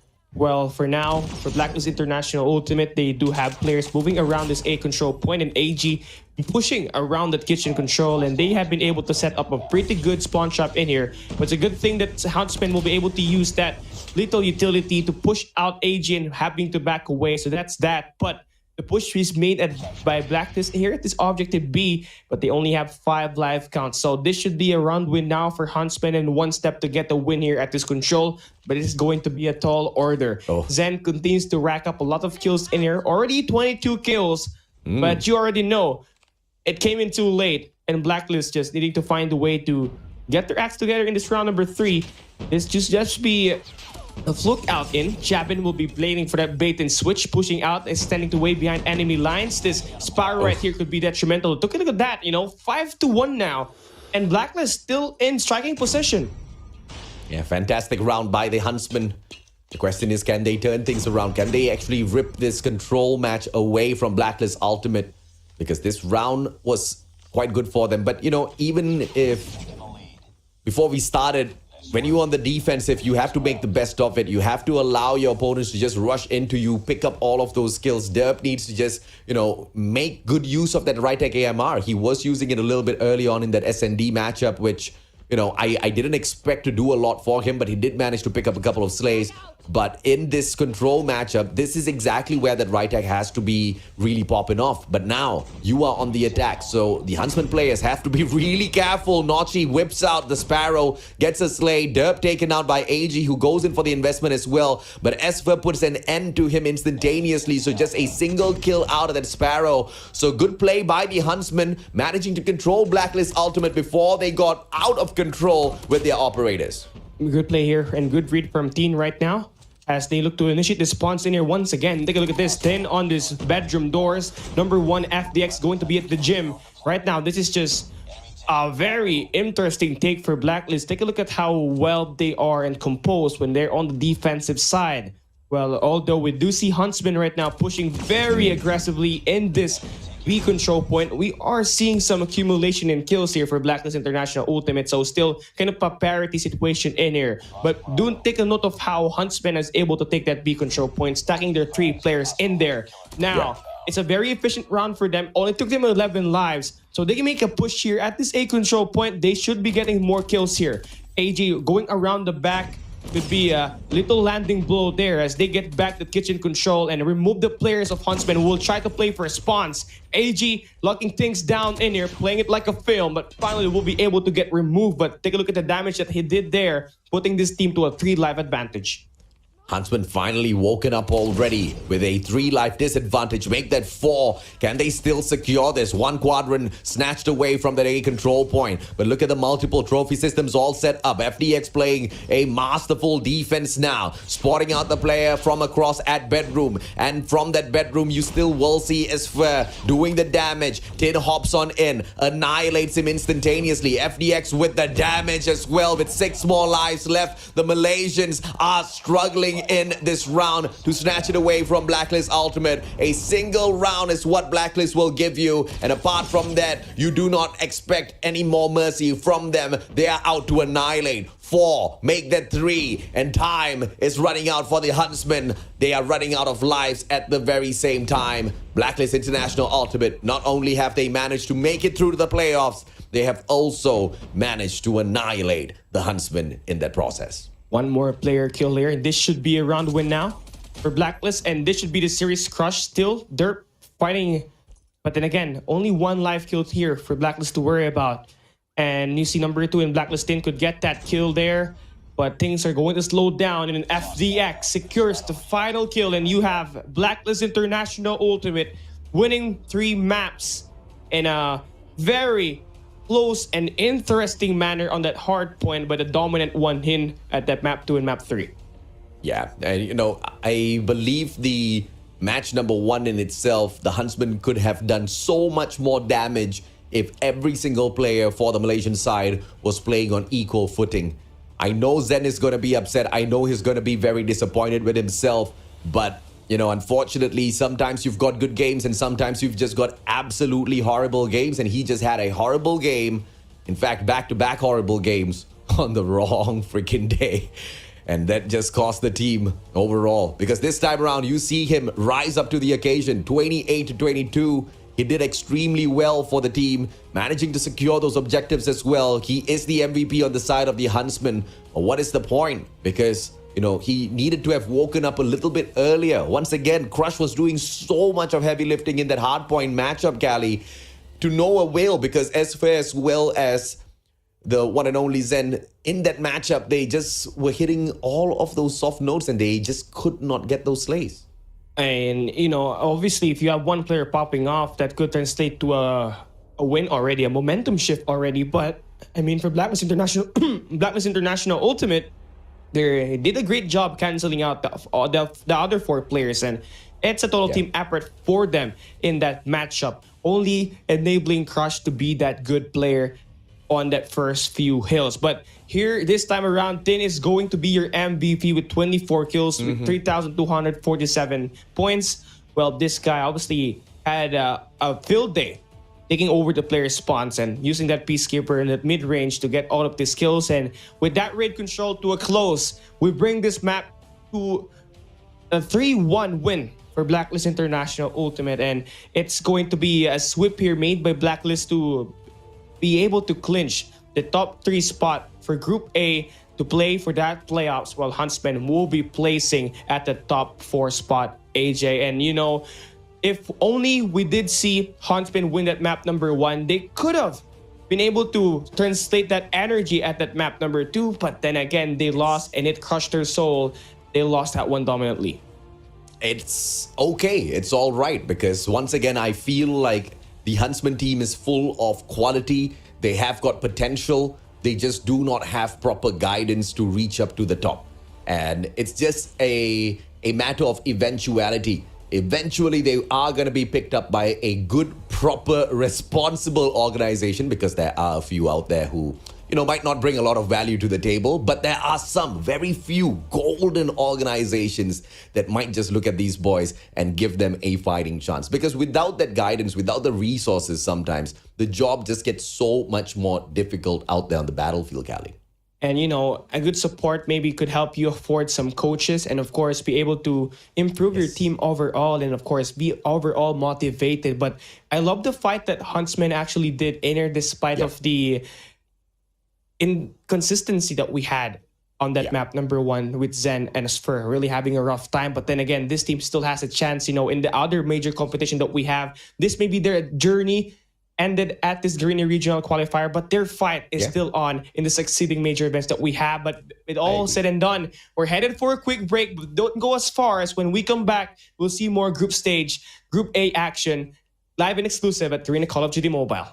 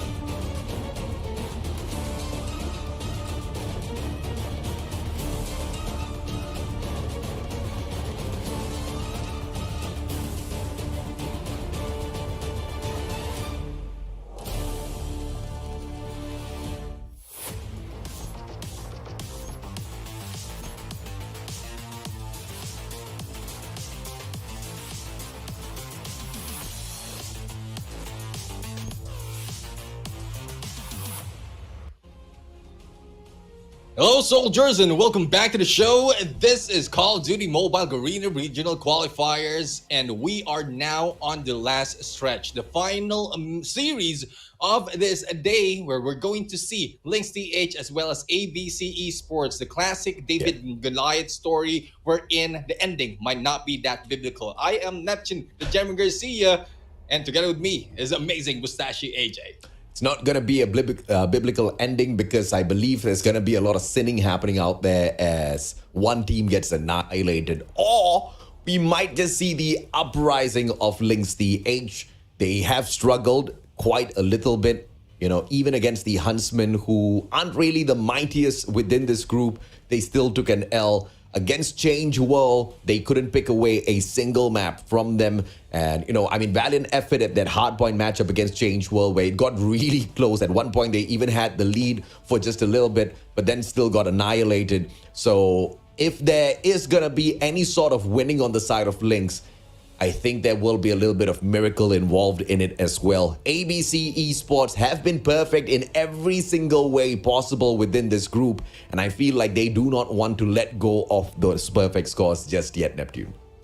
Yeah, getting 4 out of 4 matches that they have, 4 teams that they change or to challenge against, was taken down. This time, LYNXTH, Iris, Purcell, Teddy, Sugu's Ambition, and Setek will try to challenge the Giants and put them down. But if not, then that should be a good game for this team. But so far, LYNXTH, we've seen 1 win from them, and as we mentioned, it's only from the Huntsmen, but it's a total reverse in terms of the calls or points that they have. 11-1 win for ABC Esports and 1-11 for LYNXTH. Definitely reversed for both sides, but we'll have to see. There might be a reversal happening in here when nothing to lose might bring them to a win. Yeah, ABC just losing a single round so far in their perfect series against all of the other teams. Almighty managed to punish them, make them bleed just a little bit at Hacienda's control. And that might be the weak point of ABC Esports, or it could just be Almighty was just trolling and, they just decided, okay, you know what, at control, let's just take a little bit of dominance right back. Aimer, OCATS, Me6, Tricksters.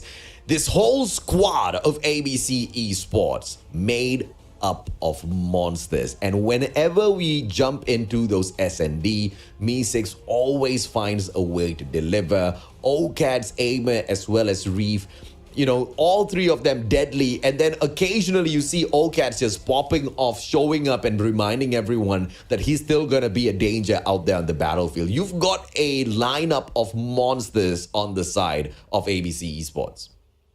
And what I love about ABC Esports is they're not holding back any game compared to what we've seen earlier. Even if they know that they have the advantage, just putting out everything in there.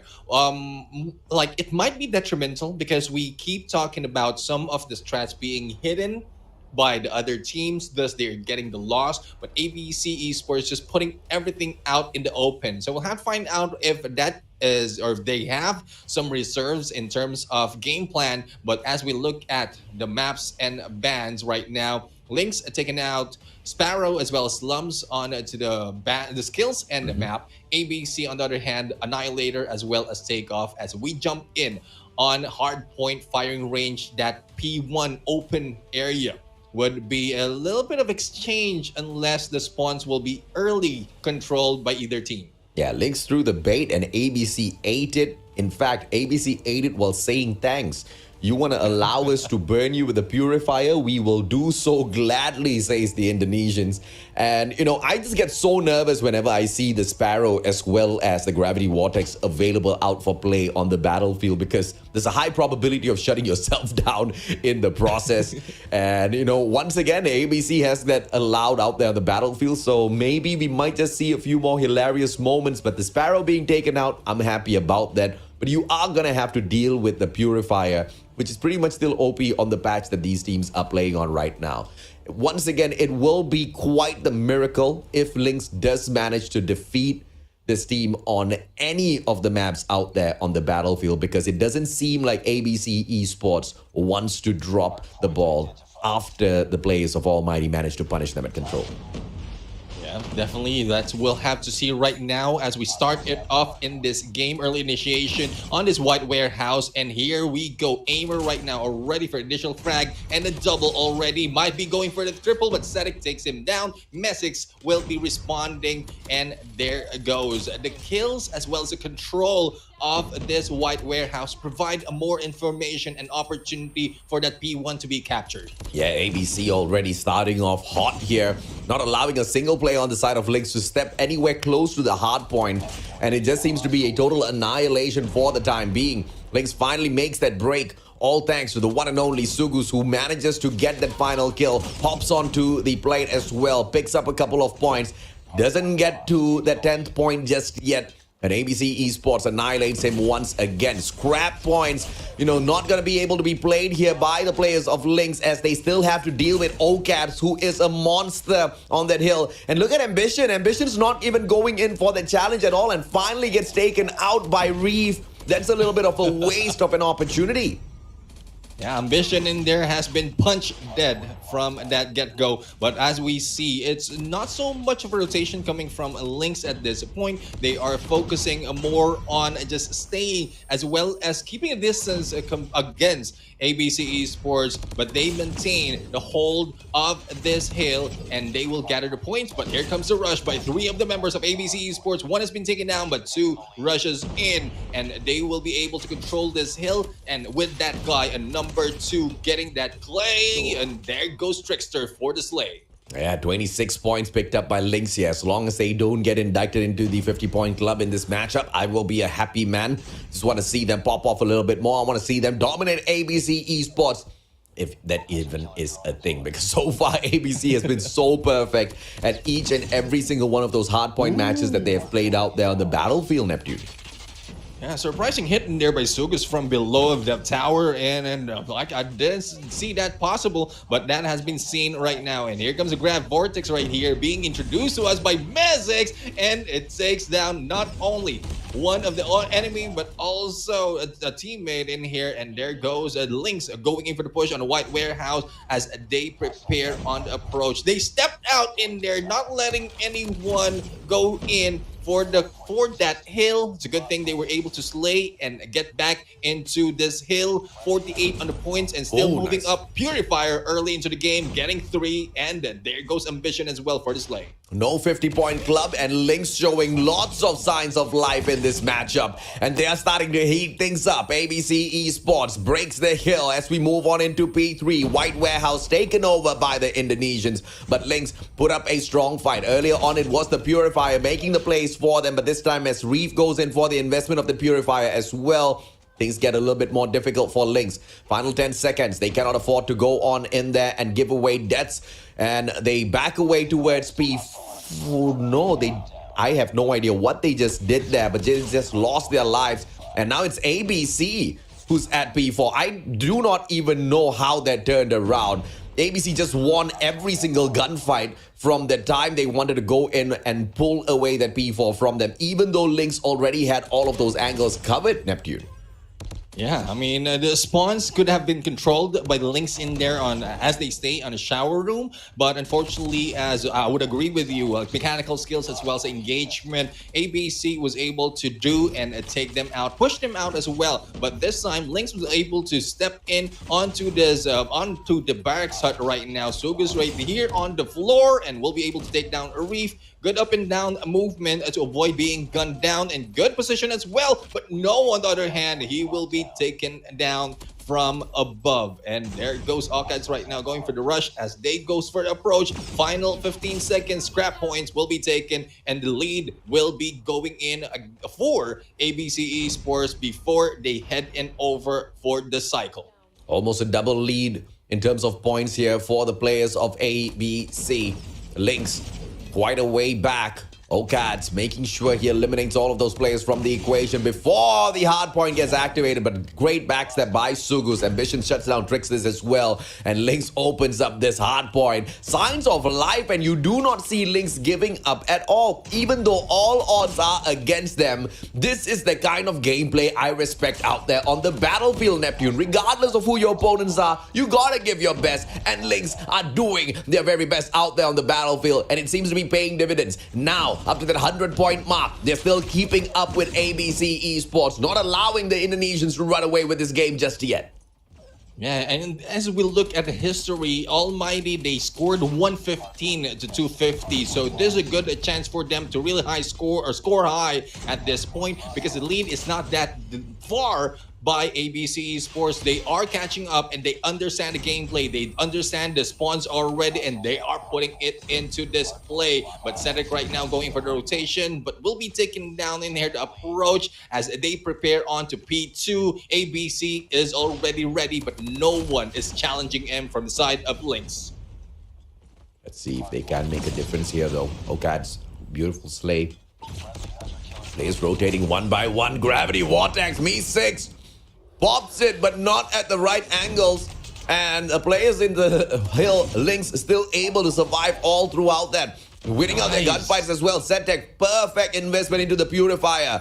And this is just Lynx in the fight of their lives, keeping it up with ABC Esports. Valiant effort, and it's gonna be converted into a victory if they keep this up, Neptune.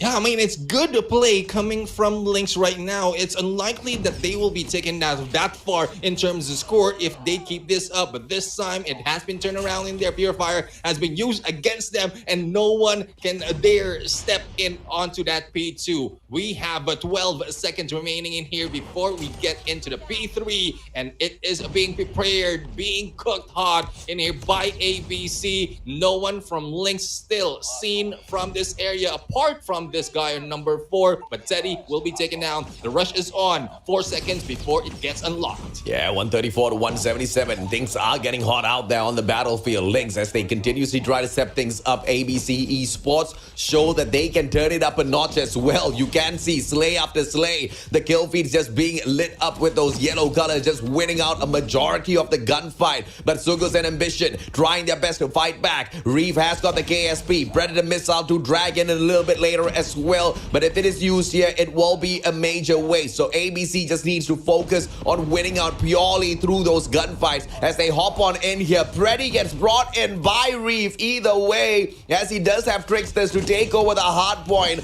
The guy's a little bit too far, but this is the perfect teamwork on the side of ABC Esports. Now so close to closing this game away, but it's not going to end at this hard point. We have to rotate over to P3 and P4, my apologies, into Barracks Hut. And Lynx is already there. But my boys, you are letting go of scraps, and ABC Esports picking up crucial points here to just finish the game off at the next hard point. Yeah, only 30 points needed for next hard point for ABC to get this win. ABC Mystics right now taking the second floor will have a good side onto the jungle and a good double against Ambition and Teddy. Grav Vortex will be used right now to stop anyone spawning from the other side, and a good hold already onto this Barracks Hut. Mystics is the only guy on this back area. Passageway will be blocked with the help of Reef as well, the Slayer of Guy. No one can step into this house. Oh, final few seconds of this match. Nobody's on the hill, and Mystics himself jumps onto it to control this. Hunter Killer Drone doesn't get there. And that's about it, ladies and gentlemen, boys and girls. ABC Esports. Valiant effort from the Thai side of Lynx. But ABC Esports was always going to win that because of the superior mechanical skills. Valley, that strategy you actually saw through that matchup, it was just a team deathmatch pretty much for ABC Esports when it came to those engagements. And then their objective players just hop on into the hill, sneak away those points. The Lynx, on the other hand, took this match extremely seriously, Neptune. But it is what it is. At the end of the day, you will have a winner and your loser. And unfortunately, Lynx this time around just isn't the winner. As we can see right now, there's a lot of frags. Actually, it's if you look at the top in there, it's similar to what we have from Reef, but this time Reef is not the Slayer that we often see. It's Mystics as well as Alkads who stepped up in terms of the slays, and in terms of objectives, it is Alkads in there who stepped in a little bit longer, soaking into those hills. And like from what we've seen in the rotation, it took a little while for Lynx to get a hang of the spawns and get understanding on how they can utilize that to their favor. But midway through, when that has been felt by ABC Esports, they just go into gear and then take over, starting from this point up until White Warehouse towards Barracks Hut, and that is where they end the game. This is Reef, once again, our MVP. 26 on the kills, 43-63 on the points, and Reef will not be drudged down that easily. ABC Esports will still have this guy slaying for the play.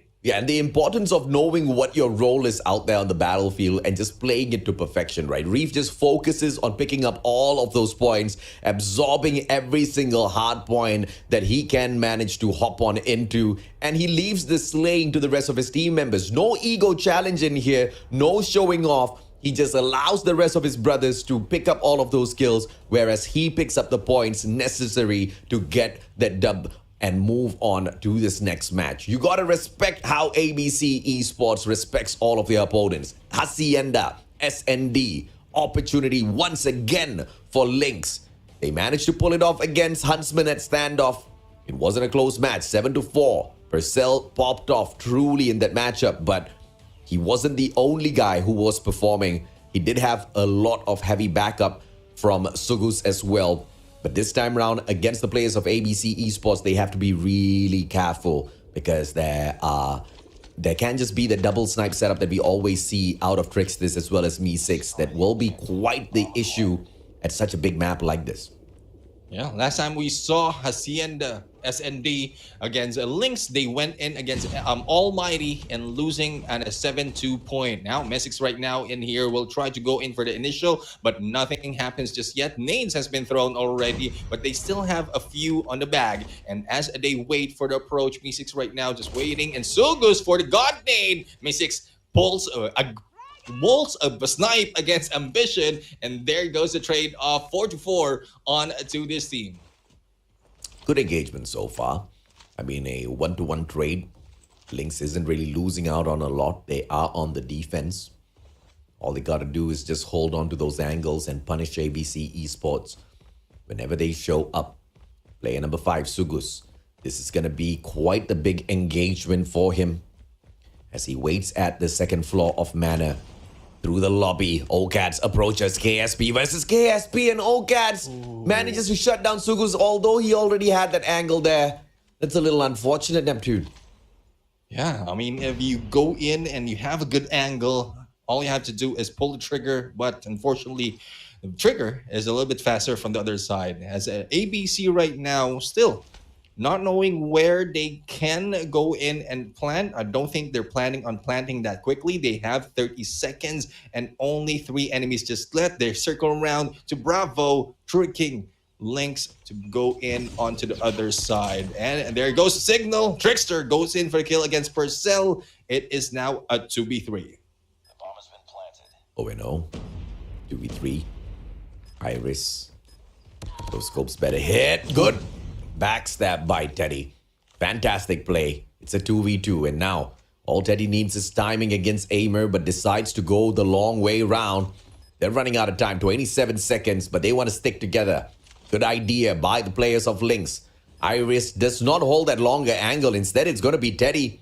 I don't know if this is a great idea, but the backstab with the Peacekeeper might get the job done. Olcats, Aimer shows himself, and Teddy, nice. Good hop up, and Iris with the secondary nails the kill onto Olcats. Lynx. Signs of life, Neptune. 5 seconds to go. Bomb defused. And ABC Esports eats an L in the first round. Yeah, tactics we've seen from LYNXTH there. Right? Understanding where you can position yourselves off the view of ABC Esports. That is what Teddy did. Goes in for the backstab and the simultaneous kill, plus enough time to go for the defuse. Teddy right now will be in here, will try to go in onto the peak against Alpha, but as they go in for the approach as well, this team of ABC will try to hold the mid to get more information before they head in for the plant. It is more indecisive for ABC Esports earlier. That indecisiveness has cost them time as well as those frags. But this time, I think they have the advantage in terms of manpower. Let's see how they turn things around. Tricks this. Gives Teddy no chance this time around. 5v3. Lynx Esports. LYNXTH, apologies. Managed to pull away that first round, but things have just gotten so much more difficult. Bait and switch. Purcell still nails Reef down onto the ground. But Aimer managed to get away from Purcell. Can he go back in there for the engagement though? It's a 4v2. One Strixus drops Ambition. Purcell. Left-hand flank. Oh, but someone's swimming out already, and Me6 unspotted inside of the water. The guy takes a dip and takes a slay as well. Fantastic play by ABC. Yeah, I mean, ABC will not be falling for the same trick over again because of that water trick that has been pulled by Teddy earlier. Thus, they have kept their ears and eyes onto that area. We have a tied on 1-1 right now. A quick push onto Alpha right here by LYNXTH. Good defend because they have read the movement of ABC towards this area. But the split right now might not be working. Mystics going in for the initiation against Iris. What can they do now? One man down once again.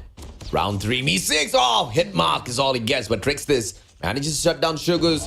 Only to be traded out by Ambition. Purcell steps up as well, but traded out by Reef. Back and forth they go, and Me6 does not miss the second time round. Punishes Teddy. Ambition, the final player left in here. Defender, bomb picked up. Me6 sneaks away, but Ambition shuts him down. KSP supremacy. One final player, Aimer, runs straight into his crosshair, but manages to sneak the bomb away. Catches Ambition out in the open, and OCAD's fantastic response to make sure ABC Esports pull in front. Both on the heady, but only one was able to get that kill. All kinds showing mechanical skills overall, but it's good response in there coming from LYNXTH, bringing them on a 1v1. ABC just one level higher for that fight. Now this time it is a split coming from ABC Esports as they go in for a 2-3 split, but a little bit more gearing towards the mid. That guy in number 5, Reef, getting information in this area of manner, might be able to go for the backstab, but Trickster has initiated this kill already. The trade-off for the kills in here, 4v4. Bomb spotted. Aimer down. Good shot by Ambition, but OCADs. As he tries to get up, looks the wrong way. Sugus takes advantage. 4-3. The numbers look good for Lynx to pull this round away. And they might just be able to catch the bomber all alone. Tricks this. He's caught out in the open here. But fortunately for him, Lynx has got player 2 and 5. Purcell, Sugus walking away from him instead of walking towards him. So that's going to be good for the players of ABC. But how will they bring the bomb now to that site? Because B bomb site's fully open, but Lynx rotating towards that exact same spot. Everything's going to come down to these next few engagements here. And Reef, so much of trigger discipline, punishes Sugus. Purcell on the left-hand side of the wall. And Reef spots him out as well. Purcell goes down. I mean, this guy's just way too good.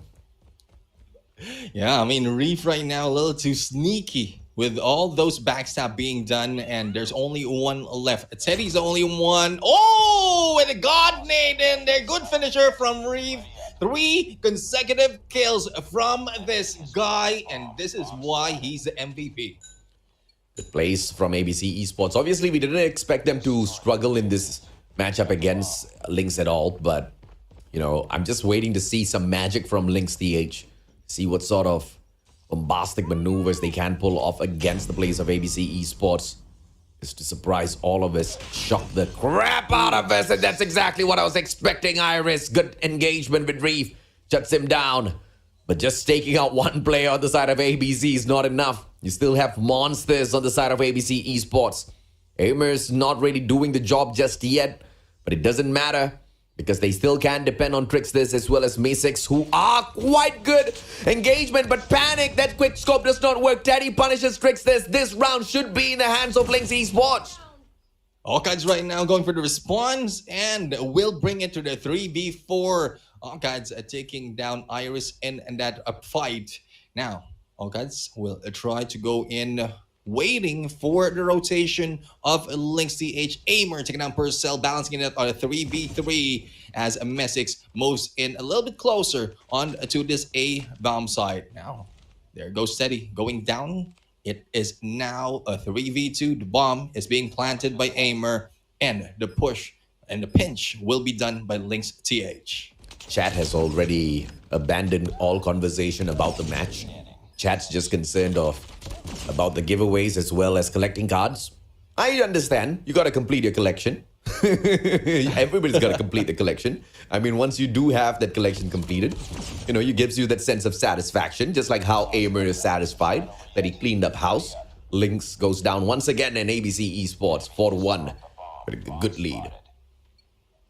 Yeah, I mean, good lead indeed by ABC Esports. When we thought that we've seen a little bit of a life from LYNXTH, it was puffed in there, puffed and puffed by ABC Esports. This time they are 2 points to match point, 3 points to the win, and still continue on. A little bit too slow at ABC Esports, the respect that they have, not letting go of the match that easily against LYNXTH and putting up everything that they have. Aimer, good opportunity for the Slay. There goes the first. Purcell will be taken down as he rotates back to Bravo and goes in for this plant. Aimer will be backed up by the rest of his team members, and LYNXTH just a little bit too slow to the side. But 40 seconds to go now. They should be able to pull off a miracle. Good grenade. Doesn't tag up Aimer at all. Aimer's aim doesn't find anyone just yet. They all reposition. This time anticipating LYNXTH from the back. But Reef, the accuracy of this guy is just way too good. Oh, he spots him, turns around, still gets the kill. Traded out by Ambition, but Reef slays him out of the equation, leaving Iris all alone. Good positioning, but ALMGHTY is not going to fall for that twice. Shuts him down with a KSP. And ABC Esports now just 1 round away from the match point. They caught that trick already. I'm not sure why they're still pulling that. I mean, Iris, yes, the ideation is good, but on a sniper, trying to go in for backstab, especially with the trick already fooled ABC once, they won't be befooled again. Well, rotation right now coming from ABC towards Alpha, as the same goes for LYNXTH as they go in for that attack.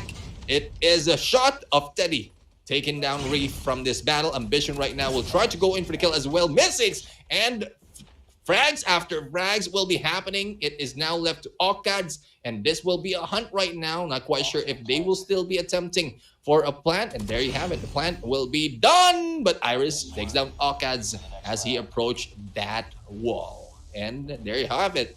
It is 5-2. Life for Lynx still left. Shout out to Thomas, who replied he already knows the result, and that's why they're trading cards in the chat. But you see, Lynx still has an opportunity, man. Lynx still can't make it their way back in here. They just need to wake up a little bit more. You know, Iris just needs to hit all of those snipes. Ambition needs to be a little bit more ambitious out there on the battlefield. You know, as you guys trade cards, these guys want to just trade lives and pull away points. But it seems to be so difficult for the TH side, and Ambition once again strikes them down. Signs of life out of the Lynx. Yeah, Dream is still alive as Ambition is still here, alive and kicking as well, but almost being spotted. Good angles right now. Didn't move forward, slowly moving in. And these guys on the second floor might be able to hit them. Missix right now. Surprise, surprise. Ambition is here on his tent. And the bomb is on the ground. It's a 2v3 against Tricksters, and Reef Sugus takes down ALMGHTY in the process. And it's a 2v3. Back at it. Teddy is now going in for that Slay, but behind him, trying to catch on, are the 2 members of ABC. To the 5, ABC. Reef once again strikes at the right moment. Sugus has an opportunity to eat Reef up, but instead backs away as he gets tagged. And Ambition alongside Sugus. The two. Oh my god! That was not a bait and switch, but it was one of the most perfect baits of all. And just by chance, Trixtis was just waiting there for the slay. Fantastic combo by ABC Esports. Sugus now for the plant. And it's just a matter of time before ABC Esports gets here. But how can this guy sustain his life as well as annihilate those players? Switchblade X9 in hand. Switches it out to the KSP. And he abandons the bomb, running away to the other side. Spots the players, tags them up. No trigger discipline whatsoever. They didn't see him. And now he literally shouted at them, "Hey guys, I'm here!" They shot him down. Imagine knowing that you have two opponents and you give out your the information of your location that easily, without even a surprise. He can easily turn back towards the other side, but there's not enough time because they're so close into that side, and that is why I said, "Oh no," when he jumped off onto that waters, because he might have just taken the covers earlier and then waited for them to defuse. With the smoke, he can even distract them a little bit more. I don't know if anyone has told him, but the Switchblade isn't really in this current meta that they are playing. Should have just played his best of ability. It's purely on the KSP all throughout without switching around his guns.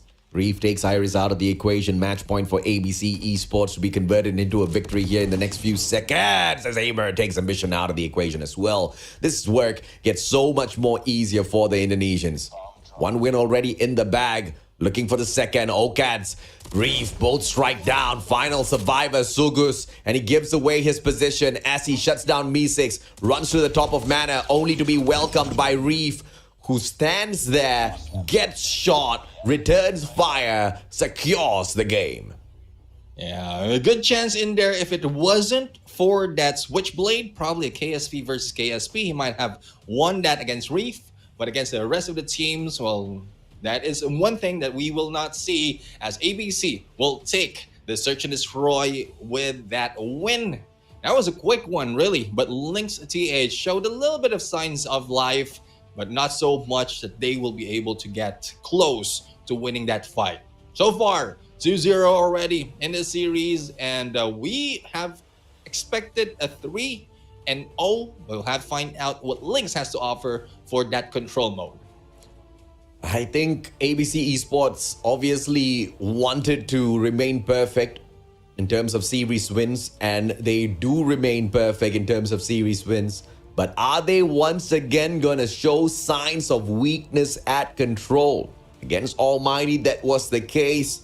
But against Lynx, it's a little bit of a long shot. I don't think it's going to be possible, but still giving the Thai team the benefit of a doubt. Maybe, just maybe, they might just be able to work some sort of magic against ABC Esports. And that trade onto Teddy with that grenade, though, that was just an act of perfection out there, man. Yeah, I mean, I love how that has been done. The triple kill as well had from Reef earlier. I mean, that was a good play. But this time, it's not Reef who will be on the MVP.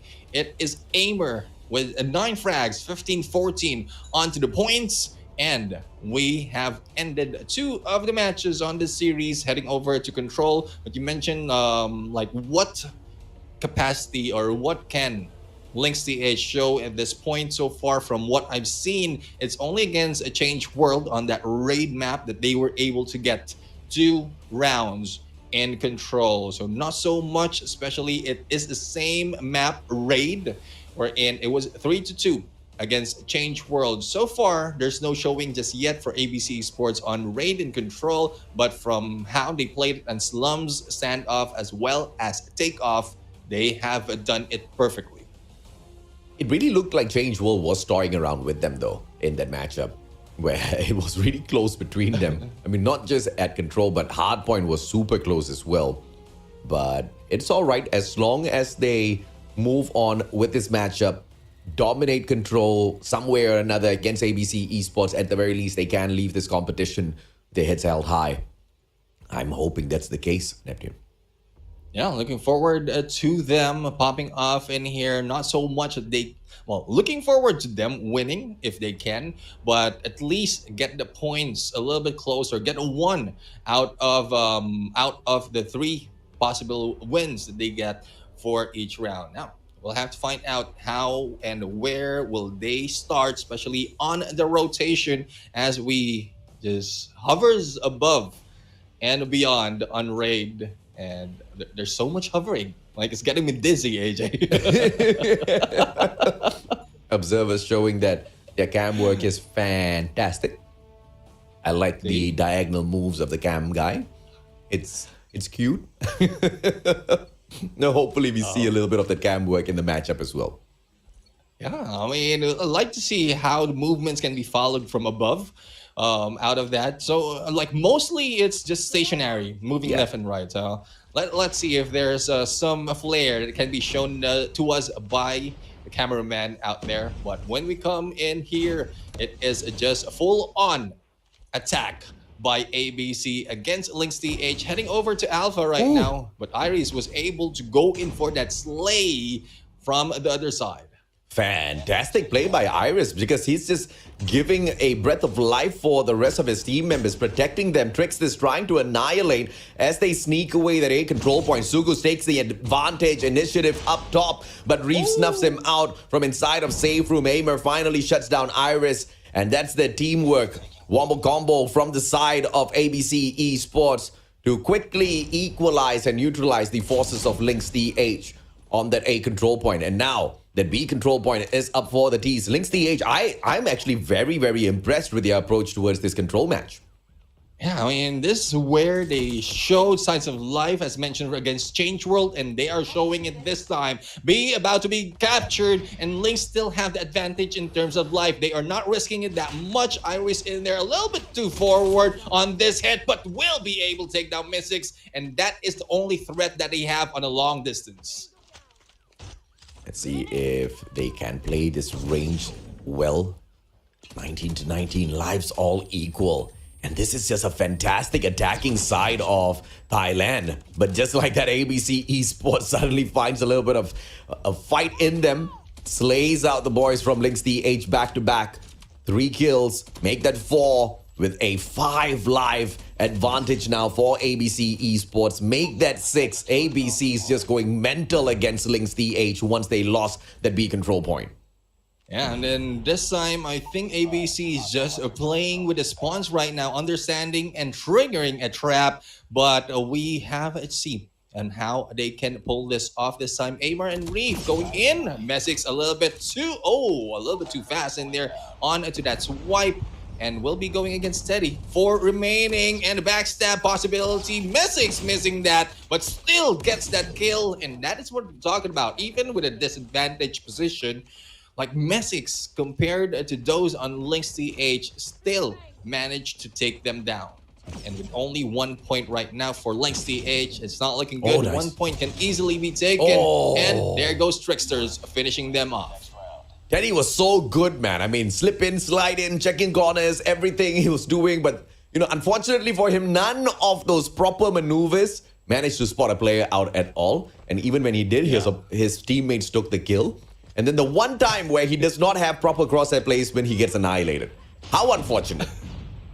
Yeah, I mean, Teddy has the movement, the quick movement, like the young guys right here. But let's go back, because earlier we've seen Raid and we've seen that in Control as well. If you remember, I think I pointed out off broadcast that there are some angles in here, especially in Raid, that you can take, that you can backstab an enemy as they pass along, as they try to go in either Alpha or Bravo, and that has been done with Blacklist International Ultimate. Previously, if I remember it correctly, okay, Aimer, stop it. I'm getting dizzy. But if you remember it correctly, it was Dunya Games doing the same thing, but it was in Search and Destroy. So the gameplay, especially in Raid, is one thing that they need to consider, something that they can put into play, even if it's already in the playbook of 2 of the best teams in this mix.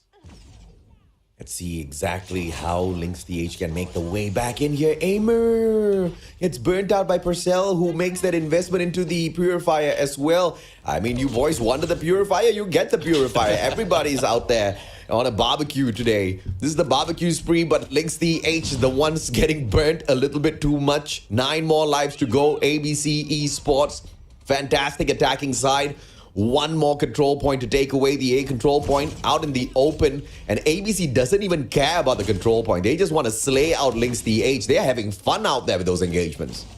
I mean, treating that early on as a team that match, and there's no dying so much from them. Only 9 lives that has been wasted from them, and they were able to eliminate LYNXTH. And that is where we see great mechanical skills as well as movement use, but not so much in a flary and a fancy movement like Teddy earlier that we've seen.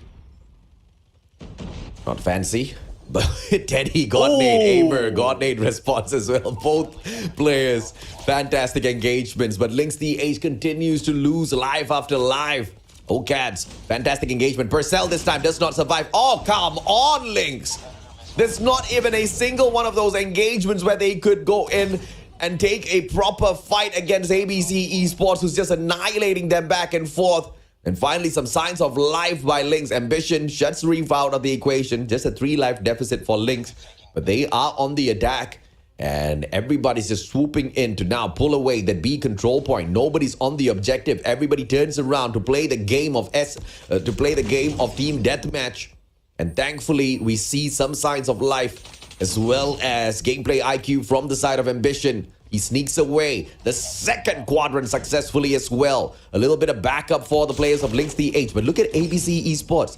They're setting up a trap here. They're allowing them to pick up that B control point and then going to welcome all of the boys at the same time for a game of team deathmatch at that A control point later on. Yeah, I mean, one of the winning factor being utilized right now, going in for that, but they were not expecting probably Iris right now, but Iris is more of a long distance and not much of a rusher, so we'll have to find out how much, and there you go, 3 spotted, but no one was taken out. Great opportunity lost for LYNXTH, but still, they have the advantage in terms of lives, and LYNXTH might be getting 1 point out of this match. Fantastic. And now Lynx close to grabbing this win. Not the whole game, but at least this round. 1 quadrant taken away. 6 more lives, make that 5. O-Cats shuts down Sugu's big fight, but Reeve loses that. O-Cats with the backstab still shuts down Purcell. 5 life advantage for LYNXTH. Make that 6. Can they win it out? Yes, they do. Signs of life out of LYNXTH, and they are making the best out of it. But ABC wakes up. Sugu shuts down Me6, and this has to be the end. As an Aimer right now goes in for the kill, the only one remaining, 1 life remaining, and Aimer will be a little bit cautious, but might be spotting a 1 and then going in, looking in the other side. A lot of opportunity in there against this guy of number 4, but we'll see. There goes Teddy on the other side. Shots! And Teddy finishing off. Tixter is the one on the end of the rope. 2-1, and the score is at least 1 point in here. But I don't think ABC will let that for another round. I mean, we've seen them put up a little bit of gear on that second round. Third round they lost, so they will be giving it all this time for that win. XS1, XS1, XS1. I just want to see them rip out an XS1 Goliath, man. I mean, I know Aimer has already gotten that activated for himself. Hasn't gotten cheeky with it just yet. I would have loved to see the XS1 Goliath be the final guy trying to play the game of survival out there on the battlefield earlier on, whereas the rest of the team of ABC hides away. That would have been quite the fight to watch. But unfortunately, we are in round number 4 here, as ABC Esports is finally struggling against LYNXTH as they try to sneak away all of those control points. O-Cats, great defense, but the vehicle blows up and eats him up together with it. Yeah, Trickster right now going in, and there goes for another with Purcell. A little bit too quick in there on the guns. And O-Cats right now going in, seeing Purcell not taking advantage of that HP already. Tried to chase him down, beats him to the chase, and I think he was able to take down Purcell, but I think Purcell just fires back, or the rest of the team was able to get in against that. Purcell right now still surviving. Aimer in front of them and goes in for the double. Now, capture onto Bravo being done by ABC. The same gameplay happening earlier, but the funnel might not be that too Oh, here we go. Aimer going in for this XS1 Goliath. But the lives is still tied 16 to 15 right now. And we'll see what ABC has to play with. One thing that's annoying about the XS1 Goliath is it takes 3 years to travel from one corner to the other, and now it eats a grenade as well. That's a little unfortunate. 14 lives left in here. Aimer gets tagged up. Those nades still popping off left, right, center. XS1 gets stunned and makes it even slower out there on the battlefield. But LYNXTH, they turn around, but Teddy burns him out of the round. Fantastic play. What a waste of the XS1 Goliath. But what a fantastic response on the other side by LYNXTH. And no one, if I'm not mistaken, no one was killed in there by the Goliath. It's a good thing that they are prepared with a purifier, like even if it has H2O in there. And what better way to take down a Goliath? Boiling with water, and it's boiling water, you know, not cold water. It's just like piping hot water. So you still get purified. In fact, you have even your soul blessed and bleached by that hot water. Just burns your soul from within, because you can drink it as well, you know. If you just want some warm water, you can mix it up as well. Right, we're getting close right now, and getting close to that 2 point by LYNXTH. Only 3 lives remaining, but they started losing most of the lives, and it has been a turnaround on a 1-1 live from both, but ABC still takes it. Unfortunate for LYNXTH, but it is what it is, AJ. It's a 3-1. At least they got a 1. Absolutely, man. I mean, at least a cigar out there on the battlefield. I mean, valiant effort by Lynx, but ABC Esports just had them outmatched throughout that whole game, throughout the whole series. In fact, Lynx, ABC Esports have outmatched and outgunned every other team within their group. Fake out or not, this is the best team within Group A. Yeah, I mean, they, like what mentioned, I'm worried about them because of the assumption that we have that some of the teams are hiding off some strats, thus they are losing some games. The ABC Esports, there's no hiding. They might be slowing down, but the strats are still there. They go in for the spawn trap. They go in for the rotation, even for search and destroy. A lot of great engagement, especially when they are being challenged and losing 1 or 2 points. That is when they show up all the strats that they have. So I'm looking forward to them play a different tune once they step on to that playoffs, because that might be a little bit detrimental for them. We've seen that from West Mabalo Kings in their Garena Masters, wherein it was perfect, but when it really matters, they have been taken down. This time it's going to be Aimer that picks up that MVP title. 34 kills, 4,291 points secured in this round. He truly is a very good aimer out there on that battlefield. Manages to always slay out his opponents, and the backup that he gets from the rest of his team members, impeccable. You don't really have issues where you see ABC Esports having 1 or 2 players not perform on their side, where they need to get heavy carried by anyone. Everybody steps up for this team. Everybody does their part, and everybody wants to go out them and get that dub. And a dub they did get. 3-0, perfect victory over the players of LYNXTH. And out of 12 matches played, this is the most effective team out there on the battlefield, because they had those 11 wins. But they add on 3 more to that 11 to make it 14 before moving on to the playoffs. But is that going to be enough to boost their confidence as well, to give them all of that adrenaline to dominate the playoffs as well? I think this was just a teaser as to what the teams can be capable of Neptune. At the playoffs is where we will see this competition be taken up a couple of notches in both excitement as well as quality out there on the battlefield. Yeah, we agree, but it's still top 2 that they need to gun for. And you know, when it is like, it's not really a championship that you're aiming for, you're just aiming for placement.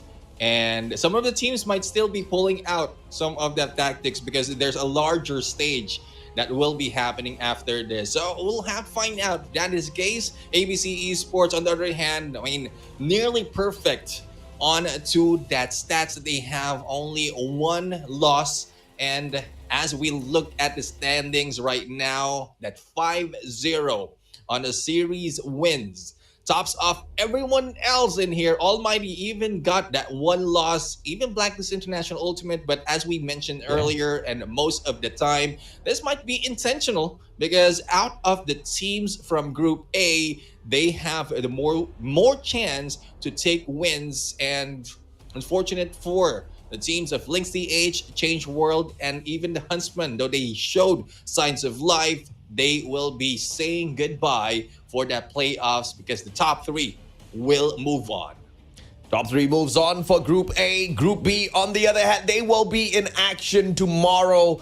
Blockbuster matches coming up your way. We know that today was a little bit slow. Today was a little bit chill in terms of excitement. But tomorrow we open up the day with the West Point Mamba LYNXTH taking on Smarter Mega. That's going to be one blockbuster matchup y'all do not want to miss. And then later on, NGU shows up to see if they can dominate Junior Games. I don't know what you think, but it is going to be quite the tough fight for them.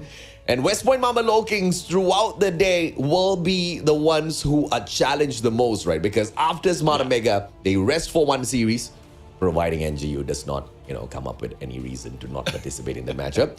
And then they go up against WDC Free Slot Neptune. I mean, 2 back-to-back superstar teams to take on. West Point Mamba LYNXTH might be super nervous now. Yesterday I did mention that, I understand why PJ is not there. I was curious as to why Yopi was dropped from the team. I thought that Yopi was 18 already. Looks like he's still a child. The guy doesn't meet that age limit that is required for Stage 5. And therefore, they had to re-roster before jumping into Stage 4, which makes a lot of sense. And then on top of everything else, they had one of their players unfortunately go down with COVID. And they only had 6 days of practice before jumping into Stage 4 to prove their best out there on the battlefield. But hopefully, all of those days of practice will pay its dividends tomorrow for them. For all of you guys, thank you for your patience. We have got a avatar for you. Just another D-Day. So get that code screenshotted and claim it in the redemption center within the game.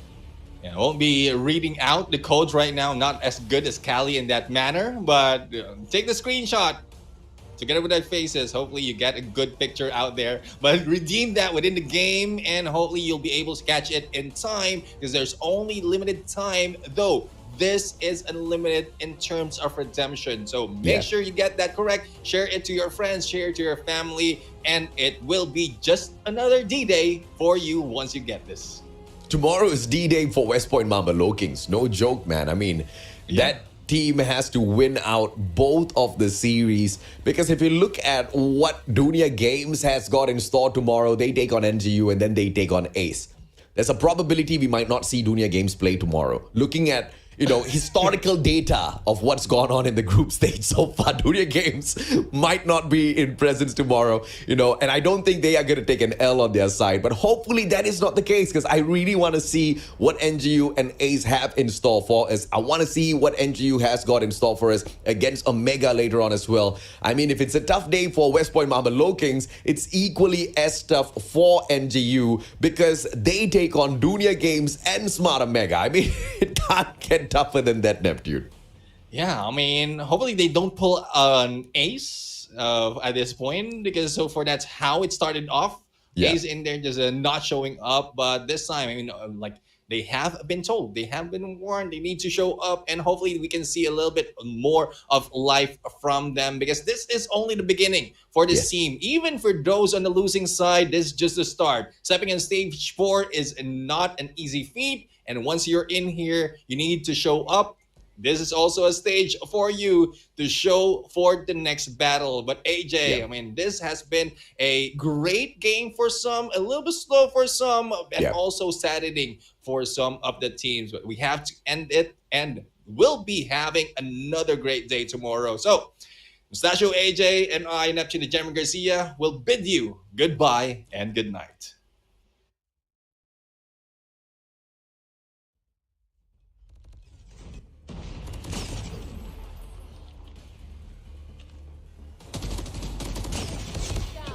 Hostiles have tested. They're eliminated.